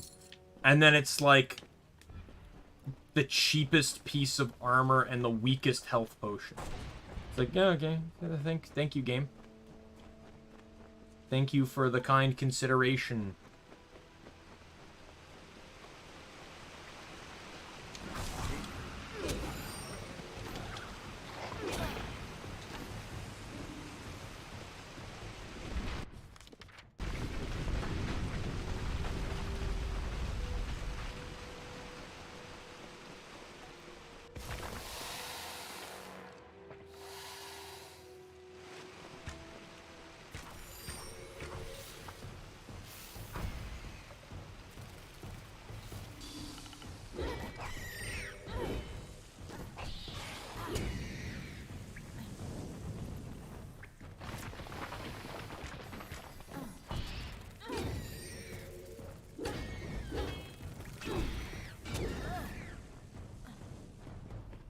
Who's throwing up?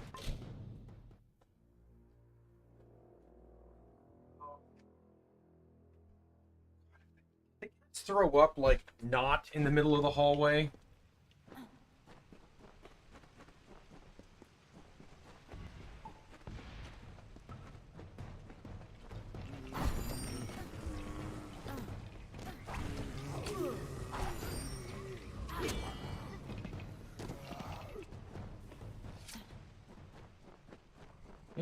Hey, troll.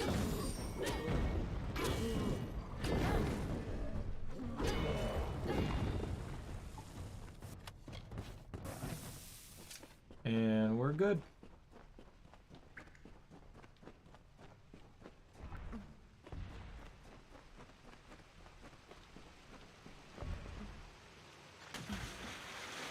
I think that route was mostly because I think you to beat the boss you need to take out all the necro crystals, and yeah, that route's to take out the ones on the bottom.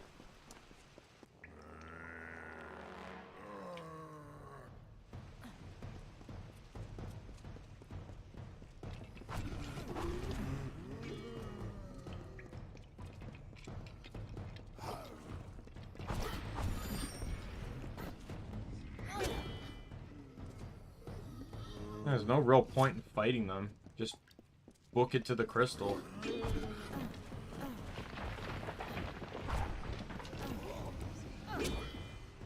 Crystal takes them all out anyway.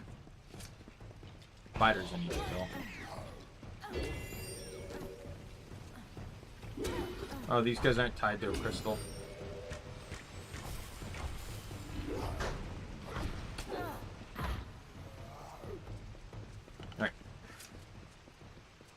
He's right over here. So it's a very small dungeon, this one.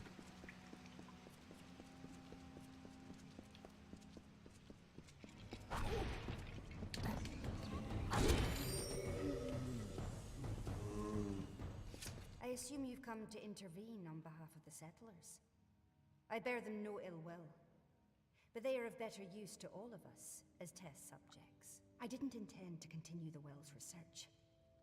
I entered Mythros to start again, to leave the sins of my past behind. But fate intervened, as it often does.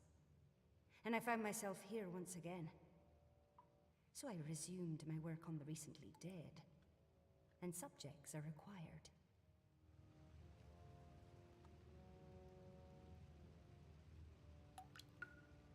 Well, you know of the well This souls? facility is one of a handful of proto-wells built by Professor Hughes. They were the testing ground for his experiments. I was stationed here for several years, working on my necro crystals. But the professor had me transferred to Alistar Tower. And now, here you are again. The subject returned to the lab for further examination. Of course. I am proud of the breakthroughs we made in this laboratory. The necrocrystal has the potential to change the nature of mortality. My work will dwarf the flawed discoveries of Hughes. What does he have to show for his effort? A reanimated corpse with delusions of grandeur. Its design and theory will perplex you. So think of it as a small, portable revivifier. A well of souls for use on the field of battle. War is eternal. Why not capitalize on its horrors? Science wins. And I win.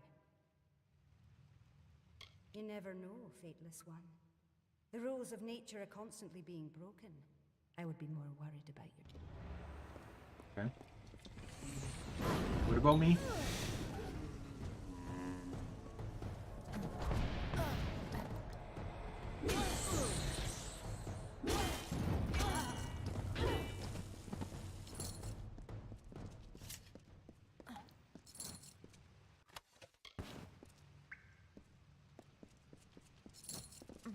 Oh no.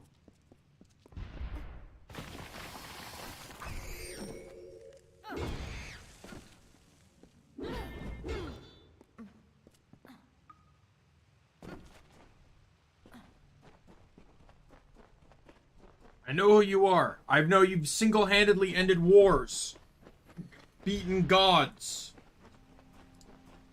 And all I've done is create a small little gem that can resurrect the dead. I will kill you. What? You you may not have a full understanding on some stuff there, my dude.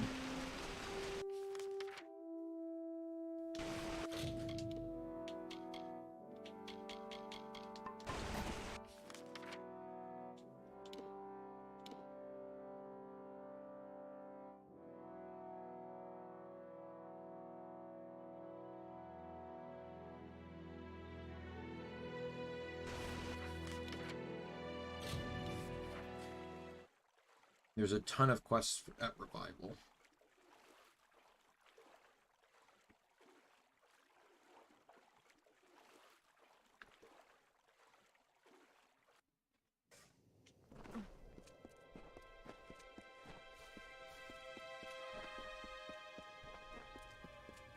Can you believe this guy? I've seen a lot of false prophets in my... Calls himself Augur. He preaches freedom from fate, devotion to Telogris, as if I have a feeling it's an act. I've got a sense for these sorts of things. Ever since he and his brood arrived in camp, they've been stirring up trouble. Nothing criminal, but a hair's breadth from it. What else can you expect from chaos worshippers? They see themselves as resistance, but I'm worried there's more to it. At least with Augur and his deputies. They like having all this power.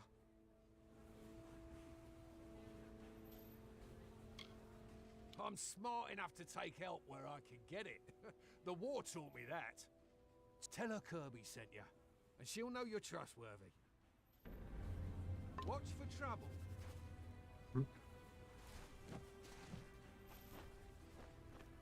We haven't met.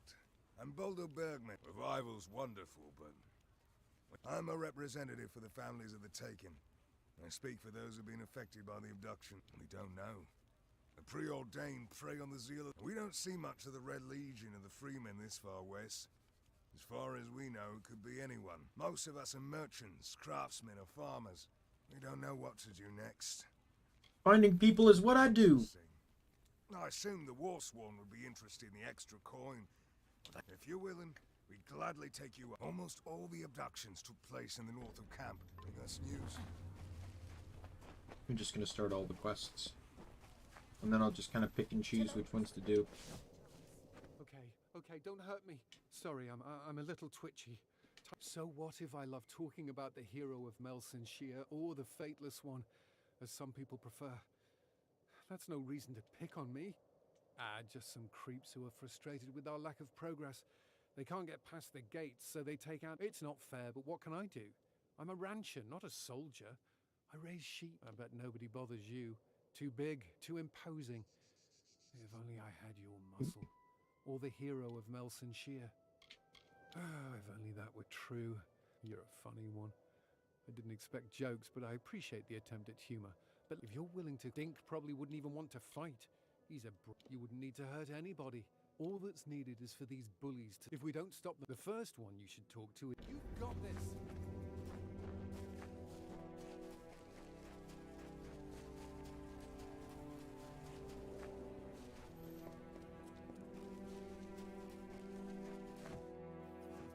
Arla! Watch your step. You've got to... And if it's not the trees, it's the shrubs. That's why I'm going to burn this whole grove to the ground. The curse, of course. Didn't you notice? I was just passing through. Sounds like a wild fae problem to me. They hate it when mortals tread too far into their Someone has to do something. I'm thinking you and me both. You must burn the effect. I doubt we can rescue those. It's up to you now. Remove the curse. I'll get to that. Let me continue starting all the quests. There's one more to start.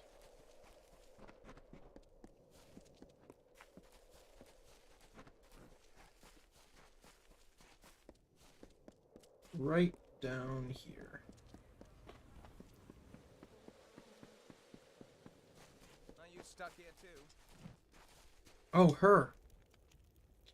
She's like, this is basically the faction of this DLC. I am no fate weaver, but I have... You are the fateless one, are you not? I knew it. From the moment I saw you enter Revival. I knew you must be here for Telogris, to purge Mithros of his fantasies of unrest. Start with Augur, this camp's resident prophet. He styles himself as Telogris' herald, but he is a little more than his small group of followers terrorize the other refugees, relying on theft, and just yesterday, they stole one of my most prized possessions. I need someone brave to recover it for me. Someone as I knew it would. I will help you. It is a simple request far below your typical tasks, but for this is how we meet. And we must meet before we can join and set out to change the... I suspect that Augur's chief scoundrel, Tuvan, is responsible for my missing necklace. He was... I'm actually not going to do that one just yet. Oh, Dink's right here. Excellent. Hey, Dink! Interested in hiring some muscle for a job, then I'd suggest you walk. Is this a joke? Did Hugo Bucks really... I can't take it. Lucky for him, he's not here, but you are. And I'll gladly give you... Why are you looking at me like that? No one about to get a pummeling should look that happy. You know what? Maybe this isn't a good idea. You've got freaky eyes. There's something off about you. Buzz off.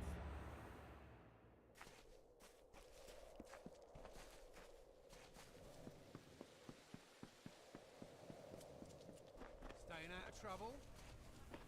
Yeah, if you fail some of these persuasions and you gotta actually do fights, you do it without weapons.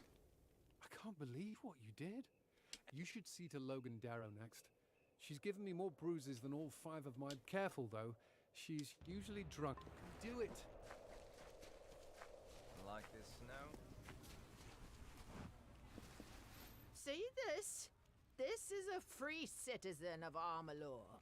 You can't. Hugo Box. Let's go.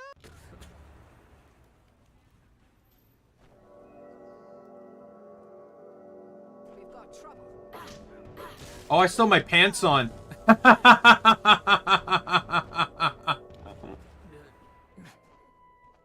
My pants hold 30% of my power. Ouch. Your fists are like boulders, my friends. Sober's. My pants have 30% damage bonus to them. They're the only set of armor, the only armor piece I have that has damage on it. Like this snow? Yeah. And then I also have like rings and stuff too, and those wouldn't have gotten taken off, but How have you not become a legend by now? I think between rings and amulet, I have Last one will be the biggest challenge. 158% damage. He's a war-sworn fighter, but he won't be able to hide behind his fact. Let's see. Inventory. Oh, what new stuff did I get that I need? Oh. Oh, it's marking everything as new because I had to unequip it.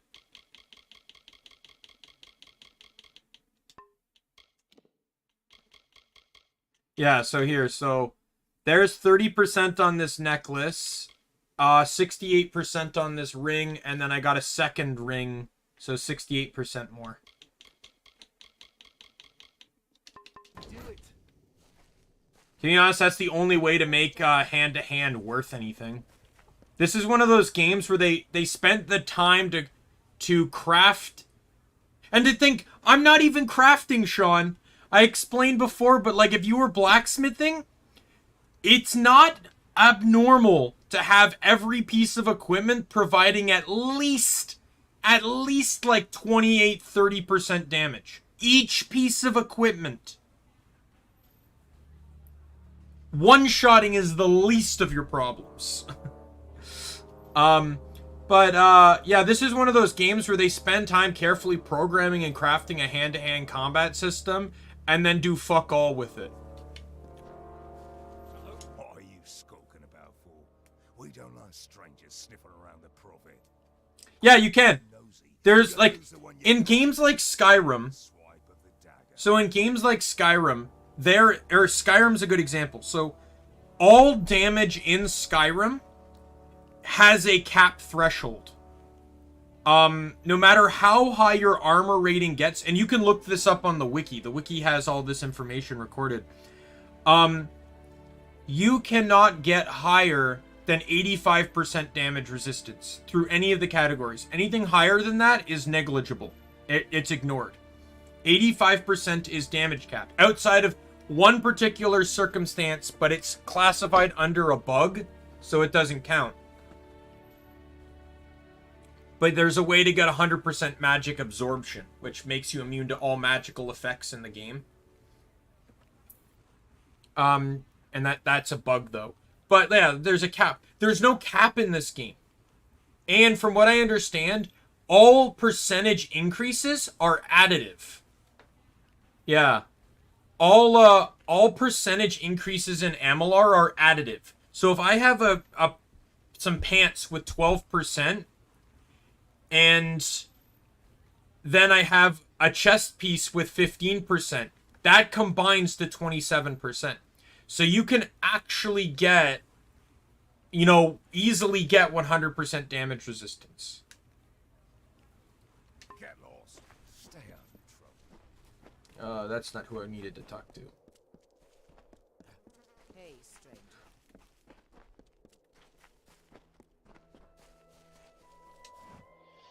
How can the Warsworn be of service? I can help. Always telling me to do it. I'm Warsworn. Looks like. Oh, I got a fist fight. We've got trouble.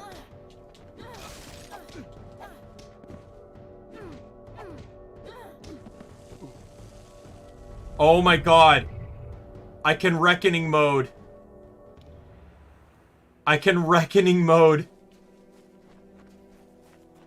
Haven't you made a fool enough of me? Okay, I need to fight some stuff just quickly. I want a reckoning reckoning mode that's gonna spawn fresh.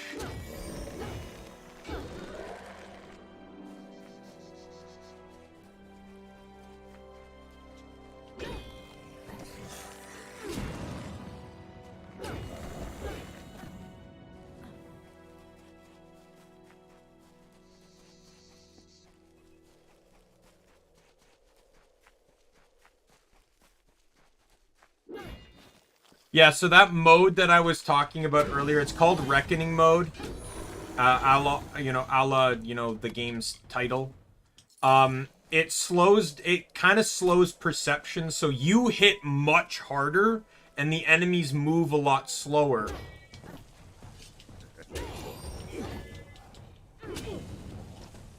And then what happens, I might actually be able, you know what, I might show this. Thank the gods. My name is... They snatched. Bless you. It's good to... If only I'd had my... Oh, everyone... I lost it. All good it did. That were kidnappers. Farewell.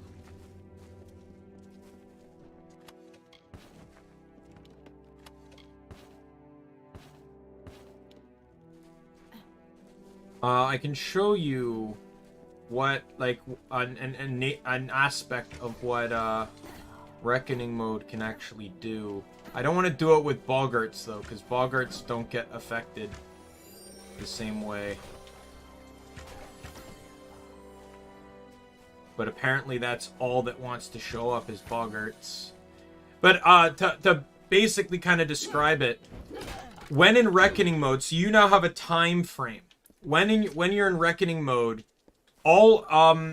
you can base any enemy you kill isn't killed. They're just simply downed.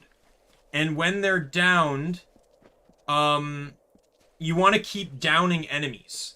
And then you pick one of them to finish. And when you finish, there's that button mash that, get basically every quarter of that gauge is bonus experience. So, 25, 50, 75, 100. And once, and every enemy you have downed during that time frame, or during that phase, will automatically,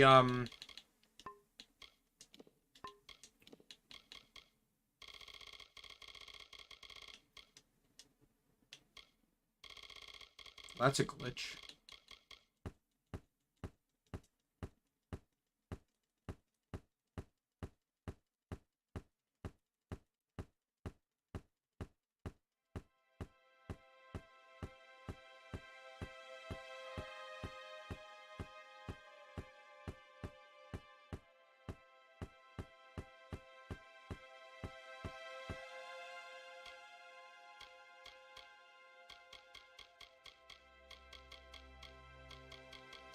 Yeah, but the thing is, they're not supposed to appear in your inventory.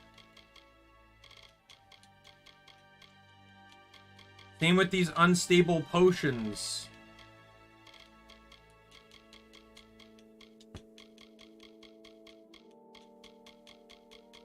It's a glitch from the fist fighting that I did.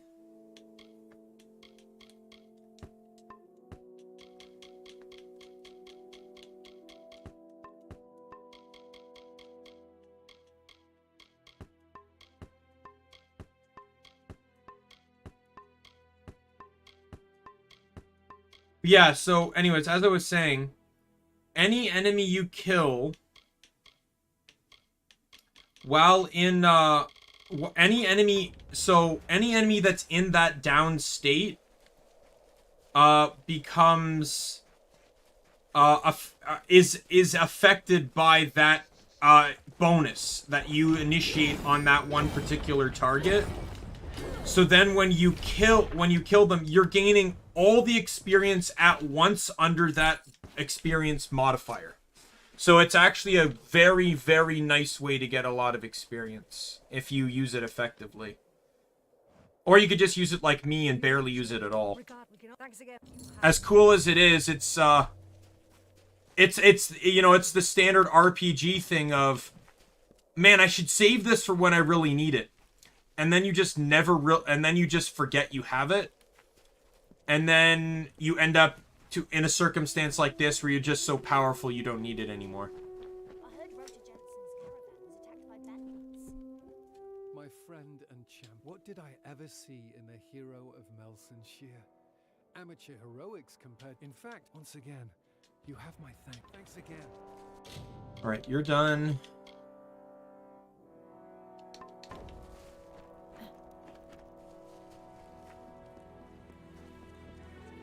He's not done. I have someone to talk to.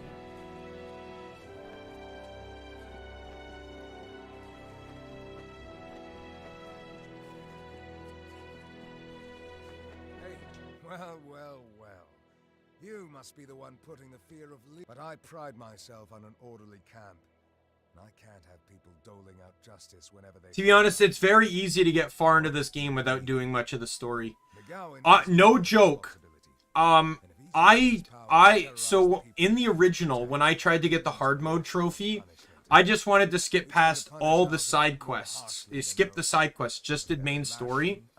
Now, eventually, I was so weak, I had to cheat in some gear to make... I used the save file editor to make, like, super powerful stuff. Just to make it easier for me to get through. But, like, with all that, like, it's a very short game without side quests. It's literally, like, you spawn in, you talk to Agarth, you go to the hall to get the readings... You go to get into Yisa, you have to do that one cave with the Prismir Golem. Then you go into Yisa. Then you got like a couple other quests to do. Then you're split and you got to do the Adesa stuff. You got to do the Cradle of Summer stuff. Then you go to Melsonshire. Then you fight the war. Then you go to Alabastra. Or no, not. You go to Alistair. Do the House of Pride, then you go to Alabastra, and then you fight Tyrnok. That is literally the game. It is only like a few hours if you didn't have to level.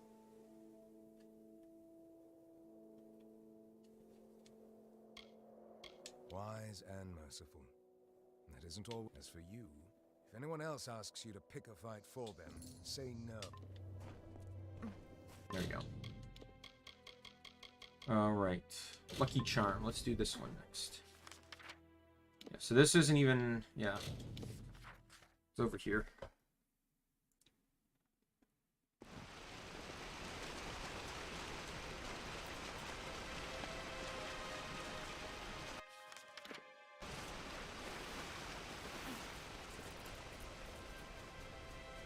That's another game I might want to play at some point. Knights of the Old Republic.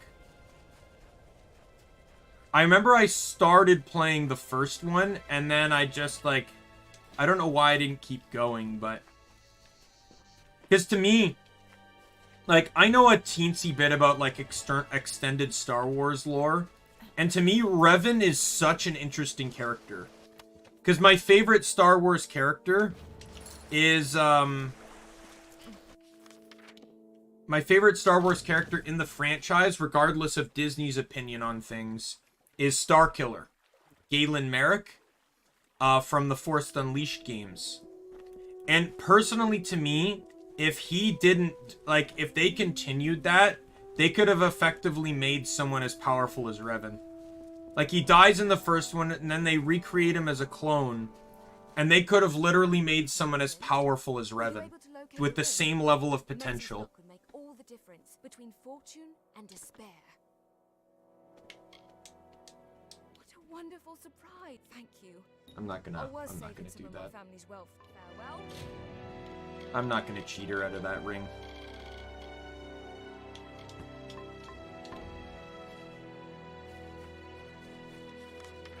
Like, yeah, not anymore, which was so stupid because it made, like, the perfect sense to be canon. Because it explained how the Rebel Alliance came to be. But, you know, either way. But, like, how is it that sometimes some of the most powerful Force users out there are the Force users that played on both sides of the Force? Right? Like, and that's why I like Revan. That's why I like Galen. It's like, they understand the conflicting natures of both sides, and they kind of just use the Force. In some ways, they use it selfishly, but I think they kind of realize that there is no,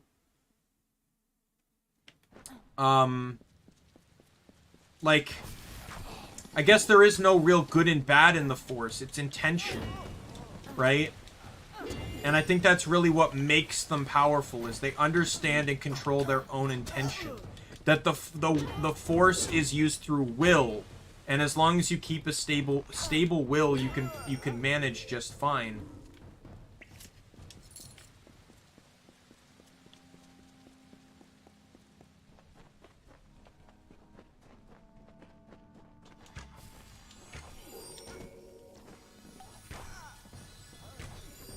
I probably want to play through those games on Steam too, or on stream too, the Force Unleashed games.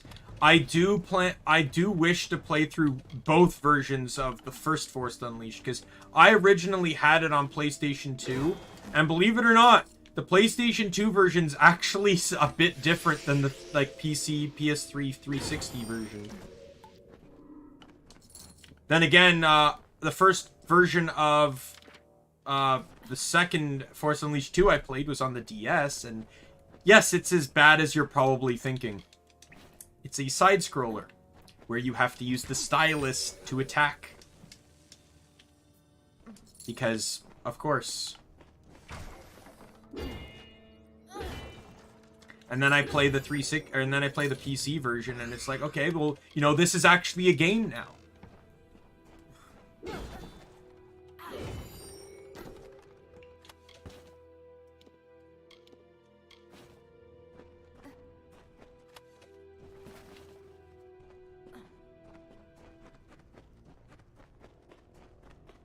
There's a side-scroller Assassin's Creed game? That sounds awful.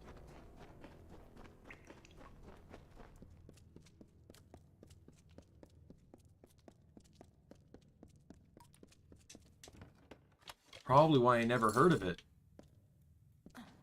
I leveled up. I'm level 49! Alright, let's, I need one more point into this, and then I'm gonna put the... 2 points into that. And then the last level up, all points go into Elemental Rage.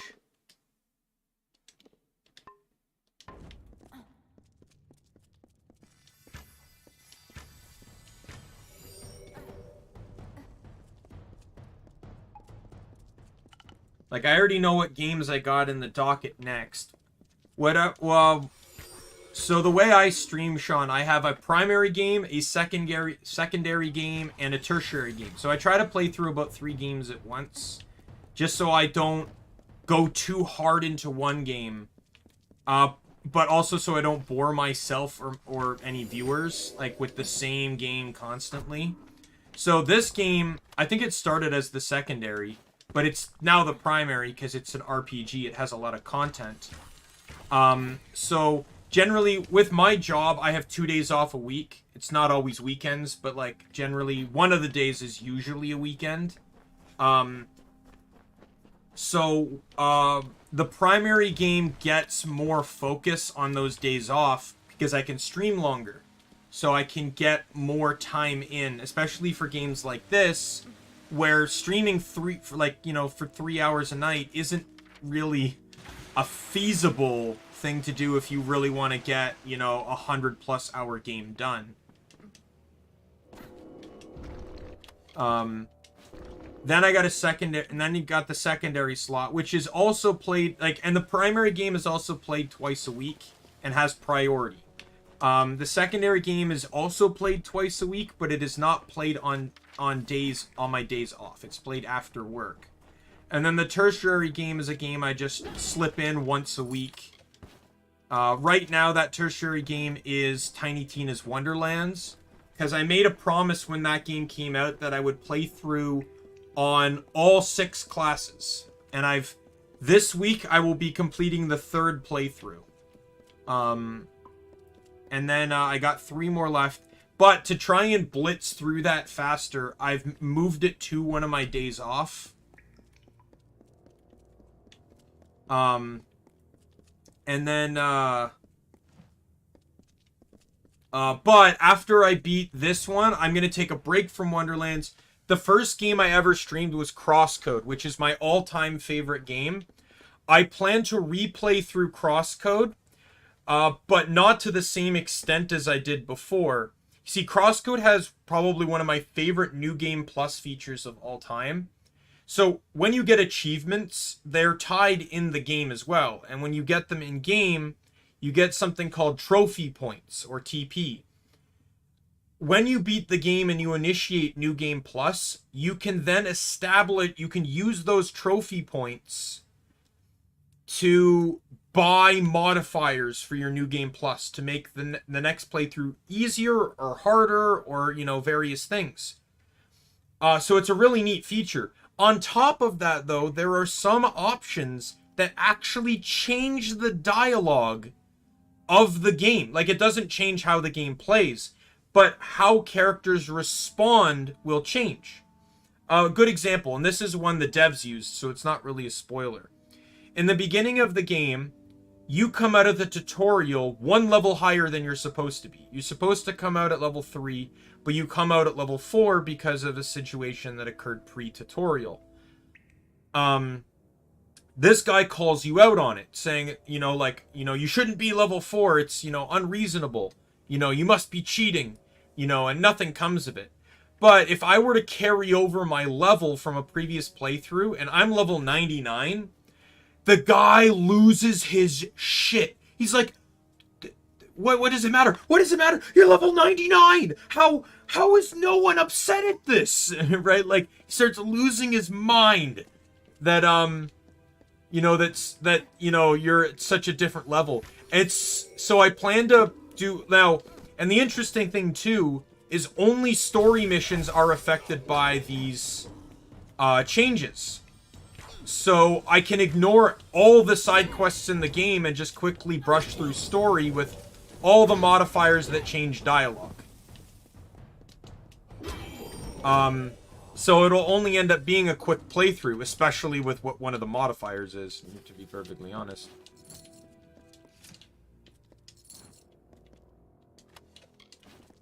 Because one of the modifiers will make the game super easy. But it also comes with the most amount of dialogue changes. So yeah, so I really wanted to show that off. Then I plan to, in the future, do another playthrough. What's a good way to describe the game? Think of it kind of like this game, but pixel art and isometric more. But it's still an action RPG. It the devs had heavy inspiration from like Secret of Mana, Legend of Zelda. So I will never not recommend Crosscode. It's an indie game, so it's actually really cheap. Even with DLC, I think it's like 30-40 bucks, and you'll get, if you do everything, and, you know, and then there's New Game Plus, you could easily get like 80 plus hours. It's on every platform, I believe. I think it's PS4, Xbox One, PC, Switch. It came out on Switch, not Wii U. However, I will say, if you want to give it a try and you have the engine, there is a demo for it on Steam. So you can try it for free as well. I ended up finding the game by accident while looking for another game, and I love Crosscode more than the other. I've barely even touched the other game.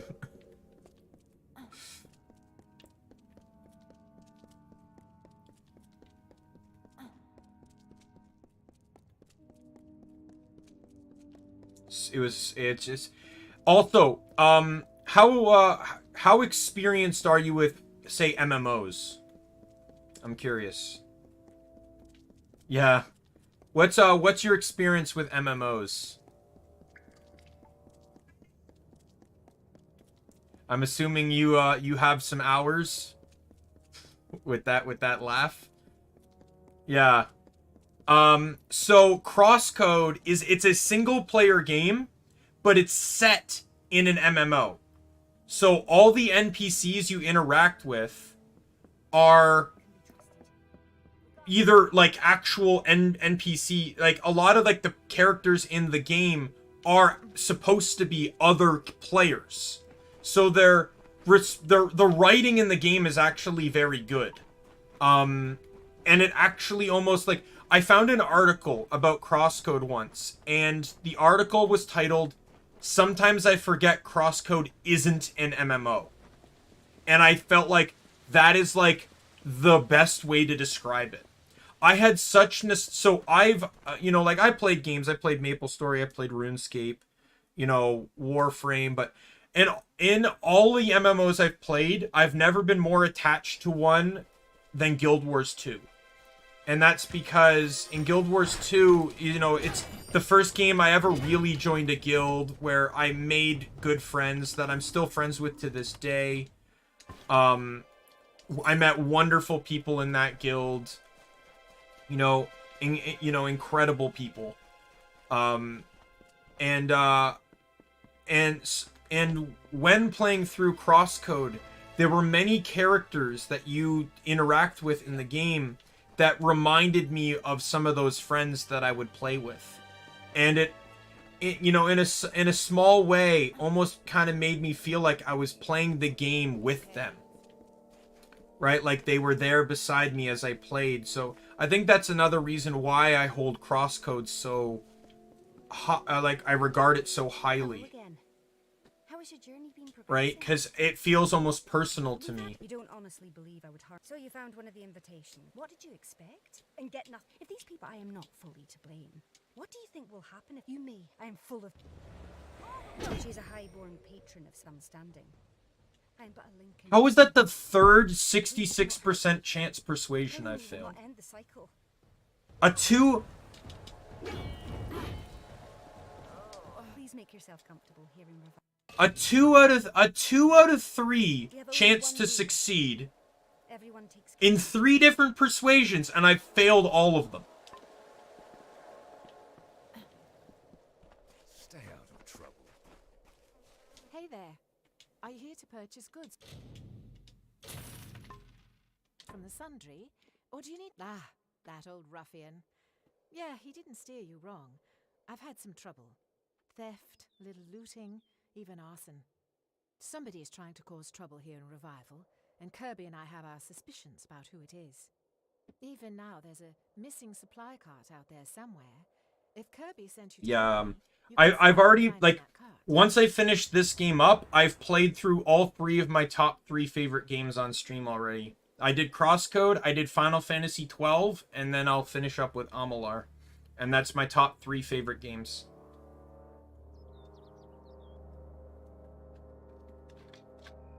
After I finish Amalur, it's going to be replaced with Biomutant. People have mixed opinions on that game, but I enjoy Biomutant. I enjoy it. Like there's problems with it, don't get me wrong, but it's a very, very fun game.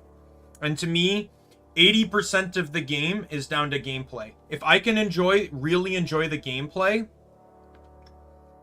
I will take any other. I don't care if the graphics suck.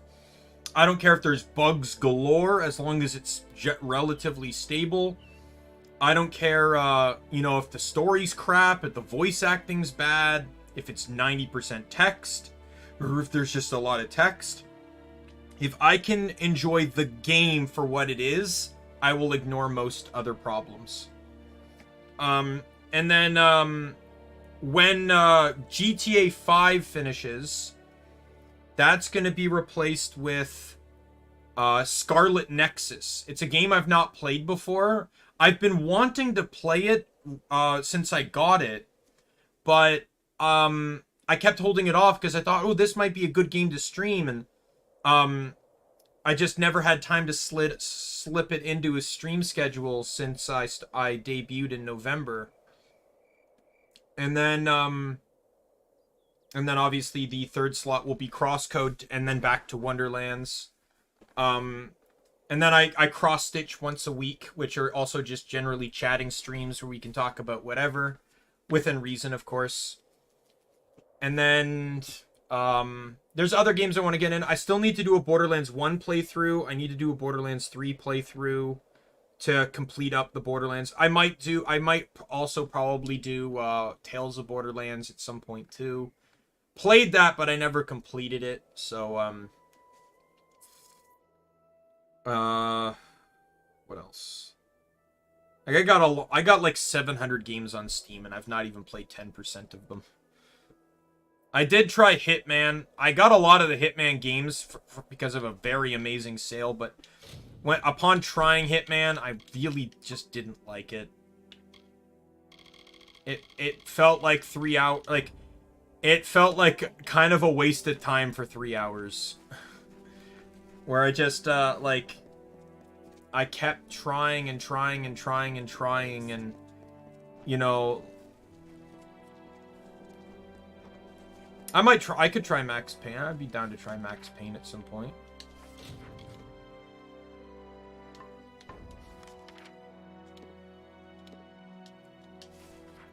There's a quest up here.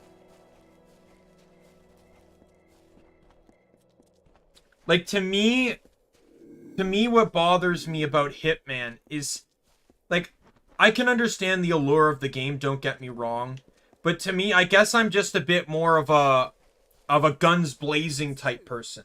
You want someone dead? I have no issue going in there and just shooting them dead and leaving and fighting my way out. But Hitman's not a game designed for that. Just a few, 2 or 3, always. That's if only everyone had your pension. You're a sight for sore eyes.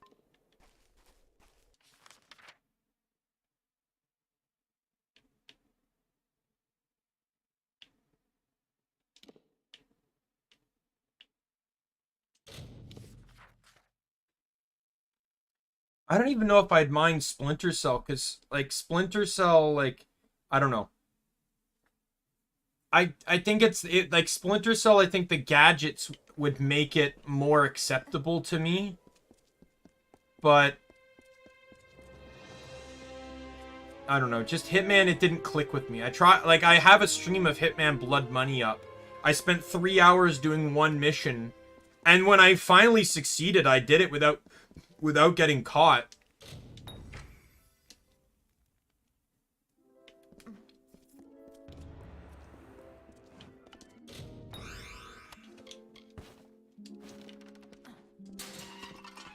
That crook Ferrage. Don't. Meant to bad the executioner's gone. She'd know how to handle it. Yeah, like, there's tons of games like that that are... What is it? Do you not see them? Outrageous! Guards!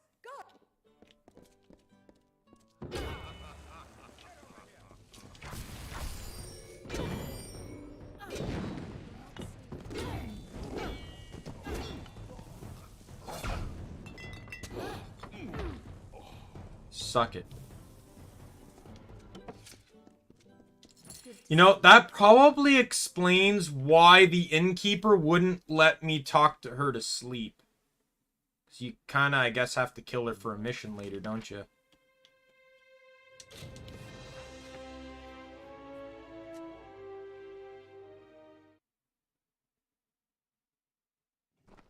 I know there's, like, the Arkham games, too. I could play those. I got all of them on Epic for free, so I don't see why not. My father told me what you did. Goodbye. My father told me what you goodbye. The families have watched. Heidi, please. You have prayers have been asked. All right.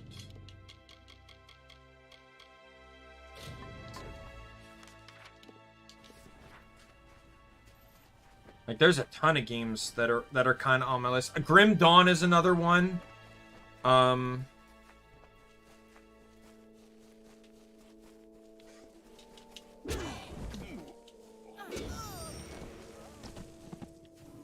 I'd like to do Grim Dawn, though. I really want to hold off So, as an MMO player, Sean, you'll relate. I don't know how much you'll relate, but I know you'll have heard the term altaholic. I am an altaholic. Very much so. I had in a game of 9 classes, 5 races, I had 42 characters in Guild Wars 2.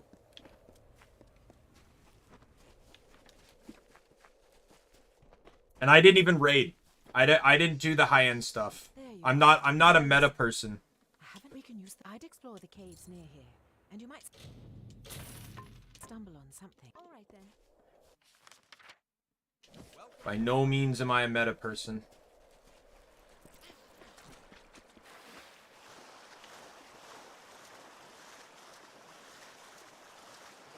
I just like a lot of my friends would always tell me that, especially in Guild Wars, that they couldn't understand, like, how I could think of some of the builds I had.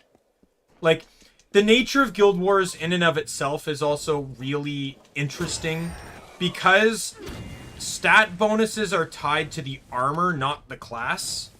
So I can make, so I can effectively make, yeah, I can make a character... I can make a thief a healer. Technically speaking. Like, they may not have some of the skills that make them practical as a healer, but healing power is tied to armor. So I can just craft armor with healing power and give it to a thief. Right? Like, that's the kind of thing you can do. There's a class... There's engineer in Guild Wars.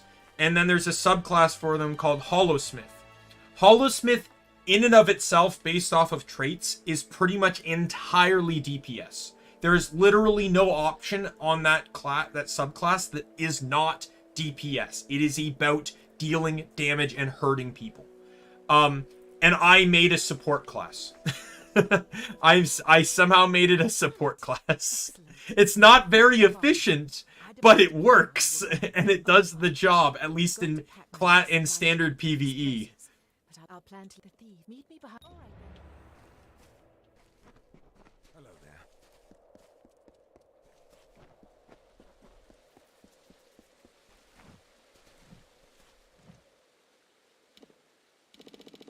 there. I made another build. So normally what I did when I picked a race, I made it as tall as possible, because I'm a tall guy. I'm 6 feet. So I made an Asura, which is the small race. Think of like a house elf from Harry Potter. And that's not like even a hyperbole. They very much look like house elves. And I made him as short as possible and made him a warrior. Then what I did was I built him around CC. So dazes, stuns, basically just anything that would interrupt and stun. Against regular enemies, it's hilarious. But I asked some friends to meet me in the guild hall arena. Because it's kind of like PvP, but with your PvE gear. And I said, just fight me. And they're like, sure.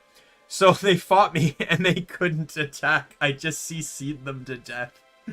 Because they would stun break, and then I would just CC them. Because I had like 5 CCs on my hotbar. And they can generally only have 1 or 2 stun breaks. So eventually they just can't keep up, and I just kept overpowering them. Initially, when I created the class, I created him as a Dawnbreaker. I think that's the subclass. Because Dawnbreaker can boon strip. So like, I was boon stripping to make it easier for myself. Yeah. And then I changed him to a Berserker. Because if you interrupt, there's a trait that when you interrupt, you inflict confusion, which is a condition. You can inflict weakness and bleed when you inflict a CC, whether it does whether it interrupts or not. But if you inflict confusion, so confusion is a DOT, you take damage over time. But if you attack, you take like 3 times the damage on tick from that DOT. 3 times. Like it's crazy. Confusion can kill you very easily, especially thieves, because they don't have weapon cooldowns.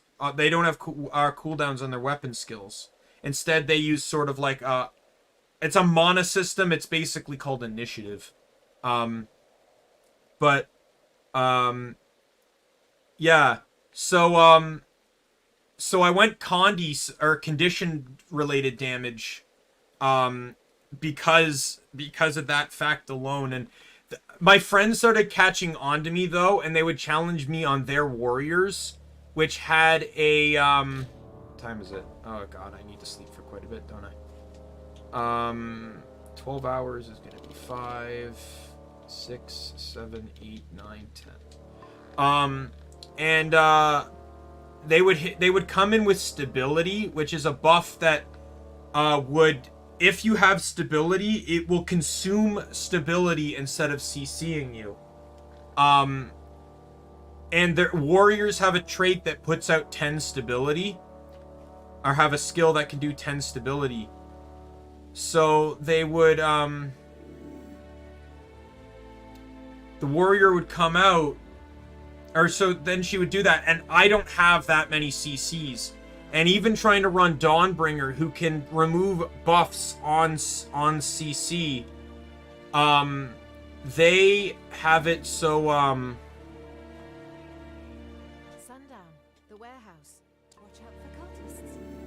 they have it so or the devs designed it so that when it comes to boon stripping, stability is the last boon that can be stripped. So as long as she kept up another buff, I could not strip stability. So she effectively found my counter.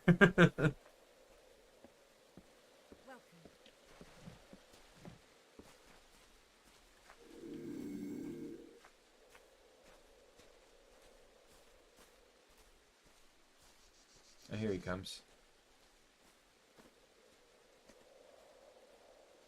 But yeah, I loved finding wacky builds in that game. The problem was, and this is the problem I would face as a creative build maker, was the problem I would face as a creative build maker was that I generally picked traits that were not meta. And because they weren't meta, they would generally not be picked by a lot of people. They would be classified as garbage traits or useless traits. So when the devs come back and reevaluate traits and stuff, those are the traits they change. Those are the traits. Like I had a character, a guardian, that was designed around like buffing and booning, and then they changed like half the traits I used to something else. So he ended up getting changed to be a retaliation build, which is like basically you get hit, the enemy takes damage. But he became way better under retaliation than he did prior to that. And what do you want? Go on, do your worst. Okay, fine, please. Augur wants to sow division and distrust, to convince his followers that it's time to leave for Telogris' city. But people are too afraid, too worried to leave Revival behind. They think they want freedom, but they're afraid of the price it'll cost them. Whatever.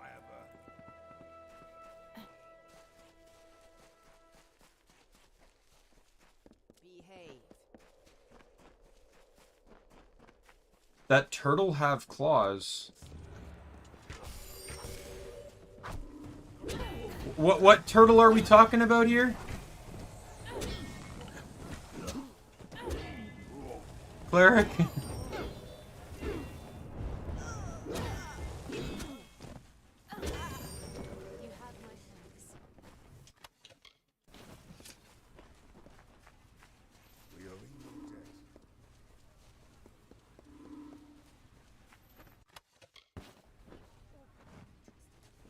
Regardless of what the Warsworn say. Oh, it might have been a crab. Have you met all of... Watch yourself.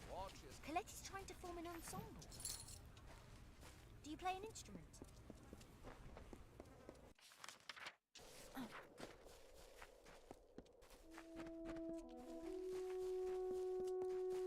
That turtle have... The crustacean turtle.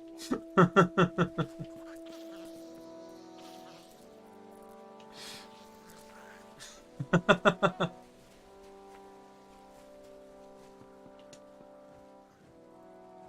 always been a pariah. Buzz off. Welcome.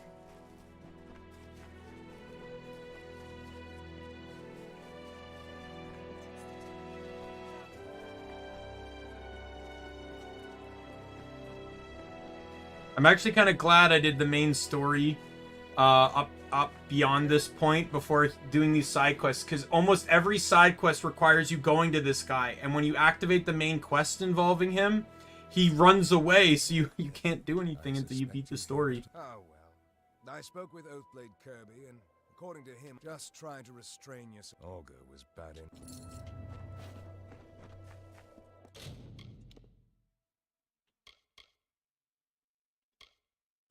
More sense than just a crab?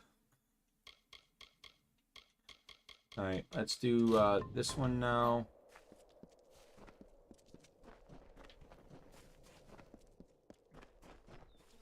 Out of my way.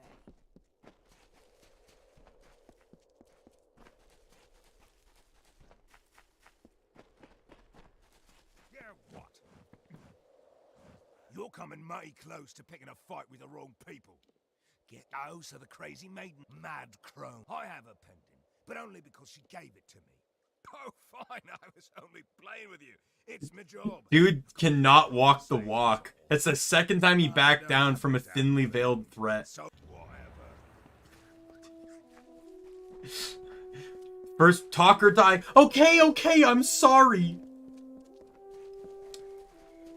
I'll just take the necklace off your corpse. Oh, okay, let's. Ascension. How may I help you? Probably, I don't think I have. But, let me just... Simply passing through.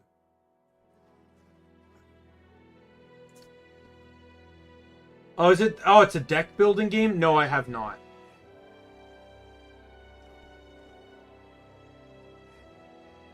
Oh. That? No. In all honesty, I've never played... Back in the day, I played WoW for a tiny bit of time, but I got, like, super bored of it. I'm sure I have something for you. What did you have in mind?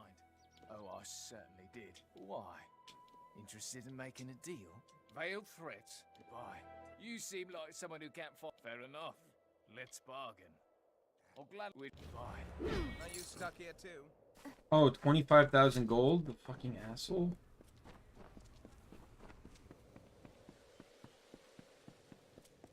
Like this snow?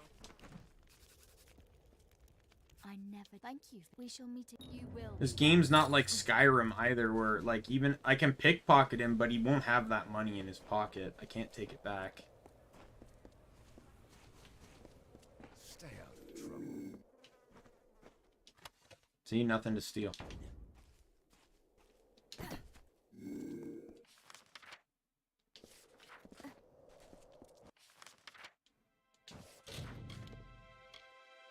Right. On to the next city, which is...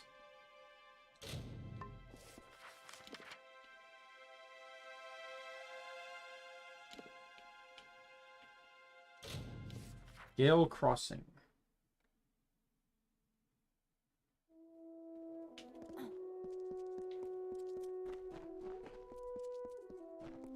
Actually, you know what? I think I'm gonna call it here.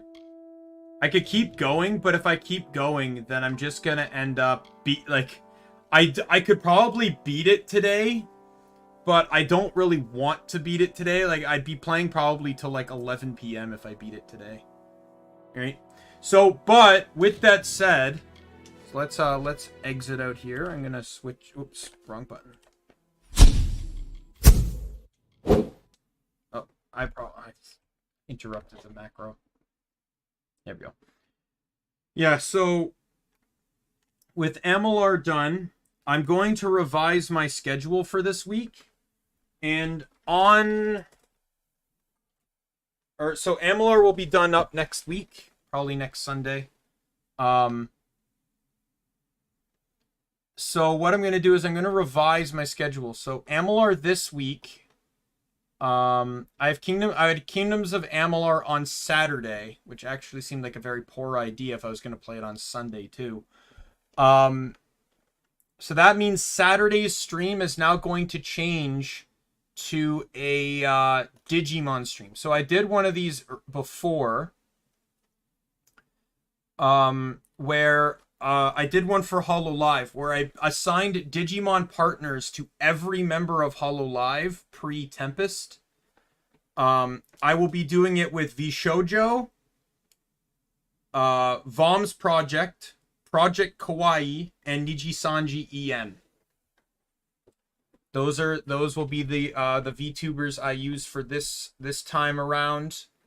I'm definitely kind of looking forward to it, because I do have some in mind, and a lot of my, I'm a big Digimon fan. I probably like Digimon more than Pokemon to a degree, at least show wise, because I love anticipation, and Digimon and Power Rangers were the two shows growing up that always gave that to me.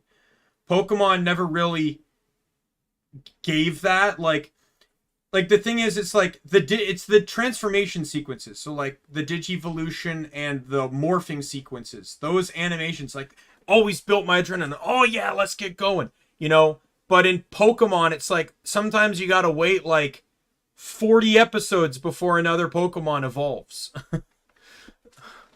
and it, to me, it's like a lot of the episodes are literally Ash arrives and meets side character of episode.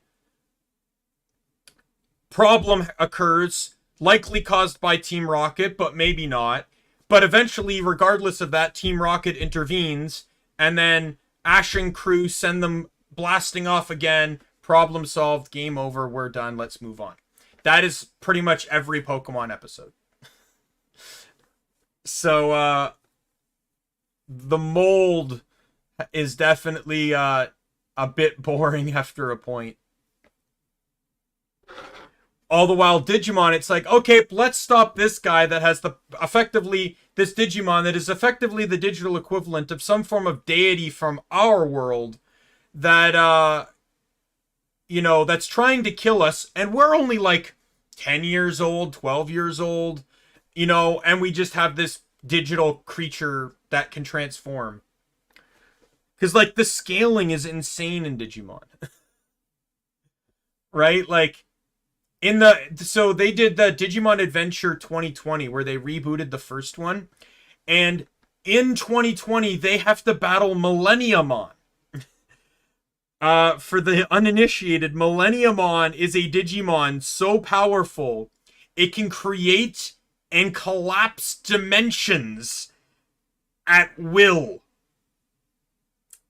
That is how powerful he is. And they have to fight him.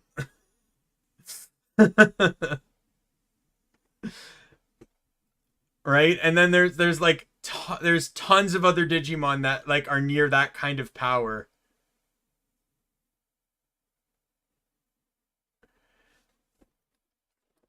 Right? I'm trying to think of some other ones. Like, they fought Apocalypse, which is basically the, an embodiment of the apocalypse, but technically an embodiment of the recycling bin, from what I gathered later. And that guy could effectively just delete anything. Right? So, like, the just general power level is insane in Digimon, and you're kids. You're kids and you have to manage that. Especially in Season 4. Because Season 4 is literally the Power Ranger Digimon season. Where they morph into Digimon. And then they have to fight. Again, especially against Lucemon. Effectively, the embodiment of Lucifer. The Digimon equivalent of Lucifer. And who has the power to effectively, like, nuke... He nuked the moon in the franchise, in the series. He's just like Grand Cross, and he nukes the entire moon in one attack. So, you know, the scaling of Digimon is pretty out there, but I'm excited for that because I definitely plan to you know, I want to like tag that kind of thing well and stuff. And yeah, so I'll have that prepped up for Saturday. I plan to prep it a bit more than what I did for the Hololive one, because the Hololive one I didn't include names or anything. I only included pictures, and someone looking at the spreadsheet all by itself wouldn't really get, you know, might not know the Digimon or the person, so they would have to refer to the stream for that. So, but yeah, so with that said, I'm gonna call it here. My next stream is tomorrow at 6:30 p.m. EST, and it is GTA 5. So definitely look forward to that. So with that said, my name is Daimien Kamiya. I'm the Omni King, and be you friend, foe, or member of the Omni Council. I'm going to see you later. Goodbye, everyone.